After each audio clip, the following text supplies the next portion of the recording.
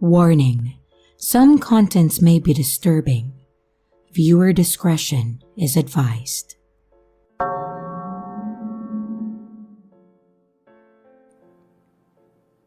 This is a story of someone I knew and had cut ties with because he was a freaking psycho.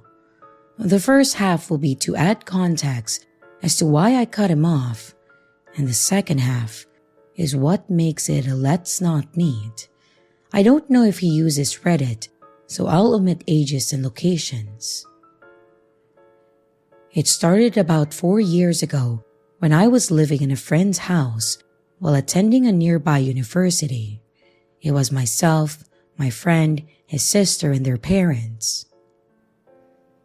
Roughly about 2 weeks into staying there, my friend's sister invited her boyfriend to live in the house too, and by all accounts, he was a pretty cool guy at first, very sociable and full of great stories, and we often sat around the table for drinks or talk about life, having a smoke in the garden. Within the first month, however, as he started to get comfortable, cracks started to show in his veneer. He would rant about government conspiracies, how he was always the wrong party. He was also big into Sigma male bullshit and martial arts. And Christ, did he have a temper. He had this big dog that he always kept in a cage that was extremely violent when he wasn't around. The dog attacked his girlfriend and had to be put down. That's when the guilt trips towards her began and the ranting became incessant. About 2 months later, he had the bright idea to live in a shipping container, mainly because the parents wanted him out, and he dragged his girlfriend along for the ride. I'm not talking about one of those cheap little restoration jobs. This was a rented container in a storage yard among the outskirts of town where we were living in. He would intimidate and threaten the staff there constantly until they called the police. This, of course, was another conspiracy. He became increasingly abusive to his girlfriend to the point where the family got involved to get her out of there. I stuck close to them, having to pretend to be on his side until we could safely get her out of there. They broke up, which he blamed me for, claiming that I was poisoning her against him to make her mine. She has a new partner now, and they are extremely happy. We all blocked the psycho ex on everything possible, but he continued to harass them until eventually he disappeared, or so we thought. Fast forward to last year, I started to receive messages over social media from several different accounts, blocking each one in turn when I discovered who it was. Some were friendly and some were hostile. One of these profiles, however, was pretending to be someone that I knew from university.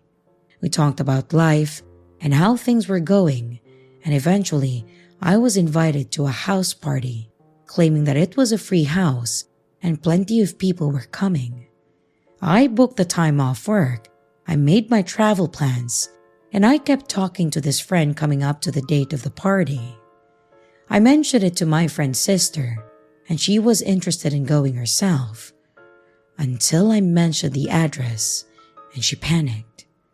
The address in question was a property belonging to the crazy ex's father that was scheduled for sale.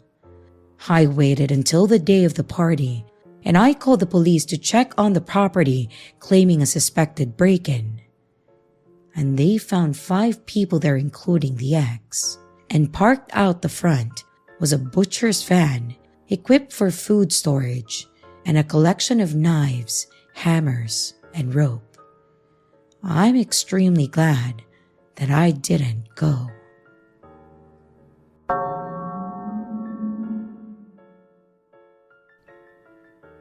I really want to see other people's reaction to this interaction that I had with a guy from Bumble.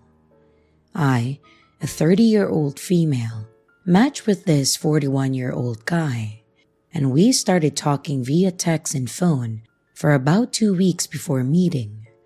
We got along really well, based on the texting and the phone calls we had. So finally, we went on an in-person date. We went to a brewery by his house, and it was great at first. The conversation came easy. Then, he invited me back to his place to watch a movie as it was fairly close.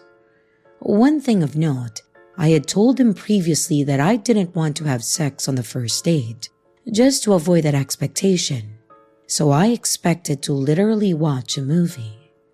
When we got to his place, he was immediately touchy and affectionate. I gave him a kiss, and we made out for a second before he told me to go to his room. I really regret not speaking up for myself and saying no. It was just an awkward situation for me, so I just went along with it. But then, this is when it gets super weird. During the sex, he was so cringe saying things like, "Yeah, who's my princess?" And, "Whose pussy is this?" Like, "Not yours, dude, I don't know you."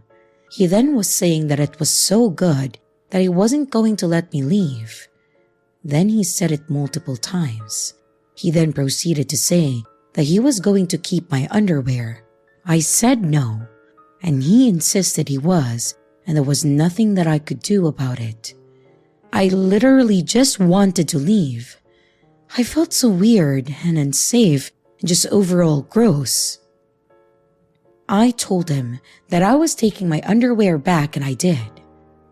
He remained naked for a while and I got dressed, and I told him that I needed to go. He got dressed and I left. So, does anyone else think that he was absolutely weird and creepy?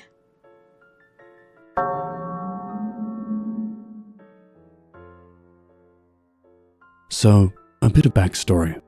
I'm 18, female, from the UK. This happened in February 2019. I was 16 at the time. I got set up on a semi-blind date. We had seen photos of each other by a mutual friend. And this guy, we will call Cameron, he was 19. Cameron seemed like your average guy. Maybe a little into video games and anime and stuff, but overall nothing my friend told me about him seemed off in any way. Our mutual friend gave us each other's numbers and we texted for a night and decided to meet in a Starbucks the next day, since we were both free. I never like to meet new people this soon, but I figured since Cameron knew my friend, it couldn't possibly go wrong. How mistaken I was. I arrived slightly early, ordered my coffee since I never like guys to feel like they have to buy for me, and parked up on a seat facing away from the door and pulled out my book. I may be there for 15 minutes, chilling out, and I get a text message saying he's here. So I'm like, great, I'm at X table. I feel a presence over my shoulder, and I turn my head slightly in acknowledgement. He must be here. Before I even get the chance to squeak out a hello, his lips latch onto my neck, and he starts sucking on my neck. Now, I don't like people touching my neck at the best of times. I'm very ticklish, and I get super uncomfortable by people even touching my neck. The few times I've had massages or hair treatments, I've been holding in my discomfort, and he's latched onto my neck like a leech. And this man smells horrendous, kind of like dust personified. I freak out and elbow his chest to get him the hell off me. He lets go and looks at me with this weird expression on his face and laughs in deadpan. It's really, really creepy, and I start to become alarmed. I ask him what the hell that was, and he just says, "I thought it was cute." Cute? In what world? I try to have a conversation. I'm like, okay, first impressions don't mean anything. Let's try and give him a chance. But he's just creepily staring at my chest. He says, "Wow, I didn't know Asians could have boobs like those. Better not let you go." Direct quote, I cannot make this shit up. I'm distinctly uncomfortable, but I don't want to just run away. He's giving me really weird vibes. So I go into the ladies' bathroom and wait for someone else to come in. I ask her to help me get out undetected. I don't want this man following me home or some shit. She of course agrees and she lends me her hat and scarf. It's in February in the UK after all. And we come out of the bathroom together and she manages to help sneak out of the back door of the Starbucks without him noticing me. He asked my friend where I went, but I told my friend to never mention me again. I was too terrified. I know I probably didn't behave well. I should have just told him I was leaving. But I was honestly just scared. Dear guy who decided it was appropriate to suck my neck before we had even said hello. Let's not meet again.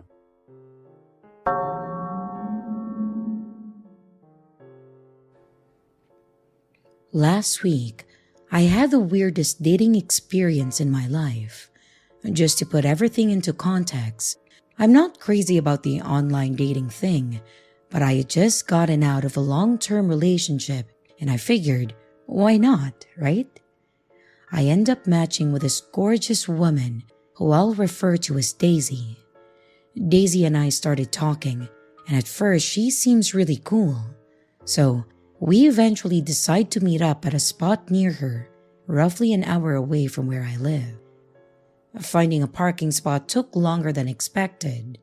So when I finally arrive, I'm thinking that I'm gonna have to apologize for being late. Unfortunately, I see that Daisy was nowhere to be found. And to add insult to injury, all of my texts and calls go unanswered for the next 10 minutes. This, in turn, leads to the assumption that I've been stood up. Annoying, but not the first time it's happened. Just as I'm about to leave though, I see her rounding the corner in a stunning outfit. She's every bit as beautiful as I envisioned, which probably helped me forget the poor communication just seconds prior. Daisy explains that one of her friends was having an issue and she needed to be there to calm her down. We then continue with our date and everything seems cool. Daisy was a lovely girl and we vibed the whole time. The only snag was her mentioning how she was looking for a father for her baby boy. Up to that point, she hadn't said anything about children. Something that I respectfully am not looking for. I still have a lot to figure out in my own life, and I'm just not in a place where I feel comfortable being an adult figure in a child's world. I informed her that I wasn't the best person to be around children, and she just kinda laughed it off. She gave me a whole spiel about how I'd actually be great with kids and how I just needed to trust myself. Then she went on to explain how the right woman would somehow bring out the father in me. Weird, but whatever. I asked if she was still close to the baby's dad, which leads to a tangent about how she thought she could make him into the perfect man, but he was too resistant to change. When asked more about this, she simply referred to trying to make all the pieces fit in his life in a certain way, but ultimately, he couldn't be molded into what she wanted. Seeing that this was headed towards a toxic place, I opted to just change the subject and continue on with the night. By the time 11 o'clock rolled around, I was feeling exhausted and I decided to head home. After saying our goodbyes, I go to find my car, but before I even get in, I see it's been vandalized. The headlights were smashed in, my tires slashed, and one of my windows were broken. Oddly enough, nothing was stolen. It just appeared as though someone had taken their anger out on my vehicle. Right as I'm about to call roadside assistance, I hear someone yelling my name.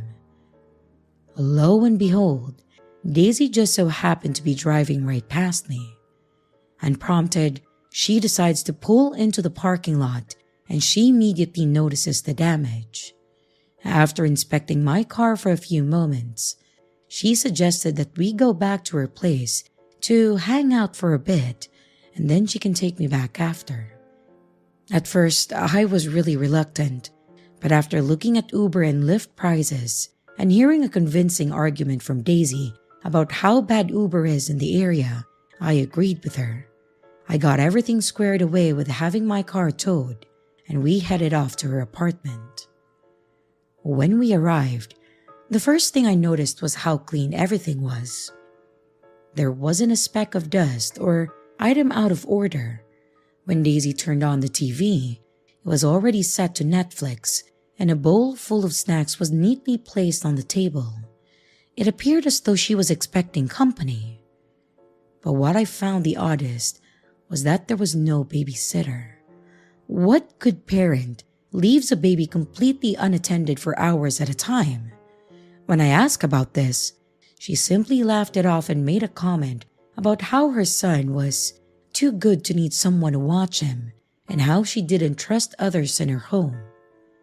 Definitely weird, but I didn't necessarily feel comfortable lecturing her about how to raise her kid. Before picking a movie, she asked if I wanted to meet her son. Internally, the answer was, absolutely not. But she was my free ride, so I opted for the most awkward, sure, that I had ever given. She disappeared into another room with a giddy scream and soon returned with a young boy wrapped in a blanket. She was whispering something to him with a loving smile and invited me to come over and say hello. I did as I was told, and I walked over to greet the baby. I went to peel back the blanket on what should have been the sleep-eyed young boy. But my immediate reaction was to jump back and yip when, to my horror, I was met with the disgusting face of a decrepit porcelain doll. Its single eye rolled back into its skull, and a fat roach seemed to have made a home in its dislocated mouth. The once white skin was stained black, and various cracks ran around its head. For a moment, I genuinely thought that this was some kind of horrible prank. But the look of love and acceptance on Daisy's face was so authentic. She eyed the doll like any mother would their child, and the soft kisses she gave it solidified the fact that it didn't register what she was holding wasn't a human. She gave me a big smile and asked if I thought her boy was beautiful, and I couldn't even form a proper reply. I just fumbled my way into asking if I could use the bathroom. She nodded and casually pointed me to the bathroom in her room.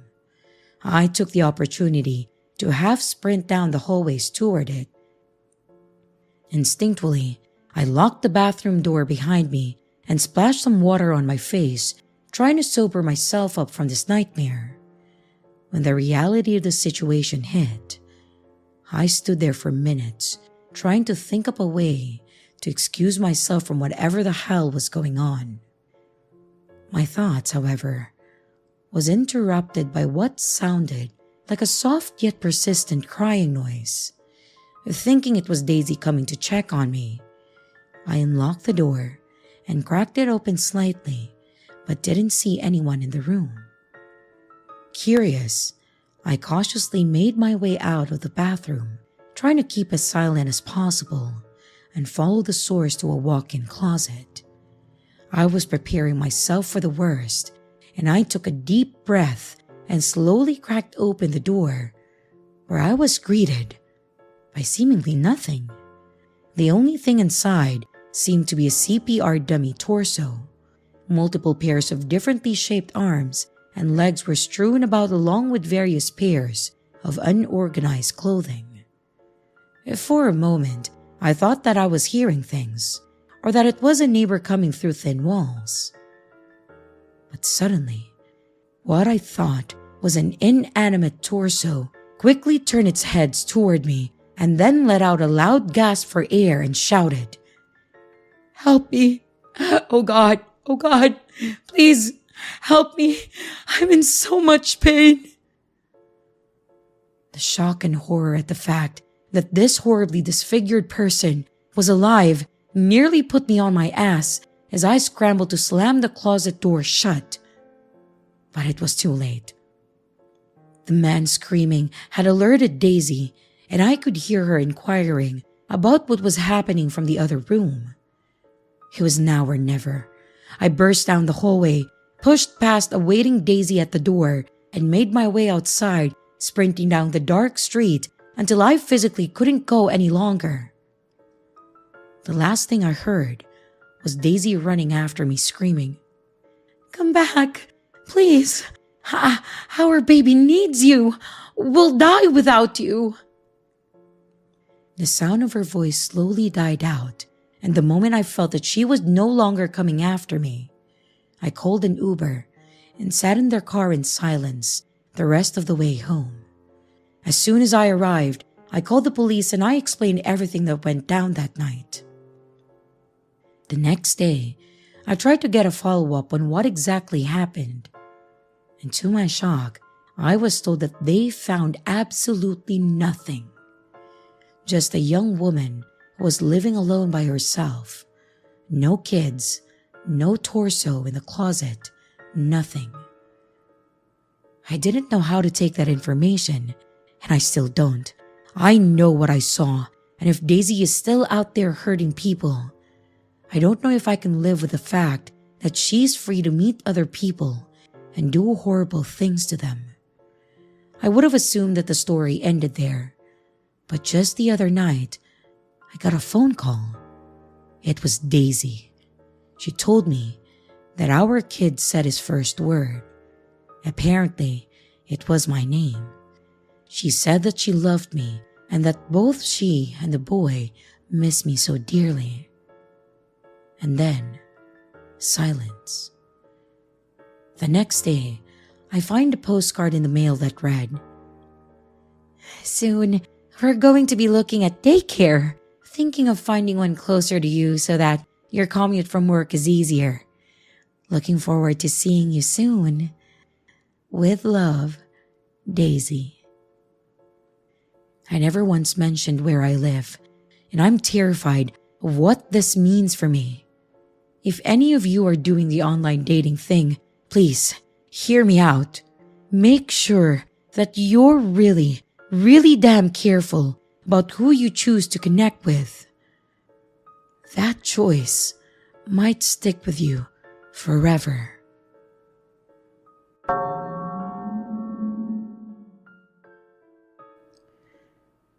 A friend of mine recommended a dating website for me to check out, which isn't too unusual.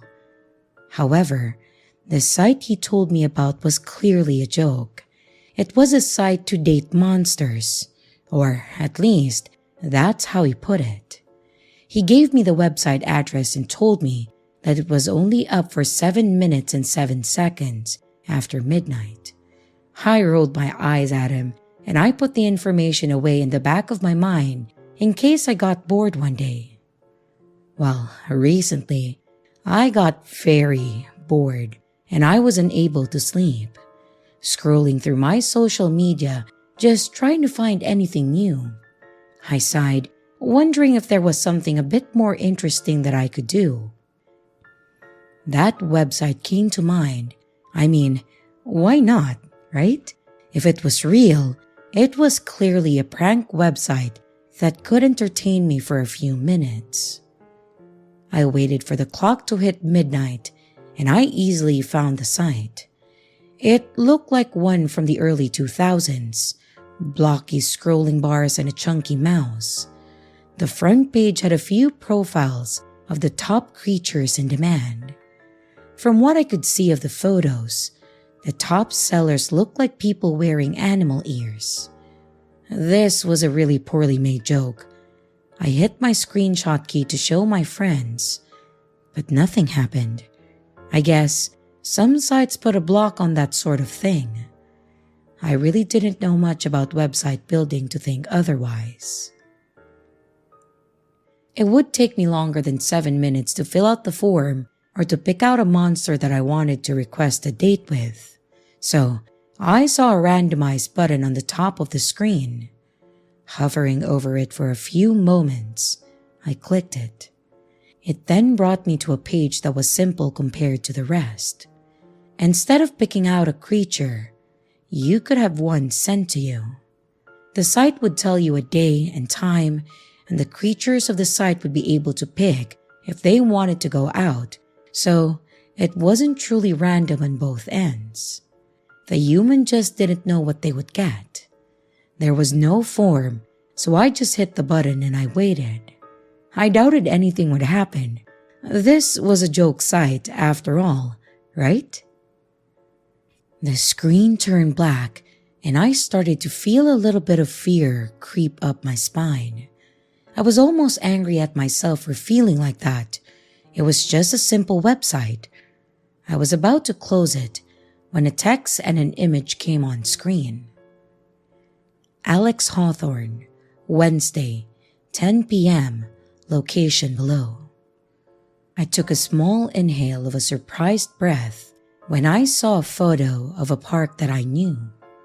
Not only did this site somehow pull my name, it also found a photo of a location close by where I live. This was stressful. I felt as if my computer just got a virus. I closed the site and I ran a virus scanner. Just to be safe, I reset my passwords in the important sites, hoping that the fake dating site didn't install something that could spy on what I was doing. Only time would tell if I was tricked out of my life savings or not. It wasn't as if I had a lot, so it wouldn't be a huge loss. I would give my friend an earful the next time that I saw him for telling me about this damn site. As the days passed, I started to think about it. Surely it wasn't real, right? They weren't going to send someone all dressed up wearing a mask, trying to pass themselves off as a creature for whatever desperate soul signed up for the date, right? It got to a point where I could no longer think of anything else. I was done with work and was very close by the park. The least I could do was to take a peek to see if anyone was waiting, no matter how silly I felt about it. This might be a setup to rob me, but I still started down the park pathway, my phone in hand, ready to call for help if needed. Someone was waiting for me. A tall man stood under a park light looking around as if expecting someone. I froze, unable to decide if I should go near. When he spotted me and gave a wave in my direction, I could never figure out what motivated me to go over to him. Normally, I would never do such a thing. But that night, I found my feet moving on their own. He looked to be about a foot taller than me, middle-aged, with salt and pepper hair cut short and styled back. He was wearing a long wool coat that looked like it would fit into an old-fashioned European crime drama. His eyes were a bright blue, but I could not see the rest of his face. Half of it was covered by a gray cloth that went around his entire head. It was tied to a gold chain and looked like a dancer's veil. He looked like he was smiling at me, but with the cloth covering his face, it was hard to tell. "You're Alex, right? Here, we're told that this makes a good impression." When I stopped a few steps from him, he took out a rose from his coat pocket and held it out for me. I didn't move to take it. This whole thing was weird. He looked human and not at all what I expected. "This is a joke, right?" I asked slowly, not feeling right about the whole thing. "It's up to you to decide what you believe. If you want to think this is some sort of scam, you're free to walk away. However, the website will keep sending you monsters until you finish a date with one," he explained, rose still towards me. "I don't remember agreeing to that," I said. "It's in the fine print," he answered. I stared him down, trying to figure out what to do. He was a stranger after all, and I still didn't believe in the whole monster dating website thing. But I had nothing better to do that night, and he was acting friendly enough, so I took the rose from him, and his eyes turned up in a smile. "How did you know my name?" I asked, still feeling weird about the whole thing. "It's easy to find out, really. You must be uncomfortable not knowing mine if I know yours.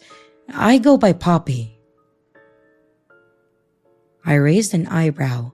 That was not a name I would expect from him. Then again, none of this was really going as expected.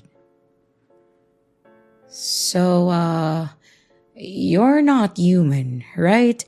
Got anything special under those cloth of yours?" His eyes looked like they were smiling again, but this time I got a chill from it. He took the edge of the cloth and lifted a fraction. I couldn't see what was hidden under it, and my brain screamed at me that I didn't want to find out. It was such a strange reaction, and I needed to take a step back. "It seems as if you do not wish to know. No matter, come along. I shall buy you food. It's a step of completing the date, so you can go back home sooner." I was still freaked out, but I followed behind him. I was led to a well-lit main street with stores still open. If he wanted me to go to a dark street, I would have left. And turning to face me, Poppy handed me some money. "Regrettably, I can't go inside. You shall need to buy your dinner. I do not need anything, so feel free to choose whatever you like." There was a few fast food places on the street and within walking distance. He gave me more than enough for one meal, and I again wondered what I got myself into.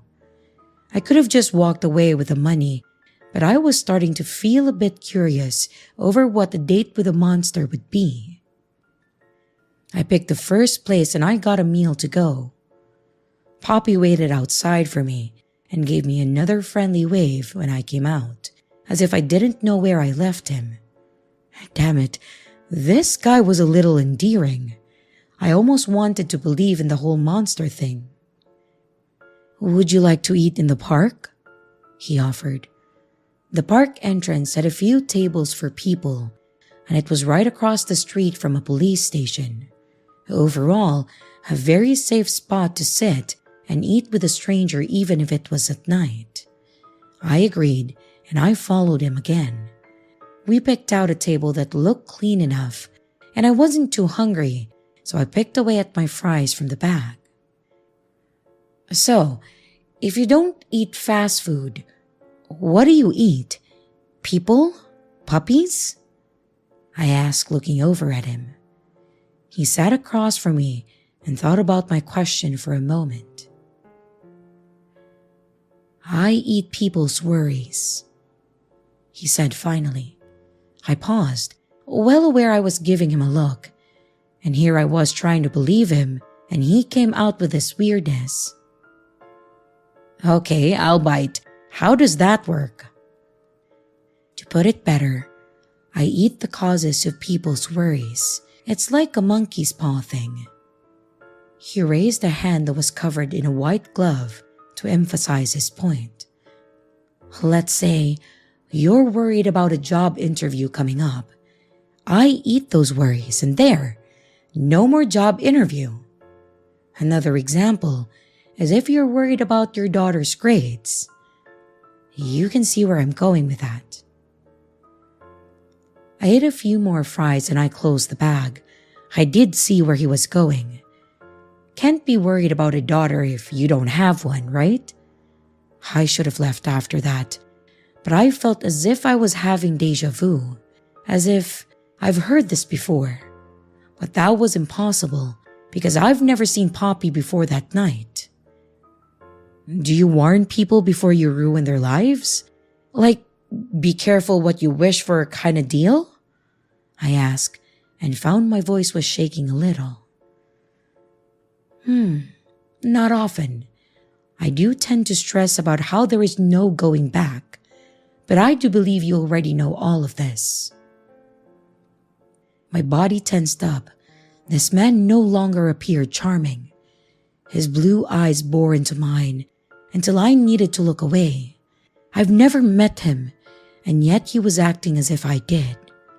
My mouth became dry, but I didn't dare move to get a drink. I haven't, I started, but couldn't finish my statement. Haven't what? Ever met me before? Haven't requested my assistance? Alex, I recognize you after all these years. That's why I chose you when your name came up. I never expected to actually follow through with a silly dating site, and yet here we both are. My body started to tremble as I sat listening to him. I didn't believe a word of it. I couldn't. Just couldn't. This whole thing had gone too far. My arms started to ache in a phantom pain that I thought was long gone. Poppy was still sitting on the other side of the table, but it felt as if his form was getting bigger. The light surrounding him was slowly fading until it was just his blue eyes and the darkness narrowed, staring at me. I shook my head, trying to wake myself up or anything just to get me away from him. If we have never met, then tell me, why do you wear long sleeves all the time? His hand reached over and grabbed my wrist. My stomach turned, and I weakly tried to pull my arm away. His voice changed to something deep and threatening, almost as if he was enjoying this. When I did not respond, he went on. If we have never met, then tell me how you got these burns, and where is the man who caused them? I couldn't take his looming dark form. My stomach finally gave up, and I shot out of my seat, and thankfully a garbage bin was only a few steps away. I got sick from fear and stress, and when I finally looked back up, Poppy returned to normal. He sat silently waiting for me, and as much as I wanted to leave, this man gave me a reason to stay. He was dragging up memories that I worked so hard to forget. What happened before? How did we meet? My voice was hoarse and I sounded terrible. He waited until I sat down and took small sips of my drink. We met when you were a child. You asked me to deal with your father. The burns are from him, I believe. I nodded as the memories came back but very hazy. I haven't thought of my father in years, but I remembered how he was always drunk, and on his mean days, he used my arms as an ashtray. I couldn't even remember his face. However, he did worse things to your little sister. Poppy's tone was low, as if he was disgusted by what he just dragged back to the surface. My stomach nearly lost a few sips of soda I had when that horrible truth came back. What that man did was evil, beyond evil. I could never remember if he did the same things to me. I only knew the horrible things that he had done to my sister, who was 5 years younger than me. I clutched at my shirt, feeling as if I was going to explode in anger. My sister never mentioned this, and I prayed that she forgotten it all just like I had. Why did you show up again? Why did you need to remind me? I asked through tears, thinking Poppy was very cruel in that moment. He was a monster after all. I am aware of how you must feel, but this may be better hearing it all from me now than what is going to happen shortly. I have a vague sight when it comes to worries of the future. Back then, you were a child who still had some care for a father that was so monstrous. I could not burden you with his death. He has been in prison all this time. Your sister's memories shall never return because I devoured them. You requested some of yours to be saved in case he ever returned. My head shot up and I felt dizzy. How could he get out of jail? And if he did, what would he do to us? Would he leave us alone and go after some other children? I knew deep down that he would never stop. There was nothing good in him, and I wished Poppy talked my child self into ending it back then. Is he? I asked, unable to really speak. Yes, either by escaping or by the legal system, he is going to be out of prison in the next month or so. I placed my head into my hands, unable to handle all the information that I was just given.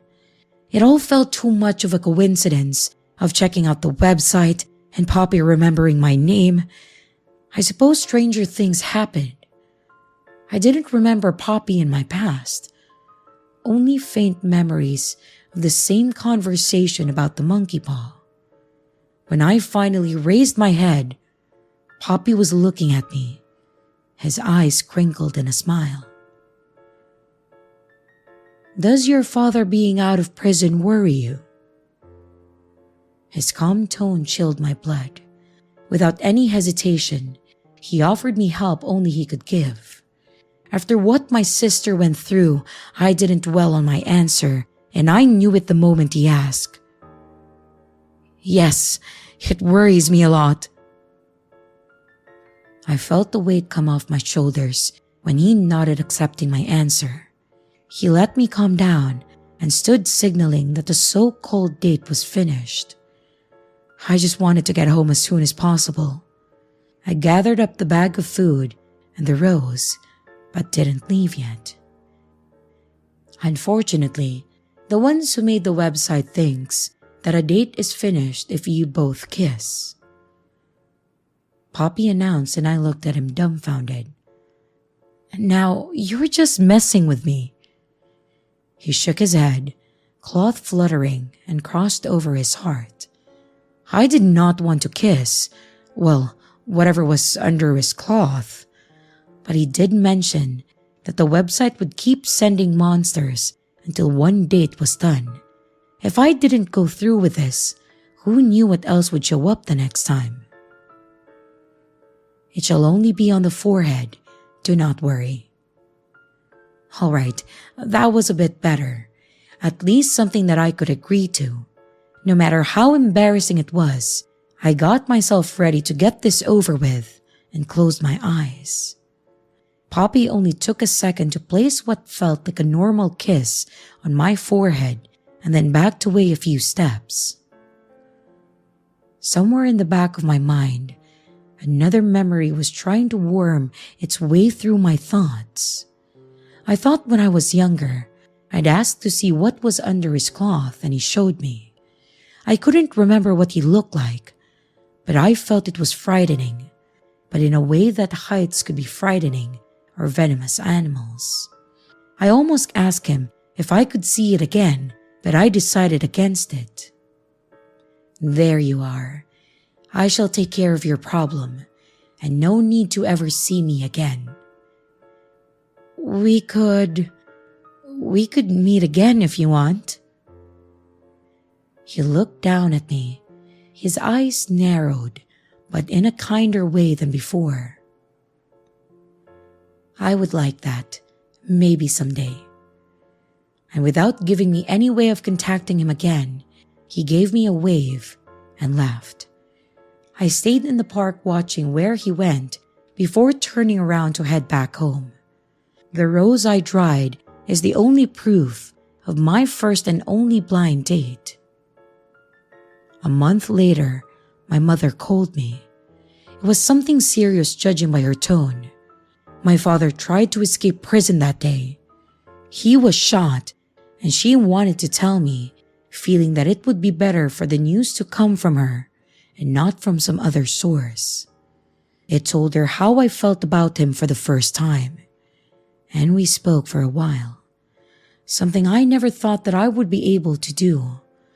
I found myself not worrying about speaking with her, and we finally had a real conversation.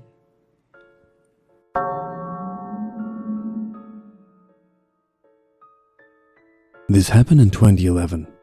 I'd just gotten out of a rough relationship a few months prior to this happening.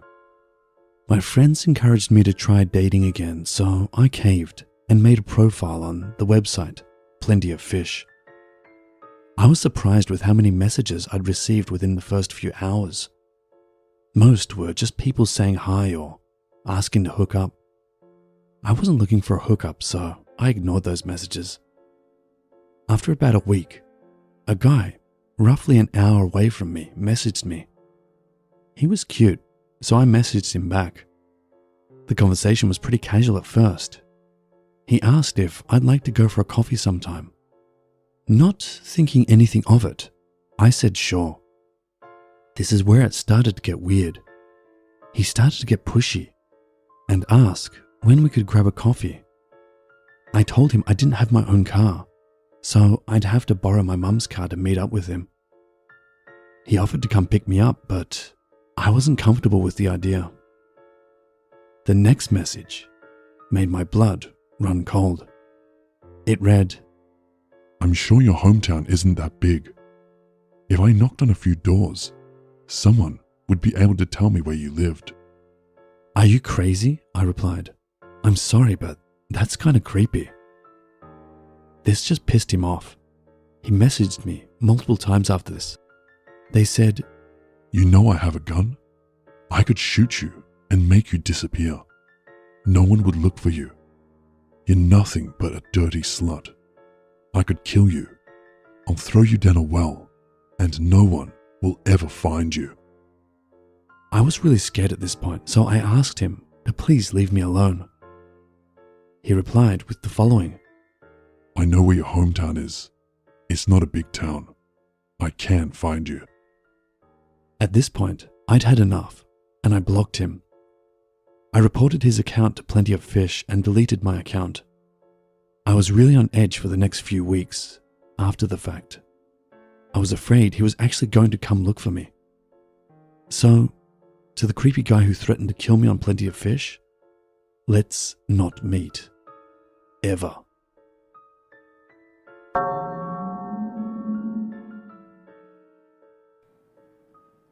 Come on, bro, just download it. There's so many hot girls on this app. Mark pleaded, swiping through a barrage of attractive women to prove his point. Look, I just matched with one. I'm telling you, dude, it works. I had always been leery of dating sites, but I'd be lying if I said my curiosity wasn't piqued. I don't know, man. Kinder? It's an obvious Tinder knockoff. Plus, I don't know if I'm ready to put myself back out there just yet. Mara really screwed me up. I retorted, hoping that not so subtle jab at my ex would thwart his attempts to persuade me. Okay, how long has it been? 6 months? You gotta move on. You're a great guy, and any girl would be lucky to have you. Just because you picked one bad apple from the bunch doesn't mean they're all rotten. Pulling at my heartstrings? You sly bastard. I'll consider it, alright? Fuck yeah. You won't regret, Jason. I downloaded the app later that night. I was honestly giddy to test it out. If it worked as well as Mark said it did, I'd be elated. Though, I'd never admit it to him. The loneliness was beginning to take a toll on me. Mark was right. It was time to move on. I selected a handful of photos that I thought I looked decent in, hurriedly scrolling past the walls of pictures of Mara and me that I hadn't had the heart to delete. Looking at them always sent a pang of grief jolting through my heart, a constant reminder of the mess that I've made. But it was over. I couldn't change the past, only the future.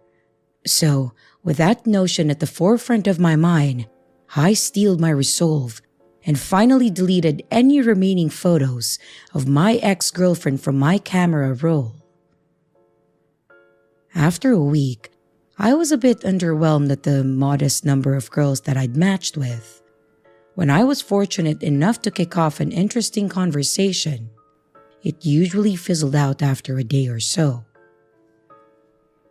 Give it time. You just got back in the game after 2 years of being off the market. You've got to give yourself a chance to learn how to talk to girls again. Mark advised. Here, let me see your phone. I'll try to give you some pointers to set you in the right direction. I sheepishly handed it to him. Come on, dude. You can't simp over these girls. Hey, you're really pretty. Isn't gonna get you anywhere. Okay, what do you start off with then, Johnny Sins? I start off with a cheesy pickup line. Sometimes it makes them laugh, and it's not a bad way to break the ice.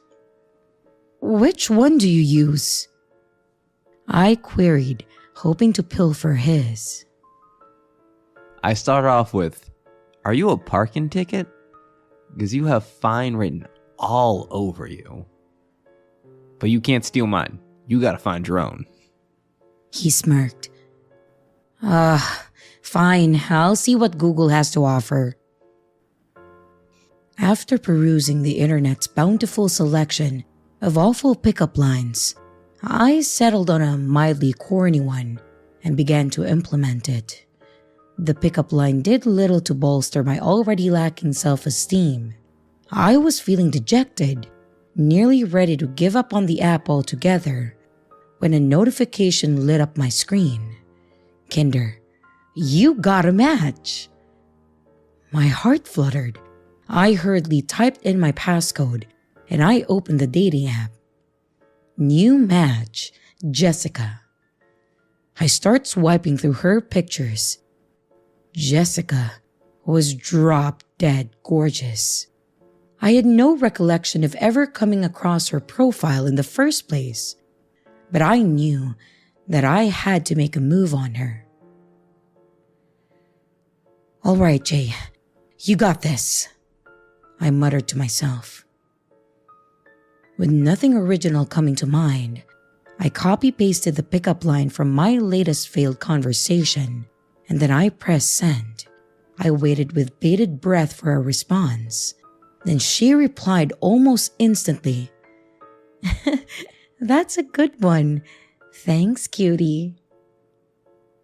My heart skipped a beat. I messaged her back right away. A little desperate, I know, but hindsight is always 20/20. She didn't seem to mind though. Jessica and I really hit it off. I didn't understand why such an attractive girl chose to talk to me out of all people. But I crammed the thought deep in the recesses of my mind. It was really working. I was actually having a great conversation for the first time since downloading the app. After a couple days, I mustered up the courage to ask Jessica on a date. She enthusiastically agreed and we exchanged phone numbers. I called Mark to give him the good news. Okay, admittedly, I may have called him to gloat a bit over my imminent success, but that's beside the point. That's awesome, bro. See? I told you, the pickup line thing would work. I have to hand it to you, man. I can't believe I'm saying this, but you were right. I admitted, much to Mark's satisfaction. Glad to be of service, kind sir. He replied in his goofiest British accent. You're a goon. She wants me to meet her at her place this Saturday. Dude, that's great. You still got a couple days to prepare, so just play it cool until then, and you'll do just fine. You're right. I just hope I don't screw things up. Don't worry, man. You got this. I believe in you. Mark doted, trying to boost my confidence. I really hope you're right. That night, I had one of the most vivid dreams of my life. I was alone in a dark house that I didn't recognize. The luminescent glow of the television was my only light source. I warily stood. I felt tired, so tired, as if I was underwater with cement blocks strapped to my feet. I blearily called out into the encompassing black. "Hello? Is anyone here?" I didn't expect a response, so a twinge of fear and confusion pulsed through me when a soft, soothing voice emanated from deeper in the home. "In here, baby," she sang, enticing me to follow. I moved as quickly as my heavy feet would allow, clumsily making my way to the hall. "Where are you?" I shouted. A figure began to emerge from a room at the far end of the hallway. It was Jessica. She looked absolutely magnificent. She was dressed in lingerie, her skimpy outfit proudly advertising her assets. Her long brown hair flowed down her back, tapering off nearly halfway down. Her smile captured my heart, beautiful rows of stark white teeth gleaming back at me. Her stunning green eyes connected with mine, paralyzing me with her tantalizing gaze. She glided up to me and gently took my hand, lightly dragging me behind her. My heart pounded in my chest, and joy overtook me as we closed the distance to her room, every second mounting to the glorious crescendo that I was dying to experience. Then right as we reached the doorway to her room, I heard an alarm clock. My eyes sprang open. Disappointment enveloped me as I realized that it was just a dream. But it felt so real. Maybe it was a vision? A passing sense of delight bubbled inside me at the thought of it. I had the same exact dream every single night that followed. Each time, Jessica and I would come so close to passing the threshold of her bedroom, only for my alarm clock to tear me back to consciousness. It was starting to freak me out with the consistency of it all. I reasoned that because Jessica was on my mind all day, then my dreams were reflecting that. I tried not to dwell on it, and I focused on mentally prepping myself to meet Jessica in person. The days leading up to our date were full of anxious anticipation, and when the day finally came, I was a bundle of nerves. I made sure to look my best, applying extra deodorant to mask the foul stench of the nervous sweat that I was certain would come.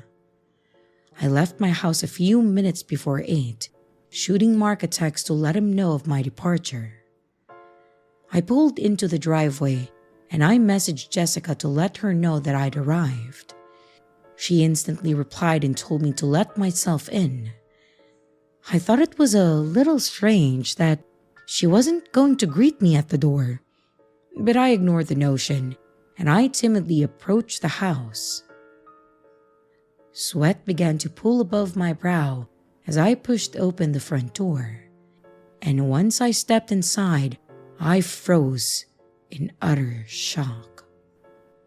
It was the same house from my dreams. Everything matched, even down to the brown splotch on the carpet. Hey, I'm here," I stuttered, announcing my presence. "In here, J baby." Jessica's sweet voice floated from within the house, luring me further in. I cautiously trudged into the eerily familiar hall, and there she was. She looked even more gorgeous than she had in my dreams. That long, brown hair cascaded down her shoulders. Her petite frame was flawless. Her minuscule amount of clothing clung to her perfect features in a way that only worked to embellish her even further. Her smile stunned me as I stared transfixed into her glistening green eyes. She stood seductively in the doorway, beckoning me to come closer. My legs involuntarily drifted toward her, and in a matter of seconds, I was standing before the radiant enchantress that I'd been so eager to meet. She slipped her soft palm into mine, interlacing our fingers. And then she pulled me into her room. She led me straight to her bed, where she adopted a promiscuous position atop the covers. She said, "Care to join me?" She giggled. "You know it," I replied, donning my best sexy voice. I swiftly kicked off my shoes, discarding them at the foot of the bed. I began to approach her, but my foot clumsily caught on the corner of the bed frame, sending me crashing to the floor with a loud thump. "Oh my goodness, are you all right, sweetie?" Jessica implored, alarmed at my sudden mishap. Yeah, I'm fine," I breathed, preparing to lift myself back up. But before I did so, I caught a glimpse under Jessica's bed. A shriveled, rotten corpse glowered back at me, hollow, sullen eye sockets, cold enough to bore a hole through my chest. Fear coursed through me. At least half a dozen mummified husks littered the floor. It looked as if their life force had been drained, leaving behind only an empty shell. "Are you sure you're okay, hun? Well, Mama can make you feel all better." Yeah, I just need to use the restroom real quick," I lied, shuffling to the hall. "It's down the hall and to the left. Hurry back now, sweetie," she uttered, a tinge of impatience seeping into her words. "Oh, I will." And once she was out of sight, I bolted to the front door, not caring that I'd left my shoes behind. I jumped into my car and I floored it out of there, tires squealing as they grappled for traction. Jessica tried calling me repeatedly afterward. I blocked her number and I deleted Kinder. I receive calls from random numbers occasionally, but I can't definitively say that it's her. I have a sinking feeling that I haven't seen the last of her yet, though. Because every now and then, I still have that same recurring dream. Only now, I always see how it ends, and I wouldn't wish that nightmare upon anyone.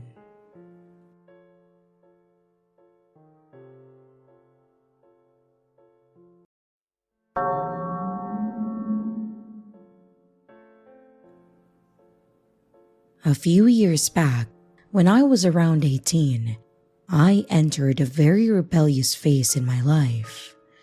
I have always been a prodigy child. I always did what I was told. I never stayed out late. I didn't smoke, didn't drink, scored the highest in all my classes, and all my family, my friends, and my friends' families thought that I was the perfect kid. But then something changed. I was on a lot of medication due to my health, and I started going through bouts of depression. I started acting up like never before, and I stopped going to school. I would just stay in bed all day. I didn't talk to anyone. And then, I slowly started talking to strangers online. Initially, it was just talking to them online. I would talk to a few people till I found someone interesting. I would then dedicate all my time talking to them till they no longer held my interest, and then I would move on to the next person. This went on for about a year. Then I eventually started meeting these people in person, and most of these meetings were sexual, and I was very reckless. I slept around with more people than I would like to admit, and regardless of my lack of concern for my own safety, I somehow never met anyone that had any evil intentions. We would meet a couple of times, do the dirty, and that was that.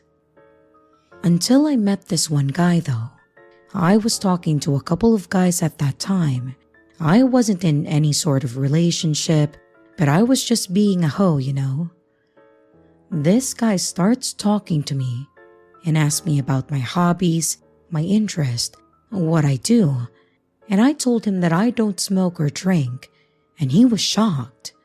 I told him that it wasn't that I've never done it. I tried, but it just felt like it wasn't my thing.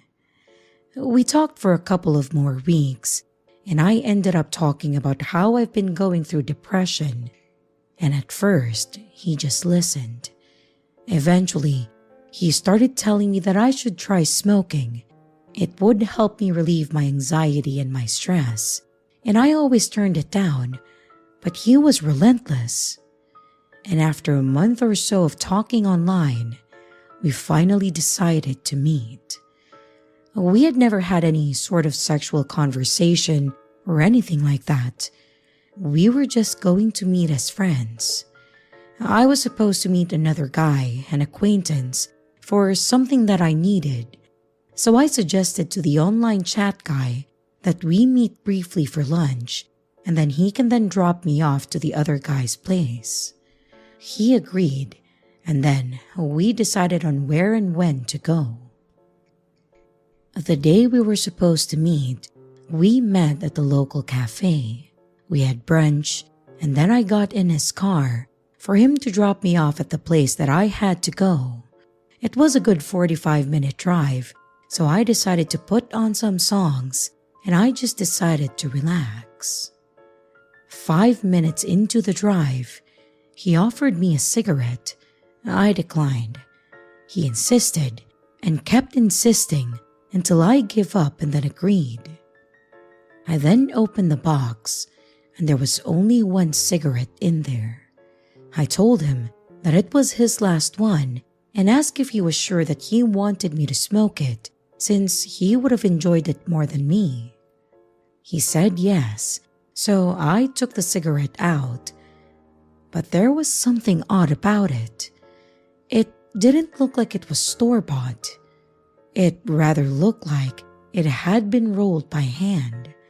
But then again, I had never smoked enough cigarettes to be sure.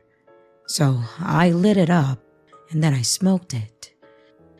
I couldn't even smoke half of it. It made me extremely nauseous, so I gave up halfway through, and then I offered it to him. But instead of smoking it, he then put it out and threw it away. I thought it was weird, but I assumed that he probably didn't want to smoke while driving. 30 minutes into the ride, I started feeling very sick. My whole body was shaking, and I was extremely nauseous. I could barely keep my eyes open. I kept telling him that I wasn't feeling good, and that maybe we should go to the nearest ER instead of where I was going. But he kept telling me to just relax and lay back. Everything about that ride felt off. I told him to stop the car and drop me off wherever we were, but he refused, and all I could think of was pulling out my phone and then calling for the police. When he noticed what I was doing, he immediately stopped the car, and then I got off.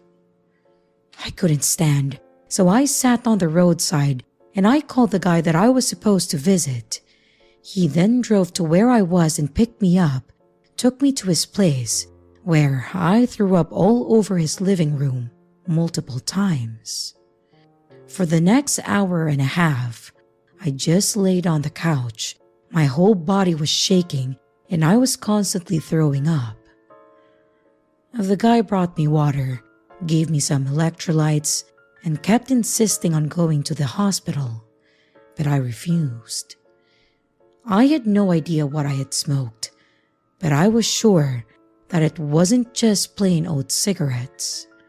I was scared if it had been some illegal drug, and if the hospital caught on, then I would get into trouble. And I absolutely did not want my parents to find out what I have been up to. So I just laid there. I kept throwing up, letting whatever that shit was to get out of my system.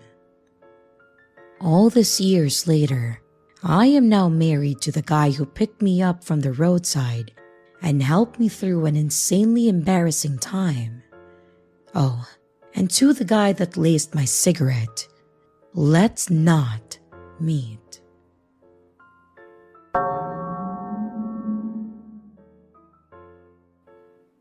I'm a 35-year-old female, and I used to work at a small startup that had a small warehouse in the city.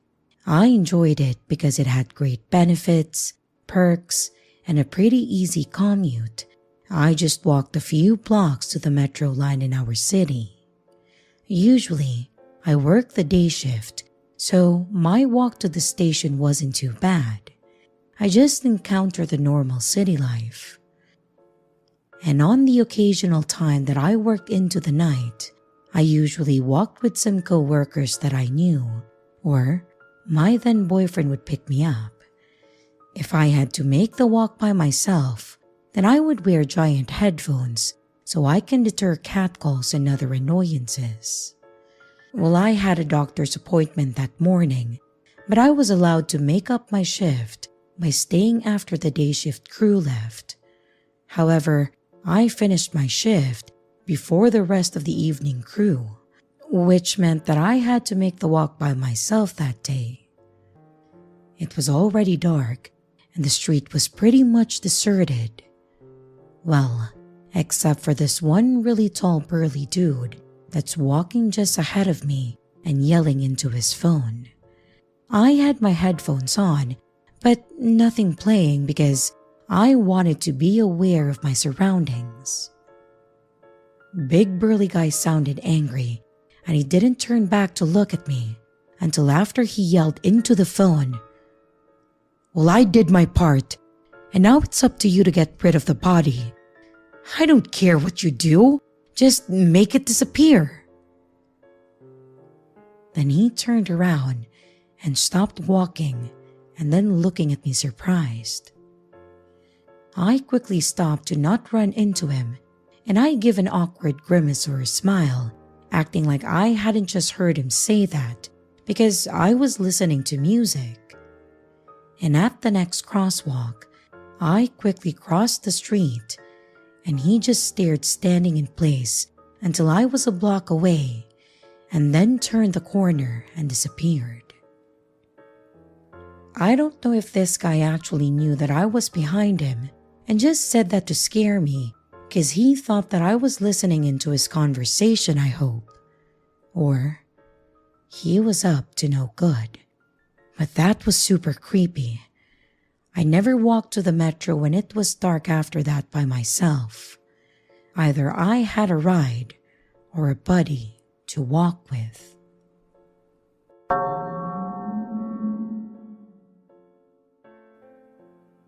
I'm a male, and I was 12 when this happened.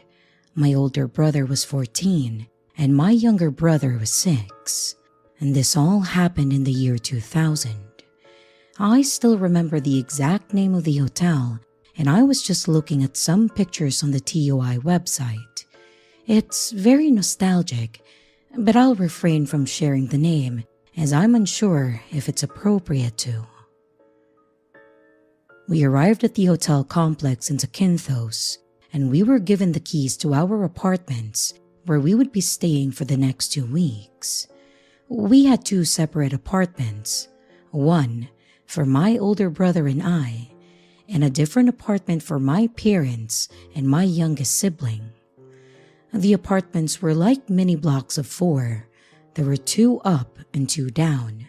My parents and my youngest sibling were in a separate apartment in the same block on the first floor, one across from us, and my brother and I were on the ground floor.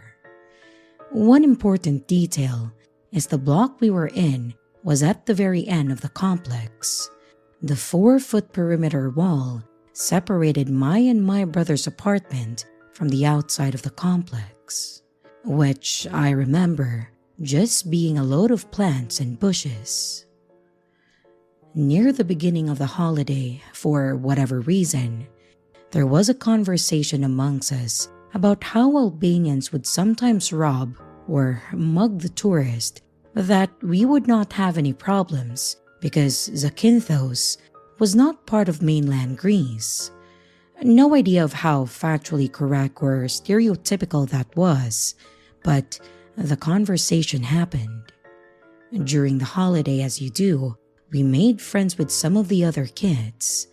One of them demonstrated how easy it was to unlock any of the apartment doors just by sliding a bank card between the door and the frame. Impressive and funny at the same time, but not so much in hindsight.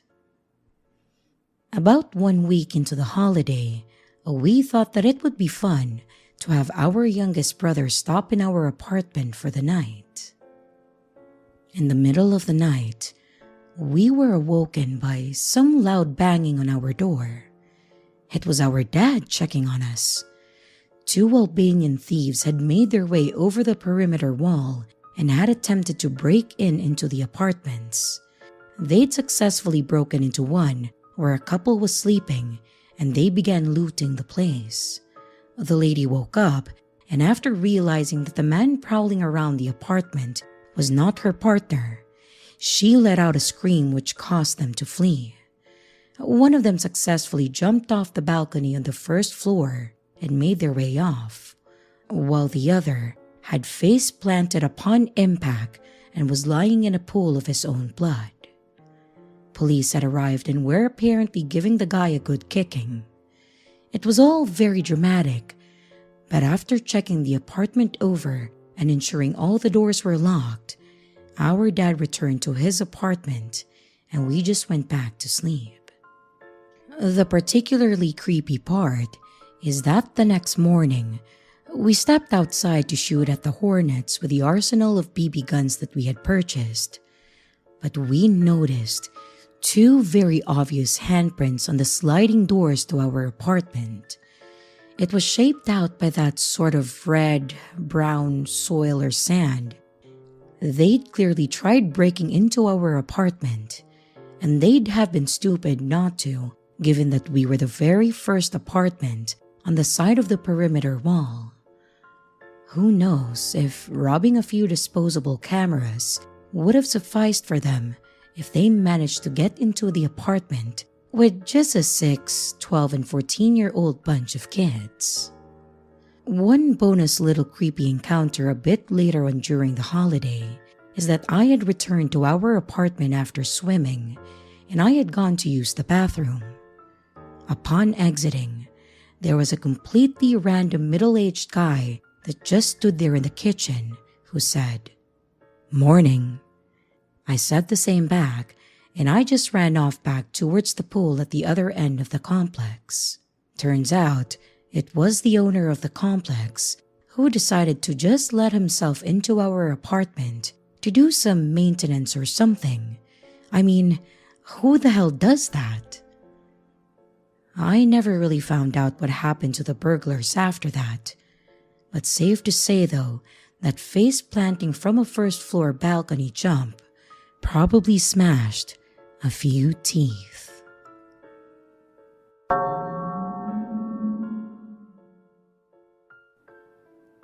Hi, I just found out about this subreddit and I have the perfect story for it. But before I tell the story, it's important to know that my dad is not by any means a fighter. He is not an angry man, and if anything, he's a bit meek. So this happened when I was 6 years old. My dad and I went to the supermarket, and it's one of those grocery stores where there was a hot food section where you could just sit and eat, and kids under 10 ate for free. My dad and I were getting food at the buffet, and then we were going to pay at the cash register and then go sit down. Now, this whole section of the supermarket was very small. That is, the tables for eating were very, very close to where you selected your meal. And because my meal was free, I remember asking my dad if I could just go and sit down. He said yes, and that he would be right over. Again, he was probably going to be at most 20 feet away from me. When I sat down, I remember a grown man, I think about my dad's age at that time, coming to sit directly across from me at the table. The table only sat 2 people, he said. "Do you mind if I eat with you?" And I just remember feeling so scared that I froze and I just went quiet. I didn't answer, even though my 6-year-old impulse was to be polite. It was like my mouth wouldn't open. But the next thing that I knew, before I even had the time to feel rude for not being able to reply, my dad was right in this guy's face, grabbing him by the shirt collar. I don't remember exactly what he said to the man, but it was the first time, and one of the only times, that I've ever seen my dad raging mad. And it was the first time that I heard him use a swear word. I couldn't believe that my dad was actually grabbing someone physically.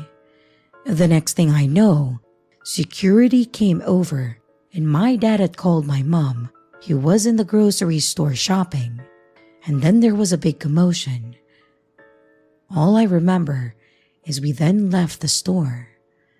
I actually haven't asked my dad about this in such a long time, probably since I was a teenager. And I sort of want to now, and just ask what ended up happening.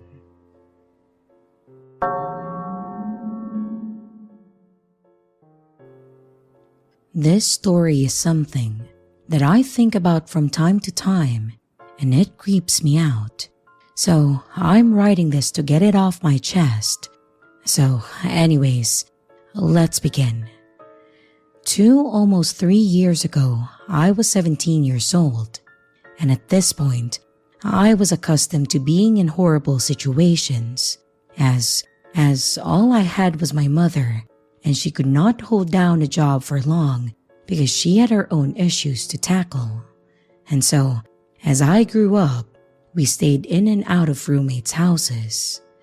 We never really had our own place to stay, except twice, but that didn't last long either, and we would be forced again into a new environment with a snap of a finger. So when I was 17, we were led into a situation where we were going to be homeless again, and I was used to it at this point, as I had slept in the street more than I would like. The day comes when we have to leave our roommate's house, and my mom is able to stay at her boyfriend's trailer. I had nowhere to go, as I had no friends at this point. I had halted my friendships because they were bad for my health, my mental state, and was overall toxic. My mom offered me to go with her, but I didn't want to, as I felt like getting between my mom and her boyfriend. And he was kind of weird, plus I'm used to the street, and I didn't think it was as bad as it was at that time. So here we are. I get dropped off at McDonald's, and I eat some burgers before I go off into the streets once more. Eventually, the sun fled, and the darkness was all that remained, and so I looked for a place to sleep for the night. I went into many places that night trying to sleep, but none of them were working because it was either too hot, or the lights were too bright, or the mosquitoes were biting me.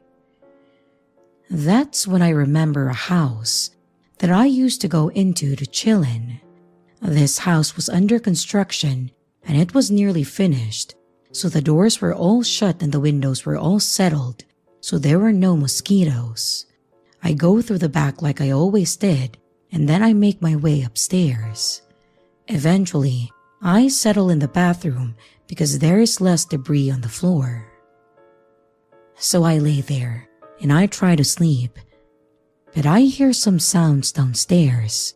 I don't really think anything of it. I figured that it was the door that I came through, just swinging open and close or something.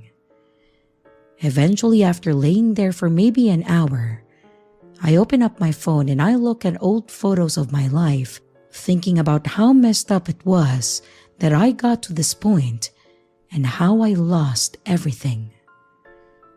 The noises were still happening this entire time, but I just paid no mind to it. Eventually, for whatever reason, I get up and I go to sit down on the back porch because I just couldn't sleep. I make my way down the stairs and out the back door to the porch. I'm messing around on my phone for maybe 5 minutes when it happens. I see movement to my left from the back door that I just exited from. I glance over and time itself freezes. At first I think that it's an illusion, but I was in fact wrong. I see a man shrouded in darkness peering past the wall inside just to gaze at me. The lower half of his figure was behind the wall entirely, and I could not see anything but his upper body. The rest of his body was leaning to the left, peeking behind this wall, almost like the man was trying not to let me see his full body, as it would make his presence known. The man was a pure black silhouette, and I could not make out any features at all. After noticing him, I just sat there and I stared at him for what seemed like forever, but it was probably a minute or two. I expected him to come outside and talk to me because I normally talk to a lot of homeless people, and I thought the man was just homeless. He didn't come outside though, and he had not moved at all actually. He was as still as a statue and quiet as a mouse. Maybe if I had not noticed him, he would have stared at me the entire time. After staring at him, I got up and I got my bicycle and I made my way out of the property. As I am walking out of the backyard, I peer into the window that is next to the door that I saw the man in. The moonlight revealed the man, and he was still there, only now he was watching me walk out of the property. I could tell because the moonlight revealed the top of the man's head, and I saw his left eye gazing at me. He was a white male who was very tall and had a jacket of some kind on. I could not make out many details because he was still cloaked in darkness, but after seeing this, I just moved a little faster out of there. I got to the front of the house on the street and I looked inside to see if I could see him again, but I could not. So I just got on my bicycle and I waved goodbye to the house because I figured that the man was still watching me. Then I drove away. For the rest of the night I could not sleep. I tried 2 different spots but both were no luck. This is where the story ends. I know I didn't have a crazy chase or fight to the death or anything, but this was real life, and it's not the same as the movies or books. I don't know what the man was doing in there, and I assume that he was trying to sleep like I was, but the way that he was staring at me was just very unnerving. It makes me wonder how long the man was in the house, and what would have happened if I actually fell asleep in the house. Would he have stared at me while I was asleep, just completely blinded to his presence? Or did he have other intentions? I will never know, but now I don't go into houses like that anymore. So, to the man shrouded in darkness, let's not meet again.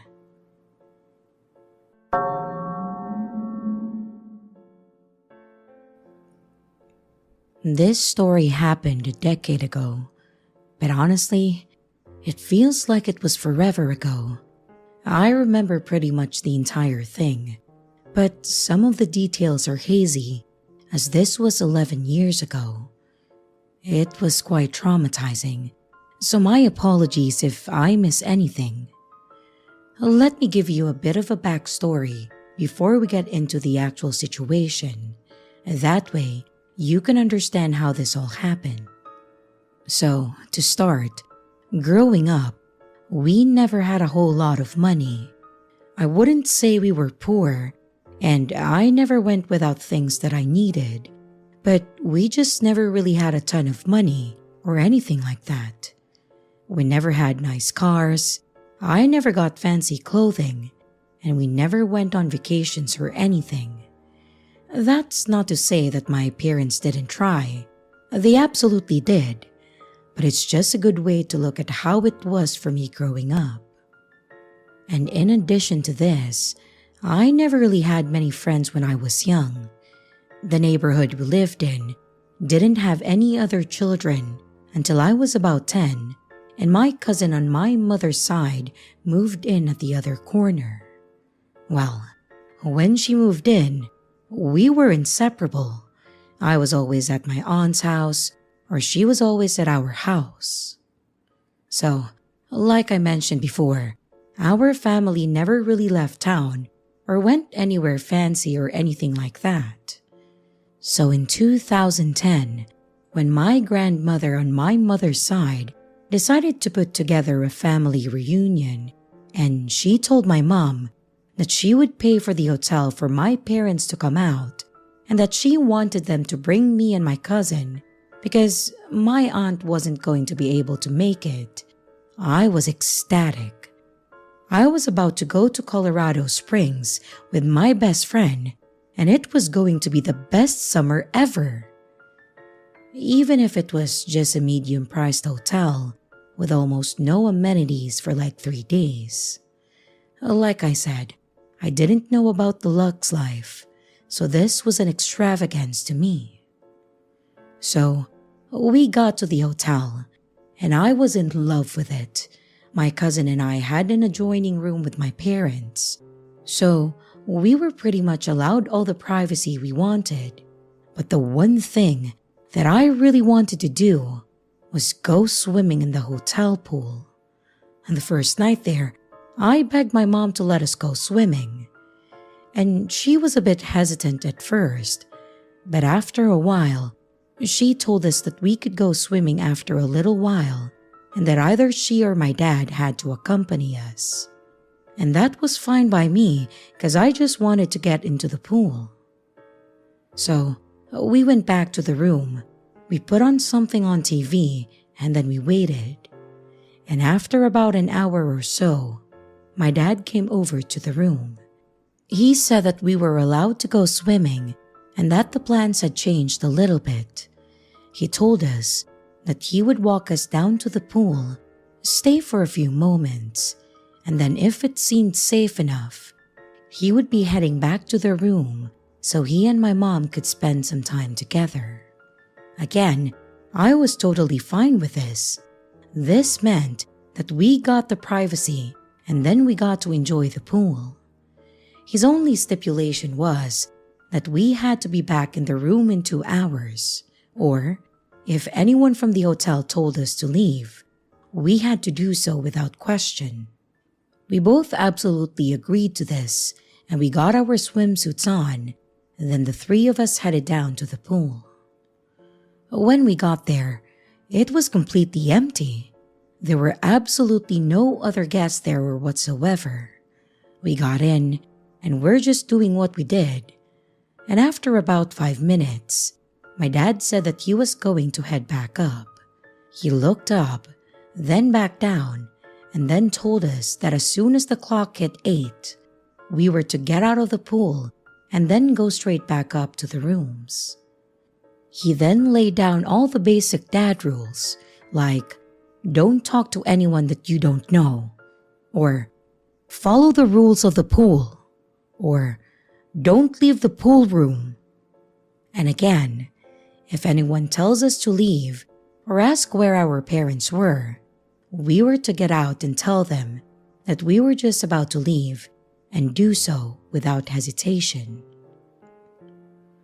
After he left, the 2 of us went back to swimming and we were having one hell of a time. It went like this for about an hour. No one else walked into the room the whole time, and it was such a blast. Then, at about 7:10, a guy walked in that looked a bit disheveled.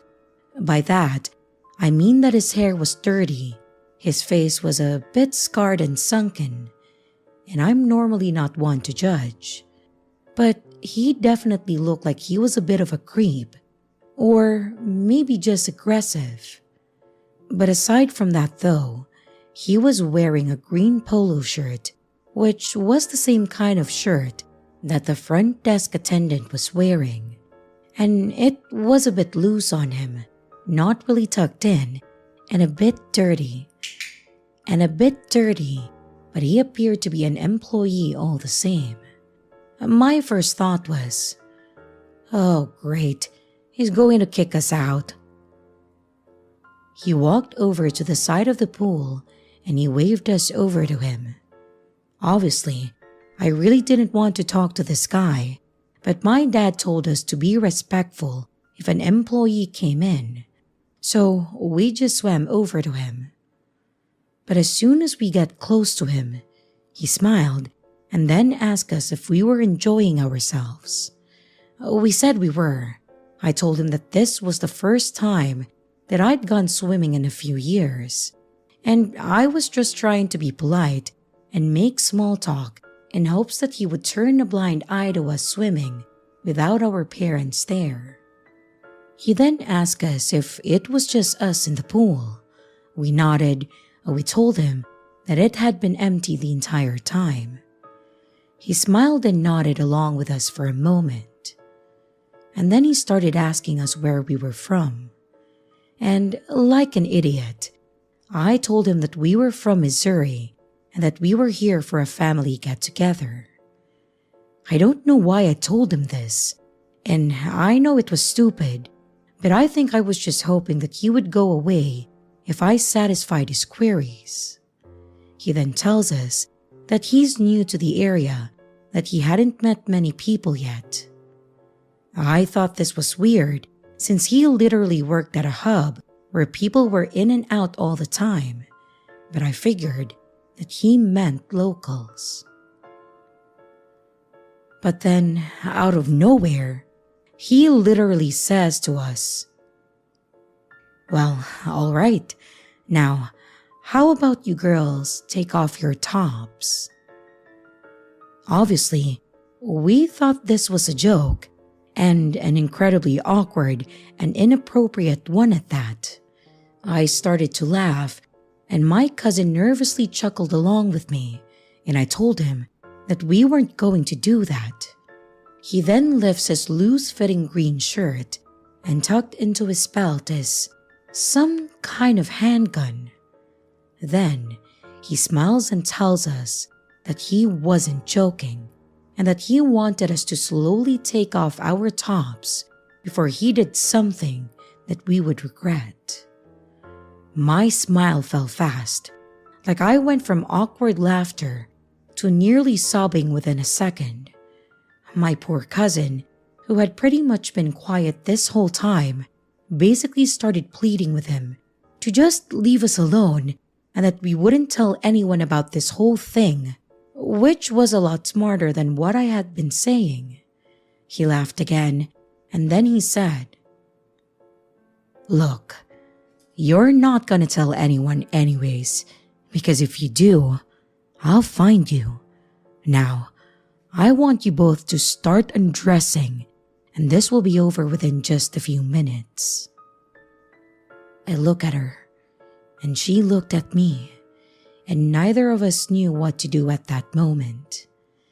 In my infinite wisdom, I thought, maybe if I stood up and did what he wanted, he would just go, and this could be all over with. So, I stood up and I started to reach back to untie my top. The look on his face was disgusting. He was clearly happy with the situation. I was almost done untying my cover when his disgustingly pleased look changed to, well, I think it was concern. He told me to stop, and so I did. Then he asked me, "Wait, how old are you girls?" And I told him that we were 15, both of us. As soon as I said that we were 15, he dropped his shirt, and genuinely looked pissed off. After a moment of angry staring, he seriously looks at me and says, "Never mind. I didn't know you were just a kid." And then he starts to walk toward the exit. He grabs the handle of the door, looks back, and then says, "Hey, I'm sorry. I thought you were of age. I was never here, okay?" And then he leaves. The whole thing came to a screeching halt, much to my personal preference. Within a second, as soon as he realized that we were kids, he decided that what he was doing was indecent. And yes, before anyone asked, we ran to the front desk and then told them about the employee that had just tried to make us strip in the pool at gunpoint. We described him, we told them everything, and they then told us that there was no employee that looked like that at the hotel. I think it was then that it occurred to me. Yeah, he was wearing a green polo, but I never saw a logo, and he never said that he worked there. I just assumed. They called our parents' room and then had them come down, and then they called the police. The cops came and took our statements. Then they looked at the cameras and had us verify the person in the footage. My mom didn't let us out of her sight for pretty much the rest of the vacation, and we didn't get to swim again. Not like I wanted to. And honestly, this tainted my thoughts on the whole trip. I don't know if they ever caught the guy. We were only there for 2 days after all of this, and they never informed us of it. So, to wrap this up, dear creep of the hotel pool in Colorado Springs, I do want to say thank you for realizing that it was creepy to ask a 15-year-old girl to strip for you. But at the same time, screw you for being such a creep and trying to get girls to strip for you by brandishing a gun. I genuinely hope that you are in prison somewhere, and I hope that you and I never meet again.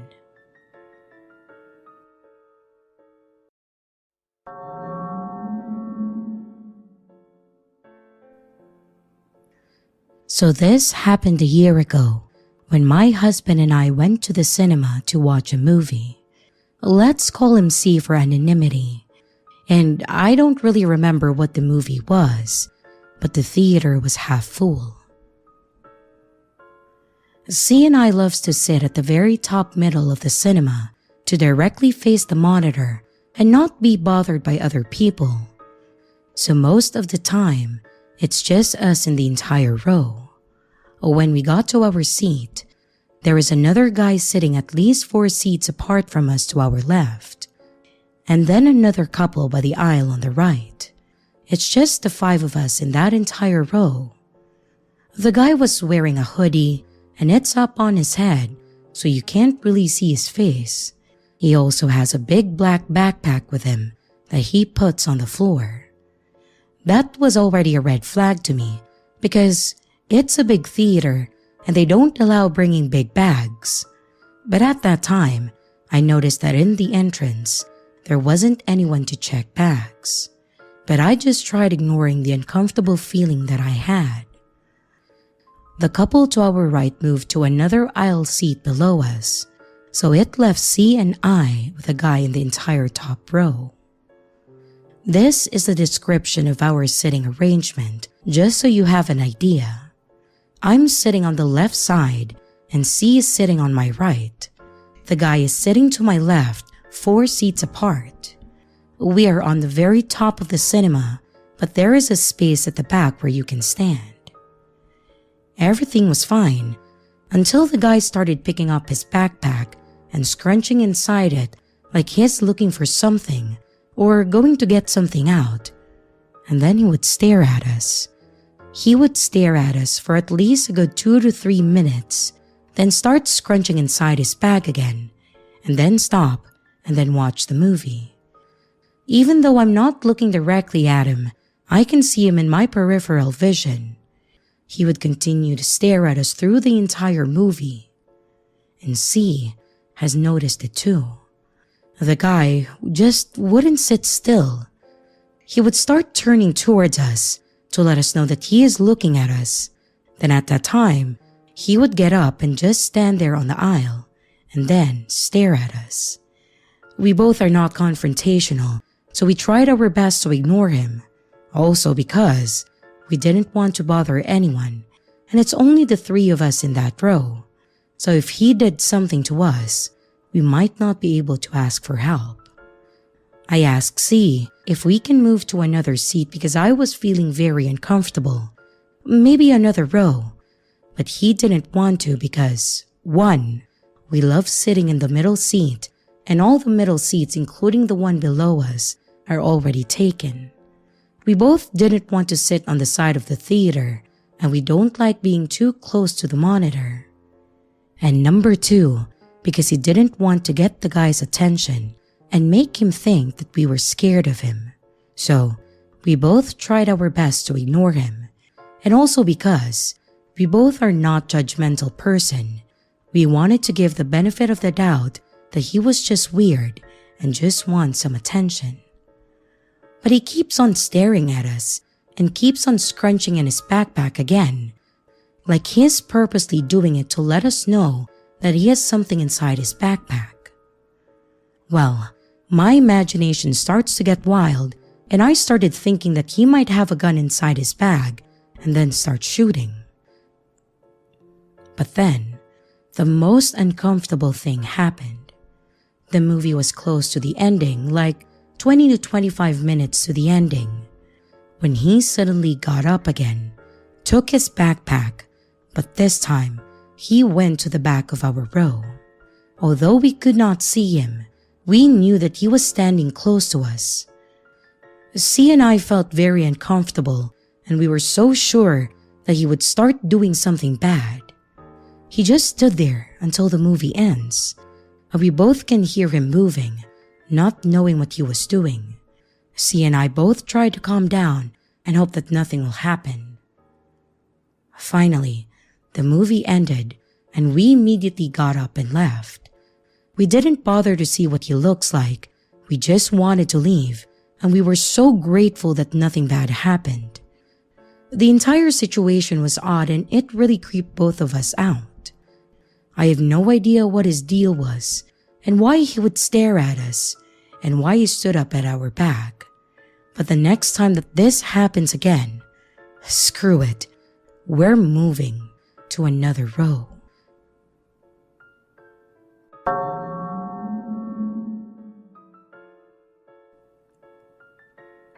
This happened about a year ago at the most popular mall in my area. I went there with my husband, and I decided that I wanted to go to the stores, but not inside of the actual mall itself. Like you have the main area and then the buildings on the side that are basically whole stores in the strip. My husband decided to use a massage chair, so I told him that I was gonna go to another store outside of the building. I honestly didn't see any harm in it because I usually keep knives on me for protection, so they make me feel somewhat safe. And as soon as I'm able to walk to the first store in the strip, a white van pulls up slowly in front of me. I was about 15 to 20 feet away from the curb, and the first thing that I notice is that there are 2 men wearing black ski masks in it. One of the guy catcalls me and makes a comment about my butt while I'm standing there, and by this point, I am paralyzed with fear because I've never experienced this before. After the dude says something to me, they immediately start driving off and disappeared before I could take a picture or anything for evidence. So I'm still in shock because of that, and I asked the nearest couple what they heard and if that really happened because again, I was in utter shock and panic at this point.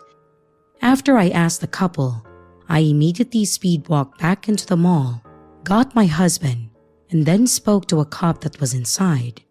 as if that actually did anything in that moment. But after I spoke to the cop and described the van, he made like an announcement, and then my husband and I left the mall. One of the main reasons I was so freaked out is because of the fact that the Target next door was clapped for child trafficking, and I didn't want to stick around for something else to happen. And a store on the opposite side of town also had a child-related incident, so this area is kinda sketch when it comes to certain stores.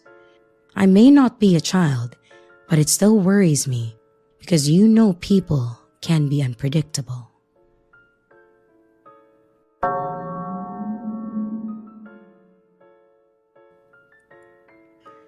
I used to work for a local donut shop that was staffed by, for the most part, 3 people. Myself, the owner's son, and then one other guy that I pretty much never saw because he only worked on days that I was off. The store was open at 5 a.m. and we either closed when we ran out of donuts or we would close at 1 p.m. Whichever came first. We typically ran out around 9 or 10 at the latest, so really that was when we closed. It was a decent gig, it paid well, and while the short hours meant that I never really had a full check, I did get free donuts and didn't have to work a full day. Honestly, I was in my early 20s, so this was an ideal job for me because I didn't want to work full hours and I love donuts. Enough about the shop though, that's not the important stuff. What's important in this story is the employees. As I mentioned, it was myself most days, and when I was off, Jeff would take the same shift. However, the owner's son, Hunter, worked every single day, all 7 days of the week he worked. The thing about Hunter was that he was obviously just there to get a paycheck and he didn't care about the business at all, even though it was literally owned by his parents. Every now and then, when his mom or dad came into the store, he would actually do work, or at least pretend to. But the minute that they left, he would be back to doing a whole lot of nothing. So needless to say, he was getting paid more than me for more hours a week, and his idea of working was sweeping the back office for 5 minutes and then sitting in the office chair for 4 hours on the computer. The worst part about this was that Hunter was also a pervy creep. While he was on the computer in the back, he would quite frequently watch adult-oriented content. At first, he would try to be sneaky about it. He kept it muted, would click off of it quickly if I had to go to the back, but it was pretty obvious what he was doing. But after a couple months of this though, he started getting more bold with it. He would leave it on while I was in the back, and he knew that I was cleaning or prepping there, and I could see it. Then, after a while, he started playing it with the volume on, and as expected, it started on low, but he quickly started playing it louder and louder until it was on full volume. It got to the point where the customers could hear it, and that was where I drew the line. I was working the front, and a lady came in with her 2 kids, neither of which could have been older than 8, and she was asking me about the specifics of some of the donuts. I was explaining which filling we had, and out of nowhere, the very obvious ambient sounds of 2 people enjoying each other's company came playing from the back. She looked back with her eyes wide, her 2 kids looked back laughing and asking what that was, and I could tell that I was beet red. I apologized profusely, and I gave her the donuts for free, and I apologized a second time. The whole time I'm trying to get this transaction done, the noise is just playing in the back, as if he didn't know it was happening, or as if he didn't know that it was loud. And as soon as the lady left, I grabbed the phone and I called his mother to tell her what he was doing. And much to my surprise, she didn't really seem to care. Her solution was that I should go to the back and tell him to turn it down or ignore it. I told her that the customers could hear it and that the last lady had kids that were subjected to the common adult content profanities and sound. She laughed. She actually laughed when I said this and said that she would have a talk with him, but until then, I needed to do my job and ignore it. I was honestly shocked. The owners had always been decent people and had never been hit with the level of apathy from them, but it was also the first time that I had to report an issue with her son. After I hung up, I decided that I would do what she said to go tell him to turn it down, and I walked to the back and knocked on the door at first, just in case.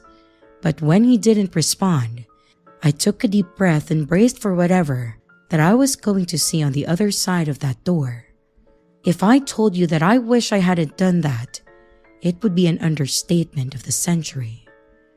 I won't go into full detail because it's honestly just disgusting, but I have to explain a good amount of what was going on to highlight how messed up it was. I will say it was creepy and disgusting, but I also know that some people will find humor in the whole thing, and that's okay, because I did laugh after the fact. When I opened the door, the first thing I saw was Hunter sitting in the chair and dressed as the day he was born, and I had expected that he would possibly have his pants down, but I didn't expect him to be completely naked. After I noticed that he was naked, I noticed something else, and again, I won't put it into fully detailed words, but I will say that he was enjoying a donut. If you can put two and two together, he attempted to turn and cover himself and yelled at me to get out, but it honestly was like a train wreck. I think that's the best way to explain him though. Hunter was a train wreck. I think you'd have to be to sink so low as to pleasure a donut at work with customers and a coworker in the other room. I immediately shut the door. I took off my apron, tossed it on the counter, and then left. I was not dealing with him or with that situation anymore. I got to my car, I grabbed my phone and I called his mom again. She asked me what I needed, and I told her that her son was in the back office, naked, and then explained to her in very great detail what he was doing to the donut. I could tell by the fact that she didn't know what to say and that she no longer thought it was funny. I wrapped the call up by telling her that I quit and that it was officially her problem and not mine. After I hung up, as when I literally burst out laughing. It was gross. It was really messed up. But also, how low do you have to sink to do that to a donut? Anyways, that's my story about when I worked at the donut shop. I will say that I never went back, and I asked them to mail me my last check because I did not want to look at Hunter and have that image come back to my head. They closed the shop a couple of years later, mostly because they had a lot of bad press when Hunter sexually harassed several customers, which tells me that his mom, having a talk with him, literally did nothing, and that he was just a natural-born creep. I'm pretty sure that he caught a charge at one point, hopefully. Anyways, I hope you found some humor in this truly disgusting tale, and I hope that Hunter and I never, ever meet again.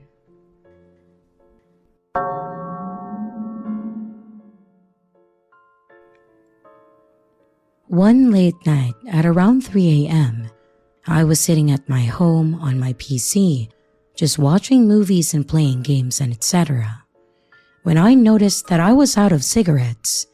The only thing that works late at night is our local gas station, not too far from my home, but still it's easier to go with car.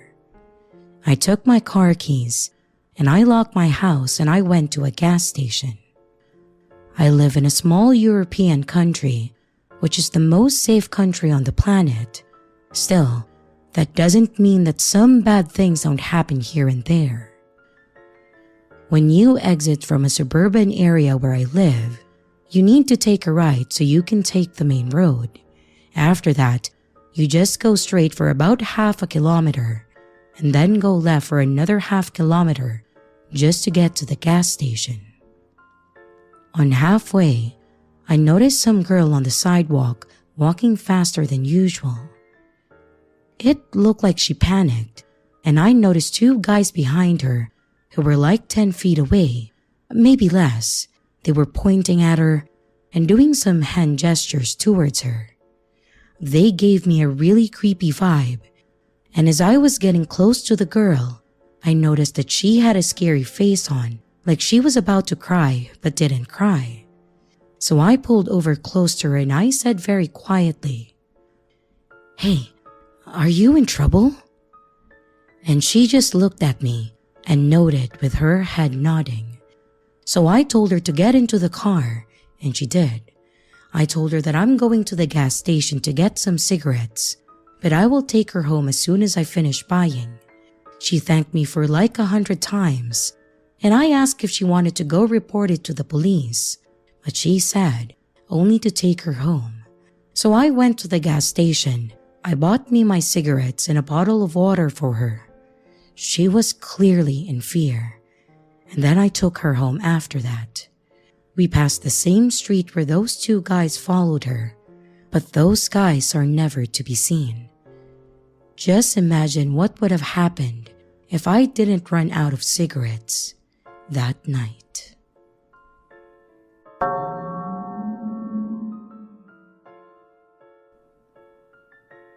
So this happened last winter. Fog starts setting in my city at the time of sunset, and it gets really dark really soon. Now, my university has a policy of not interfering in anything that happens outside, even if it's right outside the gate in front of the guards. A few days before my stare down, there was some talk going around about a student's phone getting snatched right outside of university.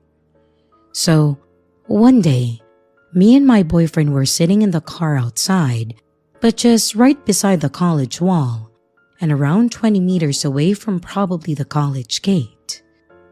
He wanted to go use the restroom and asked me to come inside with him, but I was like, "Nah, I'm too tired. You go and I'll just wait here." So he went, leaving his phone with me. I was using my phone, sitting inside on full brightness setting. Suddenly, a bike beelined towards the car. The two men sitting on it had those ski masks on and started tapping on the car window on the driver's side with a gun. Important to note that the passenger side, where I was sitting, was right beside a gutter, so they couldn't come too close to me. They backed off and again came forward, tapping the window, looking at me through the windshield and motioning me to roll down the window. I was too stunned to do anything, and they drove away when they saw other people approaching.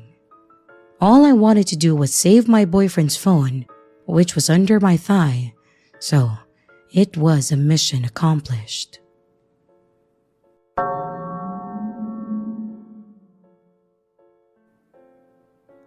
I was on a vacation with my family when I was about 14. I was in the pool, which had a bar attached to it, and I was casually talking to this group of British people. I want to say that it was all guys, but I think I remember a girl with them. I started drinking a bit with them. The legal drinking age was 18, but the people who I was drinking with gave me an extra wristband that they had, because apparently they were leaving the resort that day and wanted to give it to someone. My parents didn't know about this, and neither of them knew that I was drinking. They were clearly a lot older, and they kept putting drink after drink in my hand. But I was ecstatic because I was, well, getting drunk in a pool in Cancun and out of sight from my mother. They started to try to convince me that one of the guys in the group was 15 and that I should try talking to him because he really liked me. Even then, I knew he definitely wasn't 15, but he also wasn't as old as the others who seemed to be in their late 30s. In hindsight, I'm thinking mid to late 20s or something like that. I was young and I just thought that they were joking around with me. They kept telling me he liked me and that I should go hang out with him. I laughed it off the first time, but they kept suggesting it. Keep in mind, this whole time, my dad was in the same pool talking to his friend, and he had his eyes on me for almost the whole time. My parents are very strict. He didn't know what I was drinking was alcohol, and the pool was big enough that you couldn't hear what was being said. At that point, I was totally wasted, and my first time actually getting seriously drunk. I don't even remember leaving the pool with this guy trying to tell me that he was 15, but apparently my dumbass did, because I remember thinking that he was cute. The resort is huge, and I don't know how I don't remember walking through the whole thing and not remembering it. I wonder what we spoke about, but the next thing that I remember was walking and approaching a bus stop that was at least a 10-minute walk from the resort. I know that it was 10 minutes because my family and I often went to the bus stop to explore Cancun. He then told me that I had a nice body and asked me if I ever had sex. I just started laughing and he sat on the bus bench and then pulled me onto his lap. At this point, my world is spinning, so I don't even protest, even though I remember thinking that I wanted to be back at the pool. It was then that something beautiful happened. I felt sick, and then I threw up all over him. Remember, I'm on his lap at this point, so it was like right in his face and on his chest, and I just kept throwing up, like the exorcist level projectile vomiting. He was extremely grossed out. I don't remember what was said, but we ended up walking back to the resort, and I never saw him again. I remember feeling so embarrassed, which is ridiculous in hindsight. I then wobbled back to the pool area, covered in puke, where my mom had called the police, and her and my dad were freaking out. My mom's piercing voice sobered me up a bit because I remembered these parts a lot clearer, even though they're still a bit hazy. They saw how drunk I was and demanded to know what had happened, so I told them. They then got furious, and my mom was adamant on finding that guy or his friends who had all disappeared from the pool. I didn't really see what the big deal was back then and why she wanted to find them.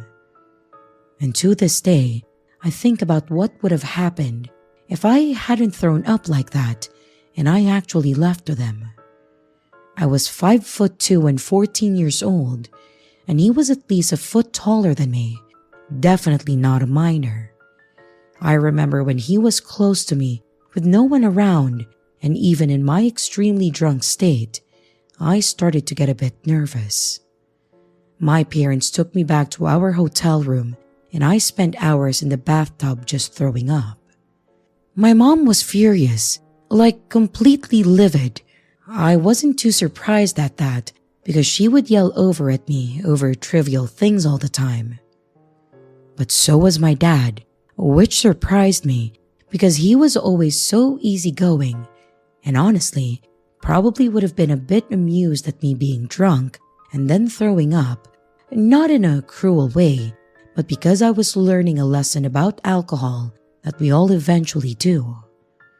He actually straight up told me that at some point before this whole vacation. But now I know that his anger wasn't directed towards me. He was cursing about that guy. I was still throwing up in the bathtub, and they had both went into the kitchen area to talk away from me.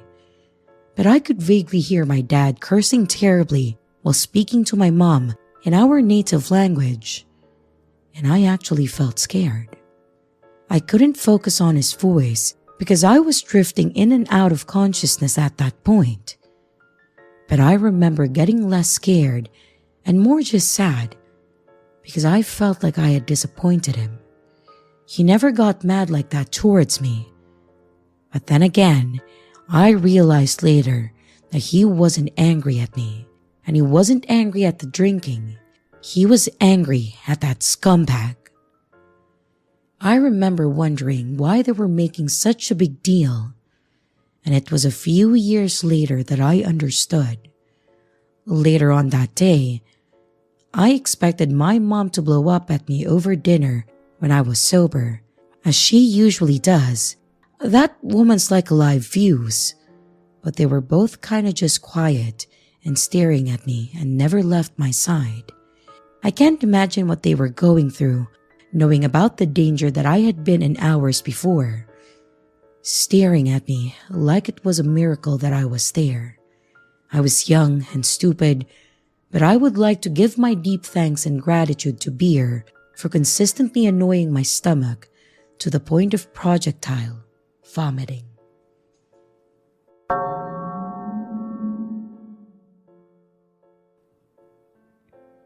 This happened last week, and while she didn't seem malicious, the thing she said was creepy. I'm a 19-year-old male, and I was going home from university, and for me to get home, I have to use the train. As I got on, a lot of the seats were already occupied. In my country, the seats are put in a way so that 4 people can talk and sit in front of each other, and they're kinda close, perfect for talking, even with strangers, sadly. I see that there is a free space in front of this girl who looks 1 or 2 years younger than me, but you can never know. I go there and I ask her if I can sit down. "Of course," she replied, and then she looked at me in a strange, intense way. I pulled out my phone to distract myself from her. And she also had chocolate in her hand, and that's gonna be important for later. She asked me, "Where do you live?" And I was like, "Why do you have to know?" So she asked me when I'm gonna get off the train. I told her the place, and she told me that she's getting off the next one. But suddenly, she started singing, and then she said, "Oh, sometimes I sing. I'm a silly girl." And then she did it again. Whenever she said something, she would look at me like she was waiting for a response. So I just replied, "Oh, yeah, it's okay to be silly." Because I just didn't want to talk to her. And then she told me that, "You're pretty." And when I asked, "What?" she asked if she was pretty. And in my language, the second one is an extension of the first. So it seemed like she corrected herself. And then she asked if she had chocolate on her face, to which she did. And then she also offered me the chocolate, but I declined. She then told me about her piercing that came off, and she put it on the middle of the train. I told her that she could get it fixed where she got it. And she said, "In Germany? Will you go there with me?" But obviously, I told her no. While she tried to put on her piercing back in, she had a mouth piercing. She then told me that she was in love with me. I told her that I had a girlfriend. I really don't, but the university that I attend to has much prettier girls than her, and that the pacing is just too fast for me.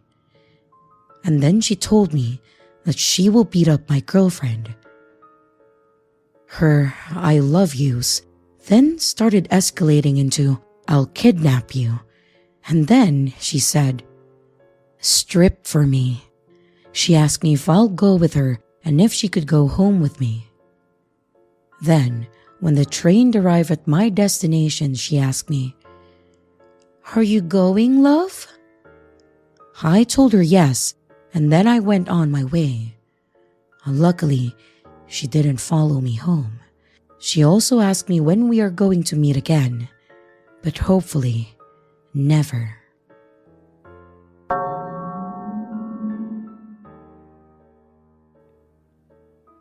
Back in 2016, my family decided to have a family reunion and celebration of my great-grandmother's 100th birthday.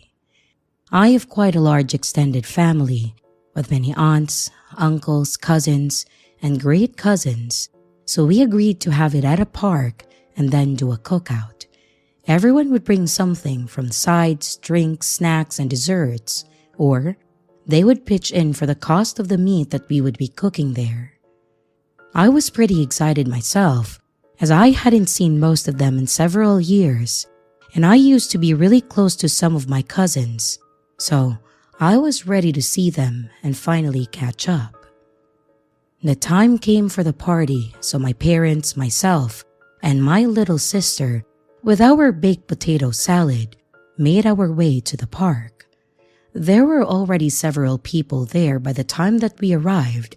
Of course, it was a public park, so there were other kids and families on the playground, which was next to the shelter that we had rented. As more and more people showed up, I had to go around and say hi and tell everyone how I was doing and introduce myself to others. Some of the adults started cooking the hamburgers and hot dogs, while the rest of us all sat around talking. When some of my favorite cousins showed up, I quickly ran to hang out with them. I was 15, close to 16 at that time, so we decided to go hang out at the playground since my little sister and younger cousins were over there. On the playground, there was a swing set for 4 kids, and one of them was a little toddler-like seat. There was a rock wall that led to the top of the jungle gym where you could walk across this little bridge to a slide and something else. And on the other side by the rock wall was the monkey bars leading into a sandpit.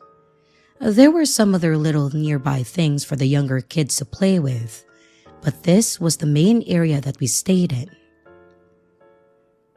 Upon walking over there, my mom and sister were in the sandpit playing with the buckets that were in there to make a castle. After my mom and cousin talked for a few, she asked me to watch my sister so she could go back over to where my dad was. I agreed since me and my cousin Tasha wanted to walk away from the adults anyway. So we stayed with my sister. We helped her build the sand castle, and we even partially covered her in sand up to her waist per her request. She really liked doing that, and then she would try to climb out of it. Yeah, she was weird like that. But after a few times, we decided to go sit on the bench, which was opposite the sandbox. That way I could still see her, and we could talk a little more privately. We told each other just about everything, and not being able to see each other meant that we had a lot to share. Her mom, which was my aunt, ended up moving out of state, and they didn't have a phone that we could talk freely on, so we just sent messages through Facebook occasionally. While sitting there talking, we also observed some of the people that were at the park that were not part of our family. Like there was a little boy sliding down, head first, licking the slide on his way. I can't make this up. All the while, his mother was arguing with someone on the phone, standing next to the slide. We saw a few other kids that were running around together, and 2 that started playing with my sister in the sand. Then we started seeing the strange ones.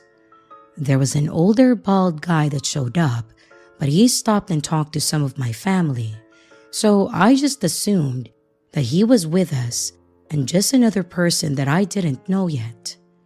After a while, he walked over to the park and sat on the bench on the opposite side on his phone. It struck us odd for a moment to have this guy sitting at the park when he didn't appear to have any kids over here. Why would you not be talking with the adults? I asked Tasha if she knew the guy, and she didn't, but she had the same thought as me.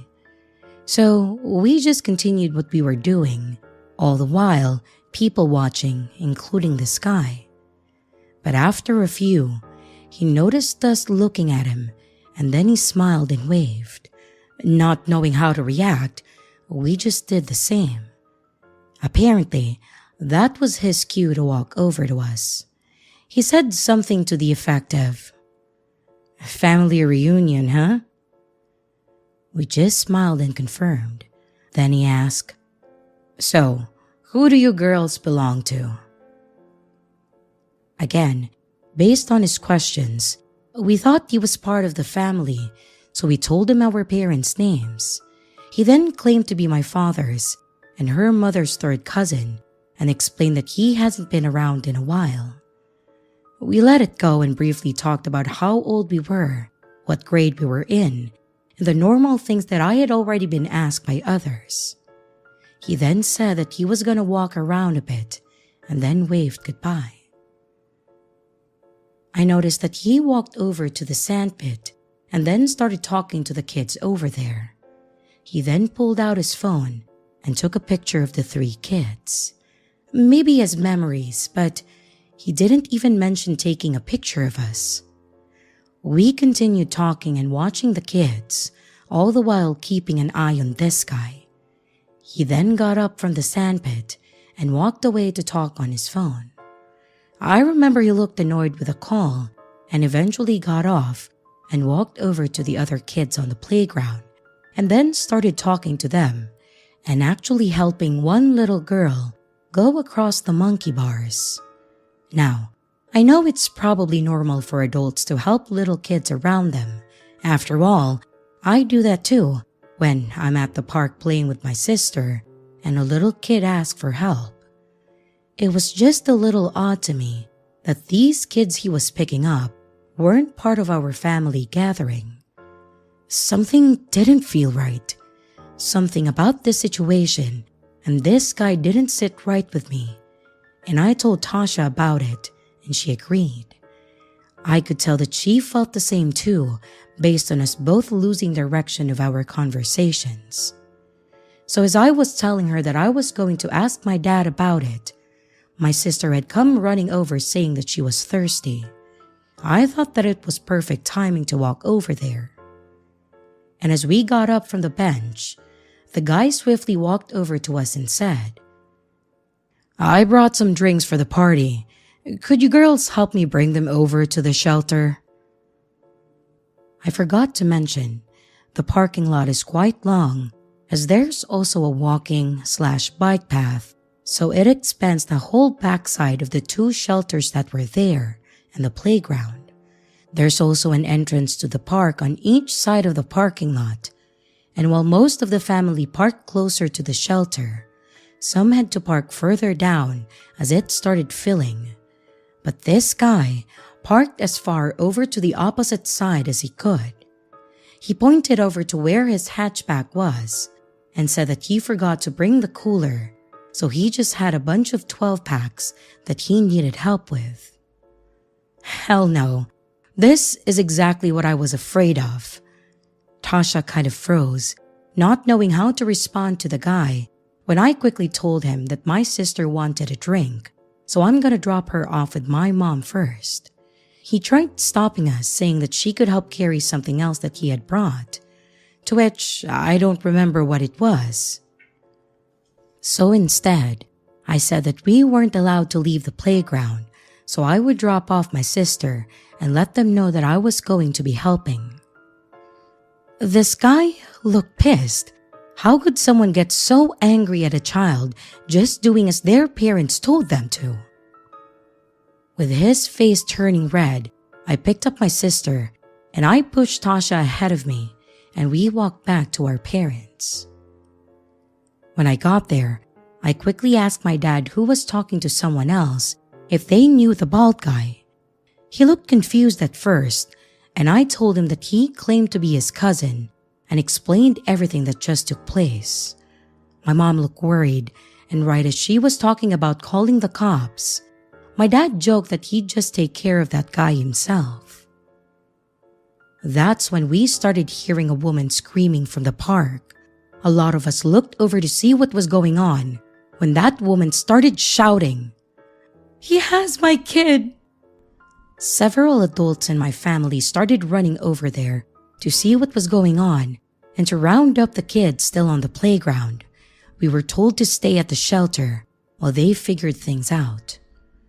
Shortly after, the cops showed up and several of us had to give statements, including me and Tasha, because as you've guessed it was the bald guy.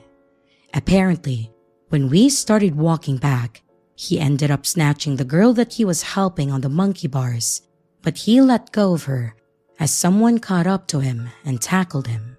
He barely got out of the parking lot when another cop was able to stop him. I heard all of this from my father as he was talking to other people about it. I was incredibly thankful that Tasha and I stuck to our gut and refused to go with this guy.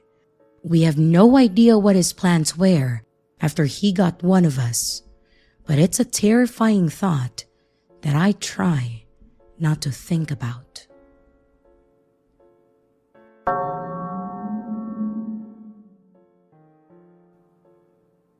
Today, I had my own creepy encounter. A few hours ago, I was outside on my 10-minute break in the town that I live and work in. I do this daily as I need a second away from the office, if you understand. I was on my phone and I was just watching some TikToks when I hear a bike stop in front of me. I look up and it's a man on a bike. He has a winter coat on, but it's like 70 degrees out here. He has a bag full of loose Diet Cokes and he looked very disheveled. He said hello to me, and me being too nice, I said hi back. He asked me how I was, and I just gave a very vague answer as I didn't want to ignore him in fear that he would do something crazy. He then asked me my name, which, first mistake, I told him. He introduced himself as James and asked me where I worked. I lied, and I said that it was the breakfast spot around the corner, and he said if he could come by and talk to me sometimes. I told him no, as I was going on a long vacation or leave, which was a big lie. He asked if I wanted a Diet Coke and that he could get one out for me if I want. I declined, and I said that I cannot have pop just to get him off my back. He then asked me, "Do I look old to you?" I lied and I said, "No." He then told me that I looked in the middle age bracket, but not too high up there. I'm legit in my mid-20s, so I don't know what he was talking about, but I said thanks. He asked where I lived and if I lived in this town. I told him no, that I lived around 30 minutes away, which isn't true, but it was another thing to get him off my hair. He then reads my shirt, which out of all days, I am wearing a shirt that says my company that I actually work for on it, and he reads it out loud. I lie and I say that I used to work here, which is why I'm wearing the shirt, and I then called my coworker to rescue me, and then he biked away. I don't know what his deal is, but I really hope that I do not see him when I leave today, as out of any day, I chose to bike to work. It happened to be today. Any thoughts on what the heck happened here? Update. He must stay around the library near my house because I saw him today, but luckily I was in my car, but he was relatively close to where I live. If I see him again, I'll make sure to ignore him.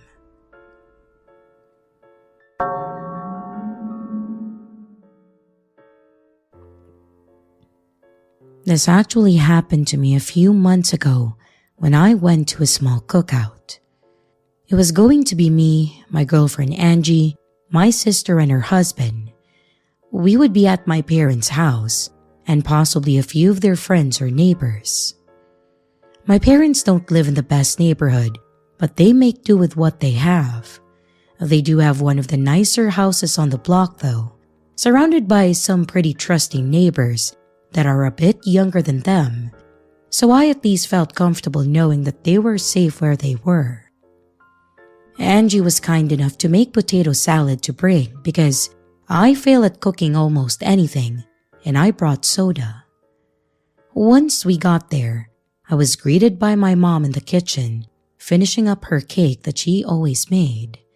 It's like a vanilla bean cake with strawberry and blueberry puree mixed in it. It's one of the best cakes that I have ever had. She also made grilled corn on the cob and baked potatoes, while my dad made the brats hamburgers and chicken, since my sister didn't eat red meats. Just laying out our spread for dinner as it will be relevant for later. Shortly after us, my sister showed up with a little snack foods like crackers, cheese, chips, and dip. We were all sitting around talking when I realized that I hadn't brought out the soda. They had been sitting in the kitchen behind some other items. As I went to grab them, my dad mentioned putting them in a cooler. That way, we could get them cold. As I went to get the cooler and pull some ice out of the deep freeze, I noticed that they didn't have any. My parents loved ice for some reason, and they always had like a huge bag of it, so it was weird to see it empty. When I went up to ask them about it, they said their deep freeze had actually quit working, so they had to move what they could to their freezer and tried to save the rest in their little cooler, which included their ice. They had just got it fixed the day before and apparently forgot to go get more.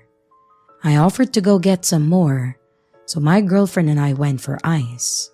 We went to the store that was maybe 3 miles or so away. It was one of the nicer ones in the area, with usually a lot of people around. That also meant there were more sitting outside of the front, asking for money, cigarettes, gas, and etc. Nothing really new to me. However, as we approached the store, there was a woman sitting nearby with a sign that just said, "Stay safe." She was wearing a mask and sunglasses. She had her hair in a messy bun and was dressed like she just came from church. At first glance, you'd think it was someone doing the normal, but she wasn't asking for anything. She was singing. I couldn't tell you the song, but it sounded gospel-like. And as people walked by, she waved at them or nodded. A bit different to say the least, but not the strangest thing that I've ever seen. As we approached the entrance though, I noticed that she stopped singing and pulled her sunglasses up and just stared at us. From the moment that we got to the sidewalk and walked in, she stared, like she recognized us, but maybe couldn't remember who we were. And once it finally registered that she was staring at me, I just smiled and tried my best to not make eye contact. But you know that feeling when there's someone on the back of your head? I know she was watching me still. I made a hard dash around the corner once in the store and then turned to Angie to ask if she had witnessed that. Too, and she laughed. She obviously saw it too, but just joked that she was probably trying to intimidate me, maybe because she had never seen me before. I remember half-ass agreeing with her because why else was she doing that and why me? And from there, we just grabbed the ice, paid, and then headed back out. The entrance and the exit doors are one, so this means that I had to walk past the crazy lady again. So out we go, and not really thinking that I need to be on guard though, just that I would be stared at. But then, my arm is suddenly grabbed by none other than this lady. I look over real quick to her, and once again, see her lift her glasses and pull down her mask, and all she says is, "Don't eat the peppers." She has the most serious and concerned look on her face, and I stayed like that for a few seconds. Believe me, it felt a hell of a lot longer, but then she let go of my arm, slowly pulled her mask back up, and started singing again. I walked a little faster to my car while I kept looking back at her. And once again, in the car, I asked if Angie saw that, She again agreed that it was weird, but chalked it up to her just being crazy. I thought I was overreacting, but for some reason, the way she looked at me just freaked me out, like she saw something in me, and it was weird. Back at my parents' house, we filled up the cooler and Angie teased about the lady at the store. To my surprise though, my parents were not surprised by this. She said she's always up there, and if she's not singing, she'd stop random people at the doors and say something weird to them, but said that they had never been stopped before. They also agreed though to not worry about it, as it was probably more the norm of what they see. And from then, we had a great night. A few of the neighbors came over and then left after drinking too much, and all of the food was great and the soda was cold. After people started leaving, me and Angie were the last ones there, as we typically are. And as we were talking, we got on the subject of produce since my girlfriend was attempting a small vegetable garden on our apartment balcony. My mom remembers that she had bought some banana peppers from a local farmer's market, and she thought that they would be sweeter, but they were too spicy. They both hate spicy food, so they offered to give them to us, saying that we could also use the seeds to plant. We didn't hesitate. I don't have a problem with spicy foods, but I also don't specifically seek them out either. We then gathered our take-home stuff and headed out. Once we were home and putting stuff away, Angie wanted to try the peppers, so she pulled one out and took a bite of it. She said it was actually sweeter than usual and offered it to me, so I took a bite as well. It tasted as expected, again, not being huge on spice, so I just agreed with her. It was only about 9 when we left, and we were both off the next day, so we stayed up to watch a movie. But not too far into the movie, I started getting a really bad dry mouth and found myself constantly clearing my throat. I felt bad because I got up several times to get more water and had this coughing fit, but she seemed more concerned about me as it just started happening out of nowhere. That's when it started getting harder to breathe. You can guess where this was going.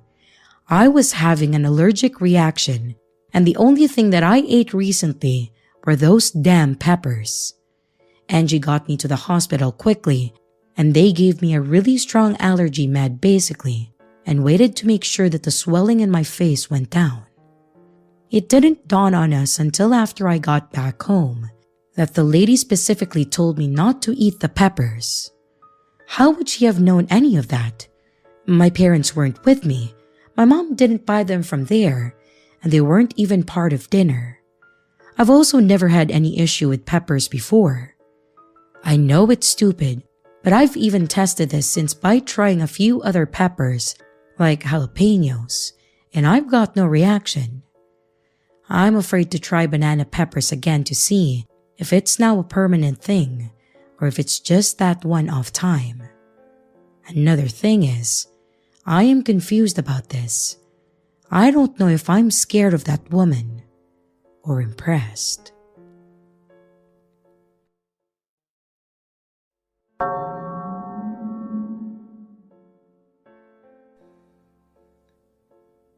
When I was 17, my bedroom had a window looking out the backyard. The backyard was fenced in, but on the other side of the fence were some woods and a retention pond. I'd never been scared of this, and I kept the blinds open so that when the sun rose in the morning, the natural light would help wake me up. One night, I was laid up on my phone with my dog laying in the bed next to me. At around 2 a.m., my dog jumped up and started barking at the window. At first, I thought he was just barking at the reflection, and I told him to stop. But I then realized that he was looking at the left side of the window while his reflection was on the right. I couldn't see outside the window because I had left the lamp on my nightstand. All I could see in the window was a reflection of my bedroom. Not wanting to alert whatever might be out there that I was scared, I faked a yawn, set my phone aside, and I turned off the lamp. I then laid down facing the window, and I swear, I saw a set of human eyes looking back at me from the left side of the window. I drink a lot of water at night, so I had an empty bottle on my nightstand.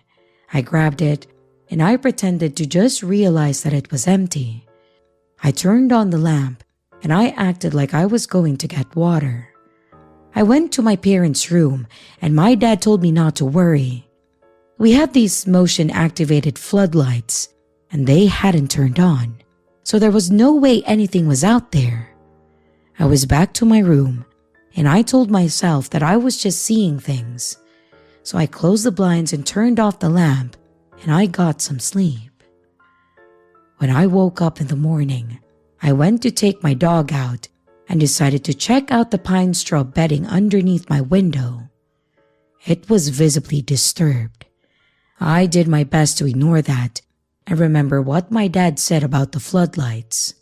That worked pretty well. Well, until my dad tested the floodlights later that day and found that the bulbs had burnt out. To this day, I keep my blinds closed and my lamp off when I sleep. I don't want to risk anything being able to see me, and if anything is somehow peeking through my window, I want to know it's there. If there was someone at my window that night, let's not meet.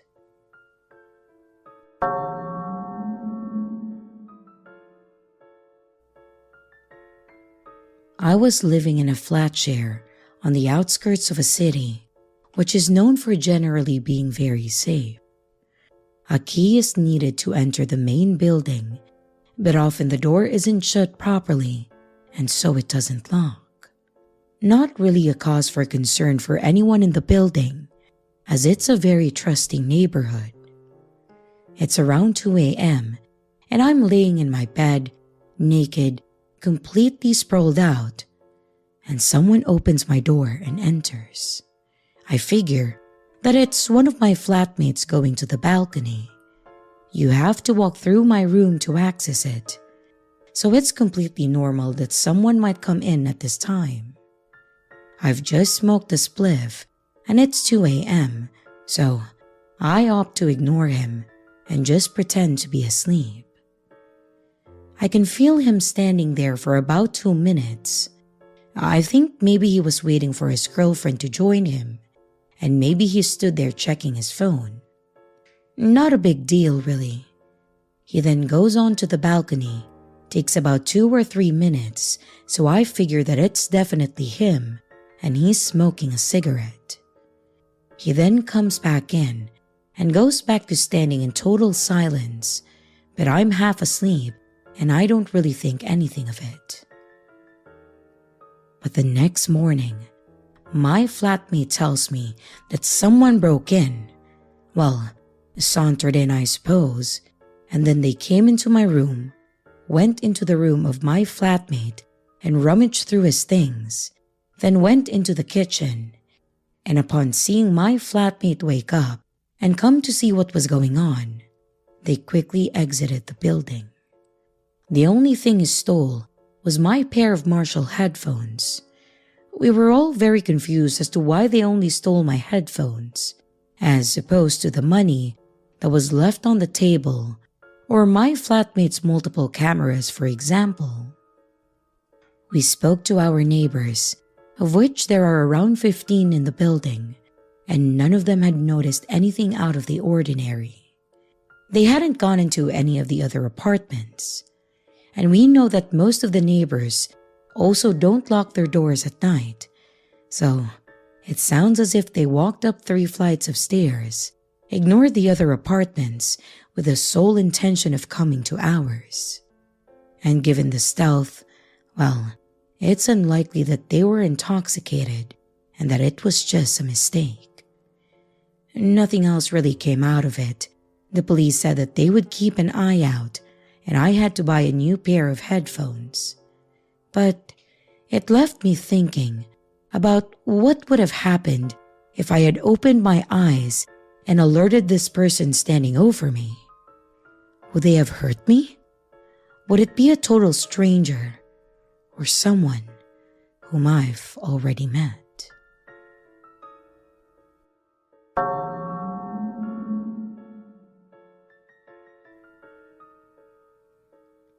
This story happened 3 years ago, around the time that COVID started, so it was a while back, but still worthy of a post. It was early 2020, and I had just gotten a new job in a small town near my area. While looking for a place to live, my sister offered to rent her house to me. She had bought the house 2 years prior, but she and her husband didn't really take to it, and their commute to work was long, so they moved out and the house was uninhabited. Luckily for me, it was actually pretty close to my workplace, around a 40-minute drive, and my sister pretty much rented it for free to me. I just paid for the water and also the electricity, and I looked after the house. I was living there for a solid 2 to 3 months and had already gotten used to it. One night, after coming back from work and parking my car, as I walked towards my door, I noticed something really odd. There was a cigarette butt on the curb to my house. I leaned down and I picked it up thinking that it might have been mine since I'm a smoker. But after looking at the brand name, I realized that it wasn't mine and I just threw it away. I didn't think much of it and just shrugged it off as some asshole throwing it at my curb. I went on with my night and nothing unusual happened. 2 days later, I was once again walking to my house when I spotted a few more cigarette butts, this time near my porch. And needless to say, I was pissed off and thought that someone sat on my porch and smoked. But since I didn't know who it was, there was really nothing that I could do about it. I noticed that they were put out pretty recently, so whoever it was probably walked off as I was approaching. That night, I was watching a movie on my laptop, and it was pretty late, past 1 a.m. I think. So, I was surprised when I heard a car passing by. It's a suburban neighborhood, and it was COVID, so people rarely ventured out at night, but I didn't think much of it. Around half an hour later, I was surprised when I heard chattering nearby. I listened intently, but I couldn't hear what they were talking about as their voice seemed almost muffled and quiet. By this point, I was getting a bit unnerved, so I stopped the movie and quietly got off my sofa and walked to the front door to make sure that it was locked. And as I was approaching the door, I froze mid-step as I heard the two approaching my porch and reducing their talking to a whisper. I realized right away that whoever this was wanted to break in. I leaned against my front door and I waited, expecting a loud bang against the door or the doorknob being shaken, but it was oddly quiet. I decided to walk over to my window to see if they had walked away or maybe just changed their mind. My windows have bars from the inside out that you have to unlock so that you can move the curtains or look out the window comfortably. I slowly unlocked the bar mechanism and then I lifted it up. I moved the curtains and I was taken aback. Leaning up against my window was a man. He was as startled as I was because he basically stuttered over his own steps as he jumped back and he tightened his hoodie to cover his face. So all I could really see was his big blue eyes looking at me. His friend finally realized what was going on and right away started to kick the door in. He kicked it a solid 4 or 5 times, but the door wouldn't budge.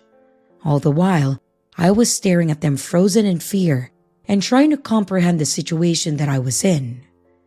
But I snapped out of it and I slammed the bars over my window, locking them and running up the stairs to the storage room where I pushed the table up to the door and then called the cops. As I listened and expected the two to come inside any minute, I heard a loud crash and the bars from the windows being shaken aggressively. When they realized that they couldn't get in, one of them let out a long, angry scream that probably woke up half the neighborhood. And by the time the cops came, they were long gone. The police couldn't find out who it was, but were more active in the neighborhood in the following weeks. Regardless, I wasn't too keen on staying there, so shortly after I moved out. My sister sold the house a few months later, and as far as I know, nothing similar ever happened since.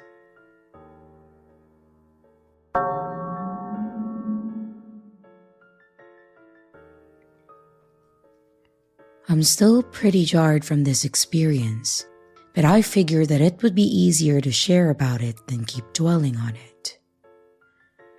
A couple days ago, someone broke into my house while I was asleep. I work night shift, so sleeping during the day is something you learn to get used to. At around 6:30 p.m., I heard what I thought was a loud knocking sound coming from outside, and my dogs were going absolutely ballistic.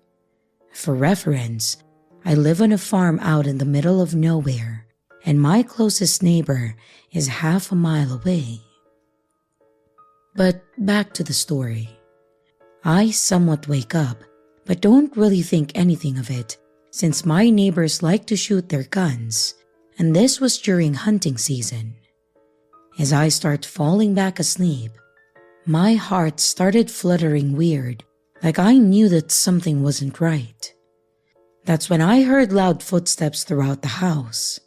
The dogs are still barking, but then they start to quiet down. That's when I really begin to worry. When I think my dogs would protect me in a time like this, well, fat chance. The footsteps stop on the other side of my bedroom door, and it doesn't move. I then think, this is how I'm gonna die. And although I had a weapon in my room, I knew that I couldn't get to it without being heard. It felt like an eternity before the steps move around and then towards my brother's room. Rustling can be heard loudly through the house, and things were being thrown around. I knew that they were in my brother's room. Some of his friends are into seedy situations, and I knew that it had to be one of them. I heard the footsteps coming back to my door, and the doorknob handle moves. I immediately turn my back towards the door, and I close my eyes, and I put a hand over my mouth to stop it from screaming. The door opens, but that's it. Then he leaves as a car drives down the road. I finally bucked up my courage and I get out of bed. And as I check, everything in the house except for my brother's room was undisturbed. I immediately called my brother and I asked if any of his friends were coming over. He said not that he knew of, and I told him what had happened. He got off the phone with me to start calling around, and I went back to bed and I noticed that I still had my window cracked open over from earlier, and I realized that I had my sheet off of me wearing only a t-shirt to bed. If it was who I think it was, this wasn't a random event. One of my brother's friends had always had his eyes for me, and the fact that he saw me sleeping and in just a t-shirt makes me freak out. Whether or not he took something out of my brother's room, or knew that I was home alone sleeping before having to work later that night, I really don't know. I'll post an update when I hear from my brother. You move out to the country to get away from the activity of city life, and you let your guard down, and that's when something like this happens. Sometimes, country life isn't so safe after all. Update. Sorry for the late update. It's really been a crazy week, but thank you for bearing with me. my brother got back with me with the news that I absolutely dreaded hearing. None of his friends said or claimed to have been at the house at the time of the incident. So now, I'm even more afraid of who was at my home and what their intentions were. They could have been scoping out my house during the day. I just hope that I don't have another visit like this anytime soon. But if there is a next time, I'll be sure to be ready for them.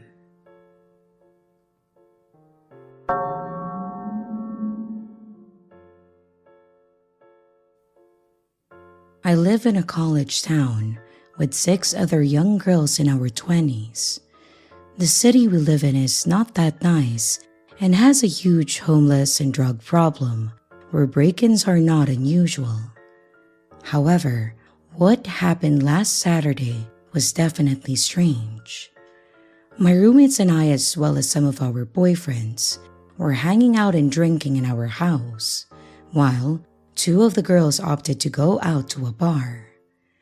By around 1 a.m., the 2 girls came home from the bar and everyone was so tired that we all went to our respective rooms. Later in the night, I was awoken by someone opening my door and standing in my room, staring at me. In my head, I thought that it was one of my roommate's boyfriends, just trying to see if my boyfriend and I were still awake to continue to party. But since I was tired, I just pretended to be asleep to avoid being bugged. After a bit, the person closes my door and then proceeds to pace back and forth in the hallway. They then begin to attempt to open my roommate's door, whose room is right next to mine. Luckily, her door was locked and she also had her boyfriend with her. The person then proceeds to go into our utensils drawer and then grabs a knife to attempt to pick her lock. After gaining some courage, her boyfriend shouts, "Who the hell is that?" which startles the man, who then sprints up the stairs and out the door. The police were called and they did a search and obviously they couldn't find anything. They told us that break-ins were normal, which we already knew. However, what makes this whole scenario creepier is that he didn't steal anything. My phone, alcohol, and $600 shoes were untouched. We also suspect that this person was not on drugs or alcohol, as he moved very quietly. He was able to get in because the 2 girls who came home from the bar did not lock the door behind them. I'm not sure what this man's intent was, but I am forever grateful that I happened to have my boyfriend with me at that time, which is not really often as he lives 3 hours away from me. It gives me chills thinking that a strange man was in my room, and what could have happened to me if I was alone.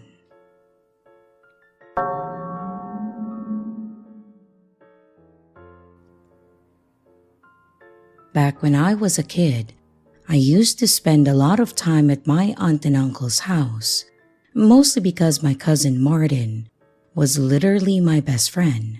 So, pretty much any time that we didn't have school the next day, I would ask to stay the night with Martin. We would do the normal thing that 10-year-old boys would do: watch movies, play the PlayStation, eat junk food, drink too much soda, and then crash hard around midnight. It was honestly the highlight of my childhood, and I dearly miss those days, mostly because it was a simpler time. And now, I have a 2-year-old that likes to keep me up all night because he doesn't want to sleep. That's neither here nor there though. I remember that this happened one weekend in October, probably about a week before Halloween, and mostly because Marty and I had made a pact to stay up as late as we could watching scary movies. We were 10, and Halloween was the freakiest thing that I have ever seen in my entire life. Should we have been watching those kinds of movies at that age? Probably not, but we still did. So, about 3 hours into our creepy movie marathon, I remember that I had to get up to go to the bathroom, and Marty was half passed out on the couch. I got up, went down the hall to the bathroom, and then I went to do my business. And while I was going, I started hearing what sounded like a tapping on the window. When I was finished with what I was doing, I stepped over to the window and I lifted the blind to look out into the yard to see if there was someone out there.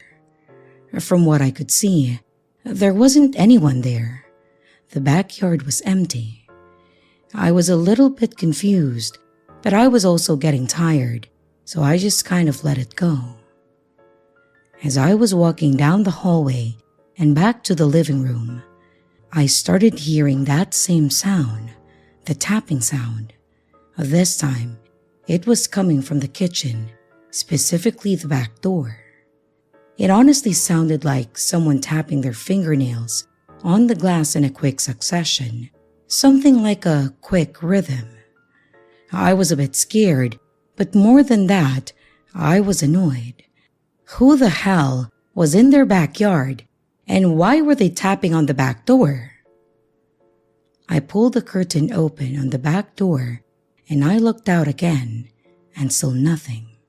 This time though, I opened the door and I stepped out onto the back deck to see if I could see someone or something there, but there still wasn't anyone there. As I was staring out at the backyard, I heard Marty yell for me and ask where I was. I quickly ran back in and I shut the door behind me. When I got back to the living room, Marty asked me what I was doing, and I told him that I kept hearing something tapping on the window, so I went out back to check for it. He laughed slightly and then told me to stop trying to scare him. I told him that I wasn't trying to scare him and that I was being serious. He just shrugged me off and then said that he was going back to sleep. I decided that I should go ahead and go to sleep as well, so I pulled up my sleeping bag and then turned off the TV. I started to doze off pretty quickly, but no sooner than when I actually started to fall asleep, I started hearing what sounded like footsteps on the kitchen linoleum. I opened my eyes, but the room was dark, and I was freaking out in my head. I wanted to scream. I wanted to wake Marty up and tell him to go get his dad, but they were upstairs, and he was passed out on the couch across the room. I just lay there, and I kept my eyes on the door that led into the hallway, waiting to see some kind of axe murderer or something of that sort. But what I saw wasn't an axe murderer, but it was just as terrifying. After a few moments of staring and also waiting, I saw what looked like a man dressed in all black. I strained my eyes, trying to make out a face, but I think he was wearing a balaclava, because I just remember not being able to tell what he looked like at all. I watched as he walked into the room and then looked around, walking past where I was lying in my sleeping bag. It took my tired mind a few minutes to process that if I could see him, then it was highly likely that he could also see me. I remember just shutting my eyes as tightly as I could and telling myself that it was a dream and that it would be over soon. I just tried to believe that over and over and over again. I guess after a few minutes, I must have forced myself to sleep, because the next thing that I remember is waking up to the sunlight coming through the window as the sun was just coming up. At that point, I realized that the whole thing must have been just a dream, and that I was just freaking myself out after having watched a bunch of scary movies. Being morning, I had to pee again, so I undid my sleeping bag and I got up to go toward the bathroom. From the hallway, on the way to the bathroom, you could actually see the kitchen. A part of me was saying that I needed to go check. I don't know what was telling me this. It may have been my curious mind telling me that I wanted to know if it was really a dream, but I felt like I needed to go check. And to my surprise, and also my horror, it wasn't a dream. When I got to the kitchen, I saw the back door wide open and muddy shoe prints going from the back door into the kitchen, then into the hallway. It was then that I noticed the prints on the carpet that led into the back living room where Marty and I were sleeping. I freaked out and I ran to wake up Marty, who then went and got his dad and told him about what had happened. So, to explain the whole situation and what exactly went down, this was partially my fault. The tapping sound I heard? Well, it was the guy trying to pry off the screen to one of the windows on the rear side of the house. When I went to look out the bathroom window, this guy was actually just out of my field of view. Then, when I heard it again, and I went to the back door to look out and see what was going on, I, with the attention span of a 10-year-old boy, forgot to lock the back door because Marty called for me. Then when I went back to the living room to go to sleep, and this guy had apparently realized that the back door was unlocked, he took full advantage of it. In the end, he stole the PlayStation, my aunt's CD collection, and a few other small things that they owned that were easy to get a hold of. That is probably the most terrifying thing that has ever happened to me, both in my adult life and my childhood. And it's even worse that it was pretty much my fault that it happened like it did. Sure, this guy would have eventually gotten into one of the windows with enough effort on his end, but it's possible that he may have moved on to a different mark when this house proved to be too annoying. It really scares me that this intruder was in the same room as us, and that he could have easily killed us or abducted us if he really wanted to. I'm strangely thankful that he was just looking to rob them. The overall lesson with this story is when you go to bed, make sure all of your doors and windows are locked. Then, when you've made sure that they're all locked, go back and make sure that they're locked the second time, just to be absolutely sure.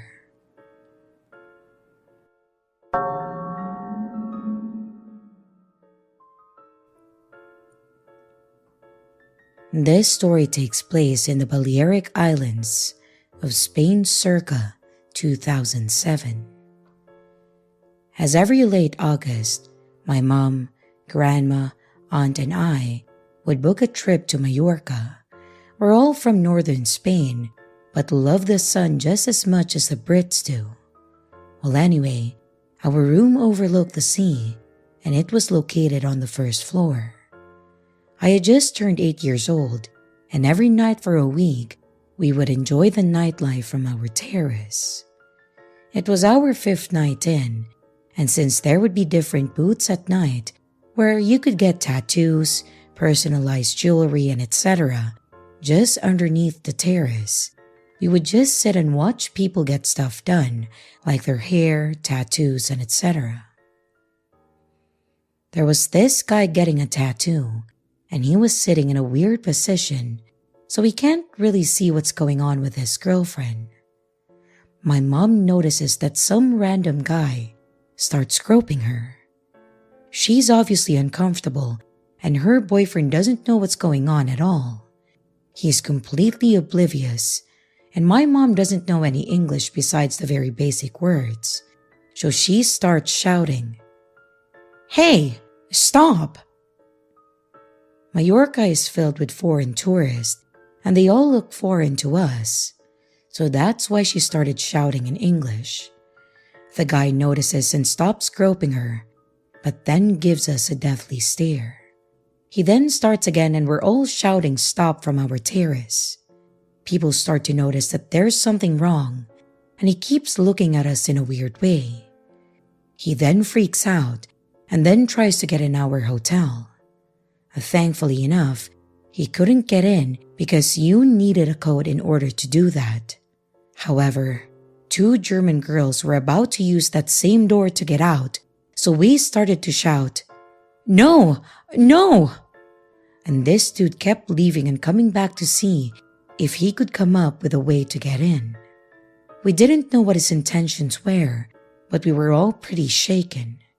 We went to the front desk and eventually called the police to let them know that there was a man who was desperately trying to get inside our room.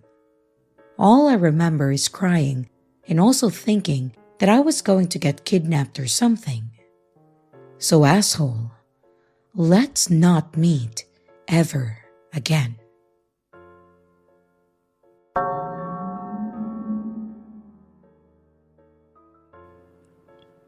This started about 6 months ago. I was getting ready for bed in my room. It was maybe 10:30 p.m. and my curtains were closed, so I couldn't see out the window. But I heard 3 hard knocks on the glass of my window. Of course, that scared the living shit out of me. So I didn't even look and I ran and got my dad, and then I made him look. Now, I lived with my parents and 2 brothers in a fairly busy neighborhood, so noises weren't uncommon to hear. But this knock was directly on my window, so someone wanted me to hear it. The thing was, my bedroom isn't facing the front of the house or the road or anything. My room's actually towards the back of the house, so someone would have had to walk to the backyard in order to knock on my window, which seemed very odd. So I had my dad check, but when he opened the curtains, no one was outside the window. He even went into the backyard to check, and no one was there. That was the first incident. I closed my curtains, and I brushed it off as me hearing things, or some sort of animal. The following night, at almost the exact same time, I heard another 3 knocks on my window. Immediately, I went and I got my dad again for him to just see nothing all over again. But this time, I didn't brush it off and I slept in my parents' room on the floor.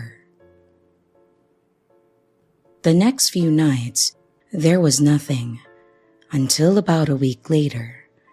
I was home alone and it was about 8:30 to 9 p.m. and I was on FaceTime with my friend when I heard another 3 knocks on my window. This time, I was home alone, so I couldn't go get my dad, but I ran into the room and I called them. They told me to call the neighbors to check because they were out of town, and so I did just that, and the neighbors saw nothing. The night after that, it was about 1 a.m. I think, when I heard the knocking again. It wasn't 3 times though, it was more, and it woke me out of a dead sleep. I was tempted to just look out the window to see who this was, but part of me didn't want to know. I just went and I got my parents, who didn't bother to check at this point because they didn't see anything the last few times.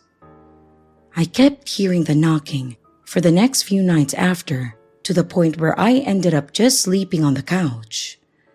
My parents decided to just let me move bedrooms, and so they moved my bedroom into what was the office, and then they switched everything around, so hopefully that I wouldn't hear any more things.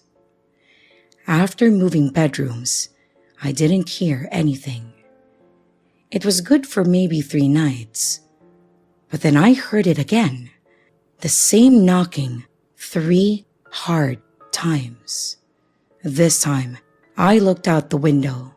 I saw what I assumed was a man or a very big-built woman crouching down, wearing a gray hoodie and some dark jeans that I can't recall the color. It was dark, maybe gray or maybe black. I then closed the curtains, went and got my parents and told them all about it, and they informed the police. The police really couldn't do anything because we had no solid proof beside my words. They advised that we get a camera facing my bedroom and around that area of the house, so that's what we did. I haven't heard the knocking since, but I do wonder who it was, and nonetheless, it makes a good story to tell.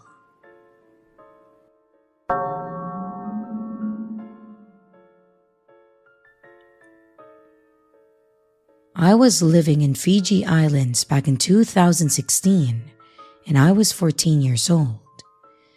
The story happened to my family, but mainly my mom lived it. It was on the 31st of October, and I was at my school for a Halloween-based party, and my parents and my little sister were gone to a family friend's Halloween party. So, the house was empty. My party finished at 9 p.m. and my dad came to pick me up, but dropped off my mom and my sister at the house because our security alarm was ringing. Because nobody was home, my family obviously called the security company over, and they sent a van with 3 security guards. My mom then opens the house and lets everyone in, and they check the whole house and they see no one. My mother checks all the cupboards, and under the bed with my little sister, who was only 12 at that time. The security go outside in the garden and also in the basement to check if there is anyone there, because it's not an accidental ring. We don't have any pets in the house. My mom then turns on all the lights from the living room and also the balcony. She starts to open the window and the gates that protect all the windows to get on the balcony. But when she looks at the keyhole to put it in, she notices flip-flops on the floor. She then looks closer, and she sees 2 pairs of legs hiding really close to each other against the wall under a garden sofa. My mom yells out of her lungs, and the 2 guys got scared and jumped off the balcony into my garden. One of the guys grabbed the guy, but the second intruder jumps on the guard, and they run away jumping over the fence and then running into the forest. My mother regrets yelling, because if she came down and talked to the security quietly, then the guys wouldn't have ran out and probably been caught. My mother is crying and holding my sister to her side and telling her that everything will be okay. The security then called the police, and they did a report describing the guys and started a search. The cops were here in a minute since I lived 100 meters from the closest police station. The guys who jumped lost a hat, their flip-flops, and they also left socks to use as somewhat gloves, and they also left 2 knives. Sadly, the guys were never found again. But 2 weeks later, my mom pulls out of the driveway and she looks into the rear mirror of her car and sees 90% sure the 2 guys there opposite of our house staring at her. The short one had the same new hat and the other guy had a brand new flip-flops. When my mom drove away to the police station, the guys were gone and never to be found again. I got home after with my dad to my mom and my sister crying. My dad was mad that he didn't stay, but my mom had drank and could not drive. Luckily, my mom saw them before she opened the window. Otherwise, we never know what could have happened. Now, how did the 2 guys get on the balcony? Well, it's going to sound stupid, but right next to the balcony where they were hiding, there are 2 wooden poles linked with a weird plank. It's not to hang any clothes or whatsoever, but they're just there. My dad asked the landlord to get rid of it, but the landlord did not want to. And to give more idea about this pole thing, me at 15 or 16, when I was already 6 foot, I could jump and climb onto my balcony because I did it to sneak out of the house to go see my girlfriend. I am now 21 and I live in Australia, and even though I did not live this for myself, it really scared me because I was young. And now that I live alone, I check the entirety of my house and make sure that my house is always locked to the point that I lock myself out of my house way too many times. And being a fan of this kind of stories, my parents and my sister moved on, but me.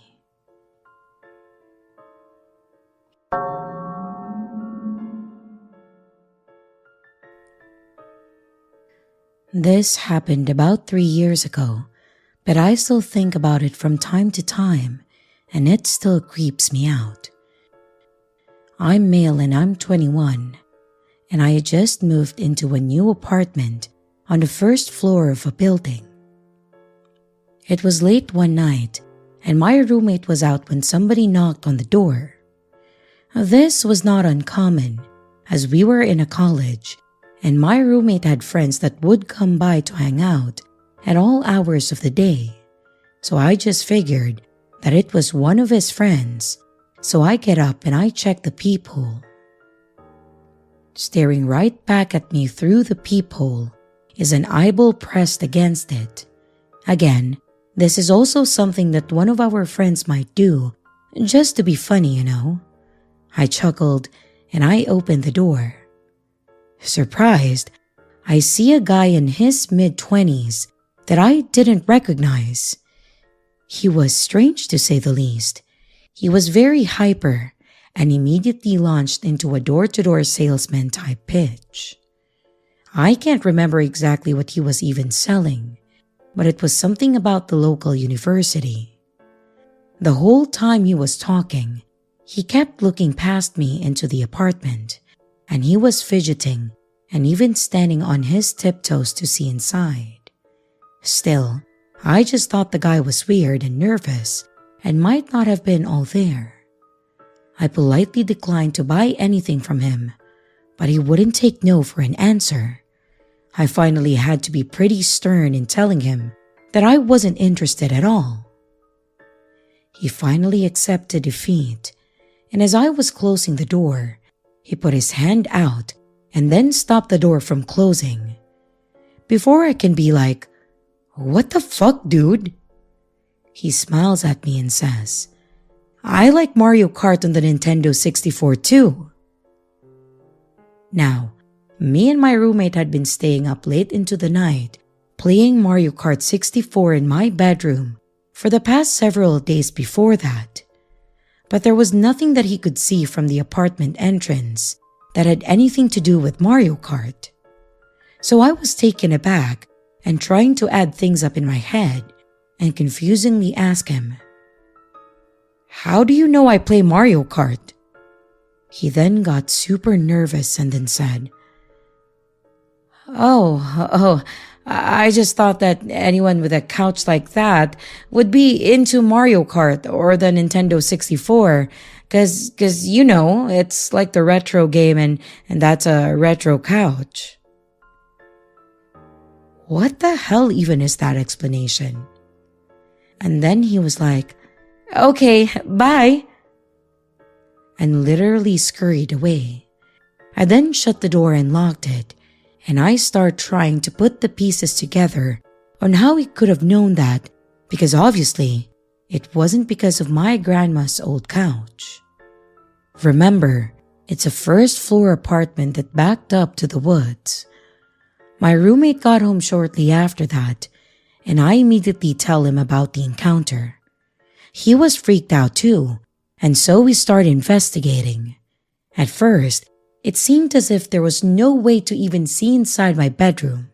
My blinds were always down, so we went outside and tested it, and found that the only way to see inside would have been if you had your face right up against the window, and even then, you kind of had to crouch and close one eye just to get a glimpse of the inside. A couple more creepy details was that my window was over a balcony, and the Nintendo 64 console itself was stored inside of the TV stand and was really not visible. You'd only be able to see it while we were actively playing, which we never did until we were a little stoned and it was like 2 a.m. So basically, this creep had been jumping the railing to our balcony pressing his face against my window and watching us play Mario Kart in the middle of the night. I never saw that guy again, but needless to say, I was pretty paranoid for a while after that. I constantly checked my windows, and I woke up in the middle of the night paranoid that he was standing just a couple of feet away, watching me sleep. It was just a very unsettling encounter, and I'm glad that nothing more ever came out of it, and that I never saw him again. But I have always wondered what his motives were.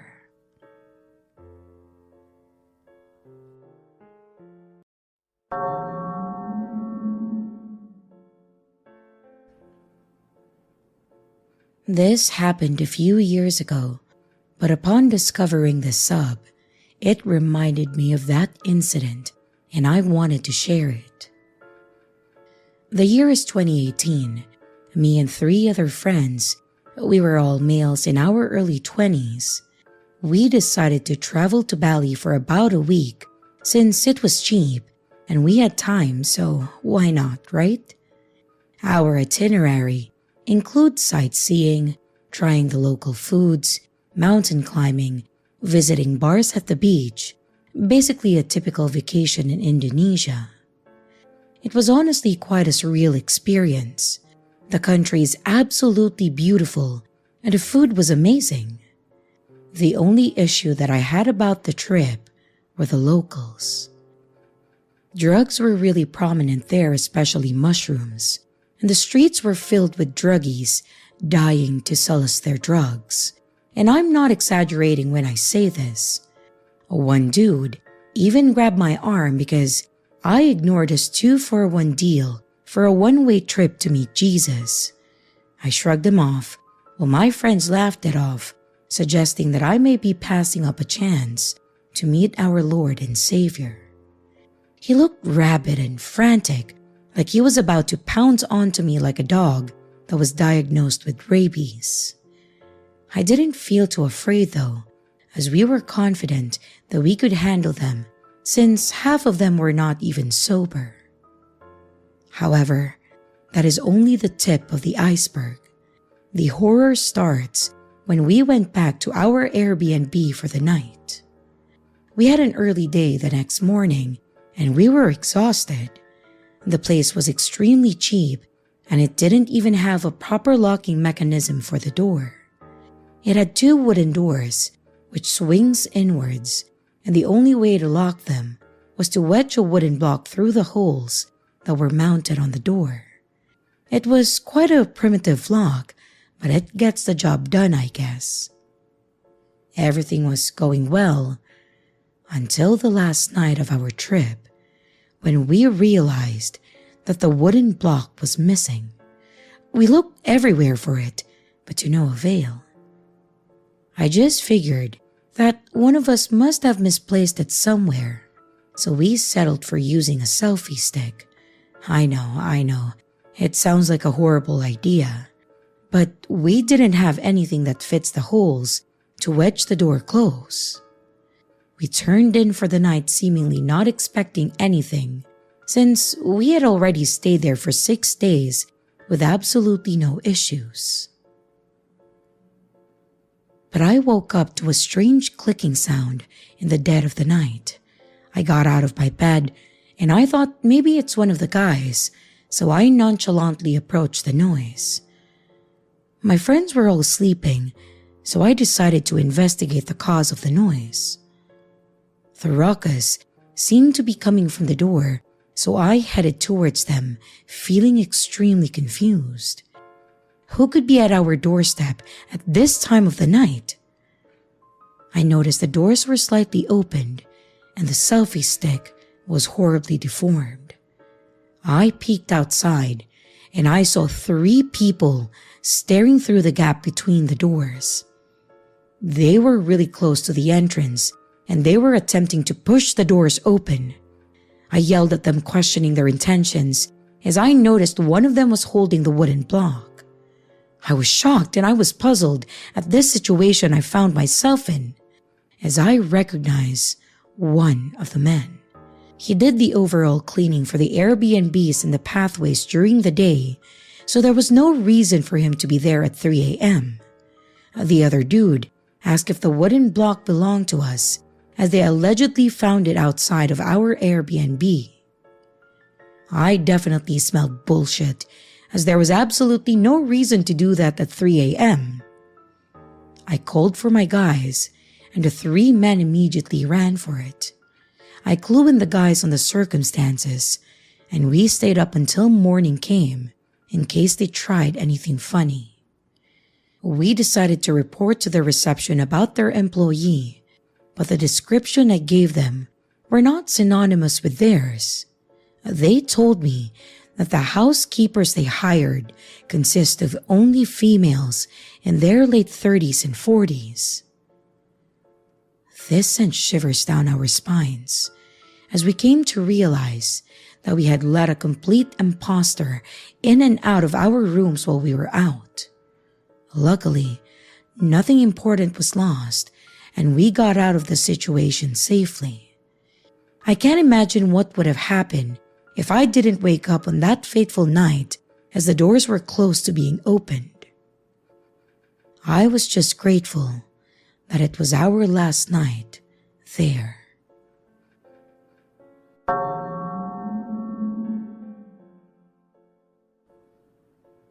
This event happened in 2006. I myself was 16 and had just finished a week's work experience at a computer store as part of my school curriculum. The boss of the computer shop was a good guy and agreed to sign my forms before the day was out, meaning I would have a few spare hours in the afternoon. With a few hours to spare, I went to the cinema to see the comedy film You, Me, and Dupree. Following the film and coming out of the cinema, it was approaching the prearranged time for my dad to come and pick me up. While I was waiting in a car park, a creeper around mid-20s was walking around 10 feet away from me.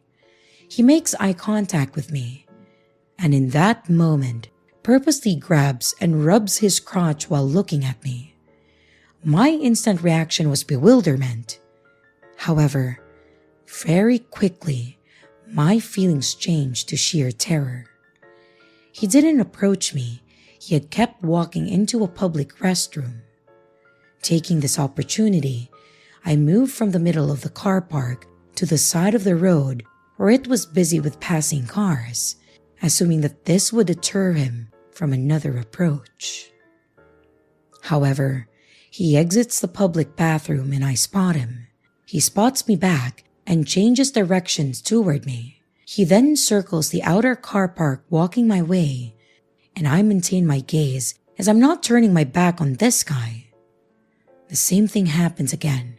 He walks right past me grabbing his crotch and makes loud moaning noises.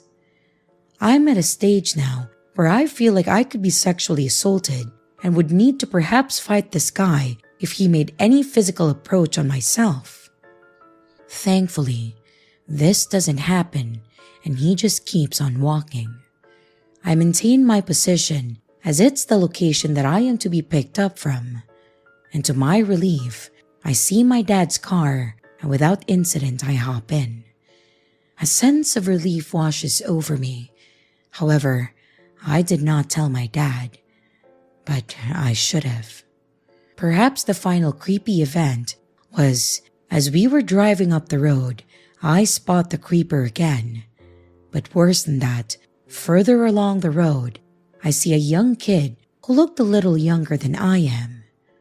And I always wondered if this creeper gave that kid the same treatment that I got. It's probably very likely. As for the creeper, I always wondered if he graduated from intimidation into something more sinister. He never made a physical approach toward me, but I hate to think of the things that he could have done in the years since.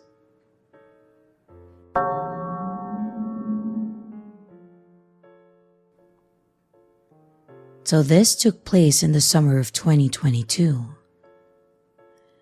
Every summer in my city, Me and my friends like to make small campfires and chill in secluded areas because we don't want to drive an hour to an actual campsite and pay any campsite fee to do so. These also happen pretty spontaneously, so it's a nice last-minute hangout to do. There's this one spot near my house that's located by a river that's really nice because no one usually goes there. The only thing to be worried about are the bears, though because living in the Pacific Northwest is challenging like that, and my house specifically is located right next to the mountains and forest. So one particular night at 11 p.m., I decided to go ahead of my friends and meet them at the spot and set things up early because I want us to be chilling once they all get there. The spot I get to has a 2-minute paved walkway that I have to go through, and then I have to take a small trail ramping down the right side of the bridge that crosses over the river. Along this paved walkway is 2 lamps located at halfway and another at the start of the bridge or the ramp down to the campfire spot. I park my car at the beginning of the trail on the street and bring my campfire stuff like flashlight, a lighter, small firewood, a small shovel to dig out the pit, and etc. I get to the spot, and it's a small sandy beach kind of embankment on the side of the river with a small waiting area for toddlers with their families during the hot summers. So I set up the chair and I get to digging with a pit with only my flashlight illuminating where I'm digging. I'm also just shoveling the sand right next to me, nowhere near the water. But all of a sudden, I hear a loud splash. A splash so loud that it can only come from something equally large, like a 2-hand-sized rock. I'm confused because I swear I'm not throwing my sand into the water, even though I'm only a few feet away from it. I shine my flashlight at the water and I don't see anything. So I kind of brushed it off, thinking that I was just hearing things. But as I keep shoveling a bit more, I hear another loud splash. At this point, I think something is falling from above because, logically, something must be falling into the water to make those noises. I point the flashlight above where some trees are, above the river, and I don't see anything big enough to make the splash. So, as I keep digging, with my heart rate kind of going at this point, I hear a rustling past the arc where the bridge goes over the river. I quickly grab my light and I shine it towards where I heard the rustling. I call out, "Hello?" And no response. In my head, if it was a bear, I should be getting out of there immediately. But if there was no bear, or any signs of anything for that matter. So I tell myself that I'm just hearing things now because I've seen horror movies before and now my mind is playing tricks on me. But I hear the noise again and it clearly sounds like leaves being rustled, so I shine my flashlight over to the area again, and as I focus my eyes towards the illuminated area, I see the naked back of a man hunched over. I was kind of frozen in anxiety and stress because honestly, of all the things I was to see, I didn't think I'd see a naked back of a man. From the quick analysis that my brain could muster up, he looked to be mid-40s, shaved not bald, and medium-ish build, like a mix between chubby and built. And as I had my flashlight staying on his back, he started to stand up, and the first thing I noticed was that he wasn't wearing any pants either. My next reflex was to start packing up all my crap and getting the hell out of there, because now I'm piecing in my head that he must have been throwing things into the water to scare or to shoo me away. So after using my reflexive deductive skills, I proceeded to speed walk out of there with all of my stuff. I'm carrying all my things with me and briskly walking up the small ramp and I'm on the paved path now and out of the forest. I can feel my heart beating in my chest, and I am frequently looking back to make sure that I am not being followed. I'm in Crocs, mind you, so I'm hoping that if I have to book it out of there, I'd regret not being in sport mode from the get-go. I make it to the halfway point, and I get a sense of relief starting to set in me, knowing that I made it safely out of this very scary situation. But as I check behind me for the final time, I see something. Slowly creeping over the ramp is the naked man crawling on all fours as if he was a primate walking. His head was positioned towards me, looking at me as he made his way to the middle of the paved walkway. He slowly gets up from his stance and starts standing on his feet, and then he positions his body to face me. After setting himself into his new position, the man then starts running towards me. I freaking book it. I ran as hard as I can down the path. My flashlight jumped out of my pocket and I lost it, but I didn't care because a whole naked-ass man was chasing me out at 11 p.m. at night in a secluded forest. I looked back for a split second and the man was still running towards me, still completely naked. He could have had my flashlight for all I care. I just wanted to make out of this situation alive. I finally make it out of the forest, and I run to my car, which is only 30 feet away from the end of the forest. I desperately get to my car, and like a classic horror movie, I fumble with trying to get my key to unlock my car, and I actually drop my keys and quickly think to myself, I'm actually dead. But I brush that thought off and I pick them back up. I get my fob properly, unlock my doors, and throw my things into my back seat before getting into my car. This felt like an eternity, but in hindsight, most likely took 6 seconds altogether. As I try to guide my key into the ignition, I am fixated on the end of the paved path that I was just at a few seconds ago, waiting to see if the naked man was coming still. I feel my key go into the ignition, and I switch my sights onto the road in front of me, and I zoom out of that area as fast as possible. As I drive away, and I'm a good 30 seconds from the location of the horror that just took place, I get a call on my phone, and it was my friends calling me asking if I made it to the spot yet, and all I say to them is, "Guys, do I have a crazy story to tell you?" They pull up to my house because again, it was actually decently close to the campfire area, and I tell them the whole story the way that I told it just now. They swear that it was none of them trying to prank me or anything like that, and I also knew that none of them would try to full sprint at me with their dong out. But as we're just talking out in front of my house, there's a college student who looks like he's walking home that's going toward the direction of where I encountered that naked man. I just yelled out to him, "Yo, be careful. There's a naked guy that was chasing me by the bridge that crosses over the river." He responds saying, "Oh damn, really? I gotta go over that bridge to go home." And all I tell him is, "Well, good luck, man." The next day, I reported it to the police by phone, but they sent over an officer so I could tell them in person and show them where the area that I saw these things. When we went to see where I initially saw the man's back hunched over, they said they didn't see any trace of anyone being there previously, but the officer said that they would make note of it anyways in case it happens again. Some of my friends say it's a skinwalker, others say it's a homeless, mentally ill, or a drunk or high person.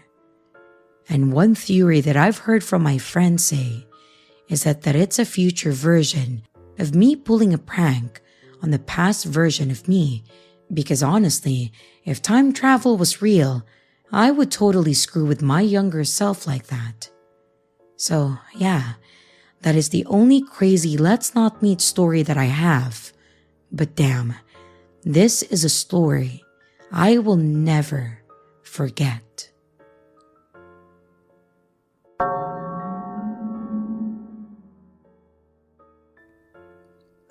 This happened in July, I believe. It was around 1 a.m. and it was still about 80 degrees Fahrenheit outside. And where I live, air conditioning isn't very common. So I, a 22-year-old female, was sitting in the living room with all the windows and doors open.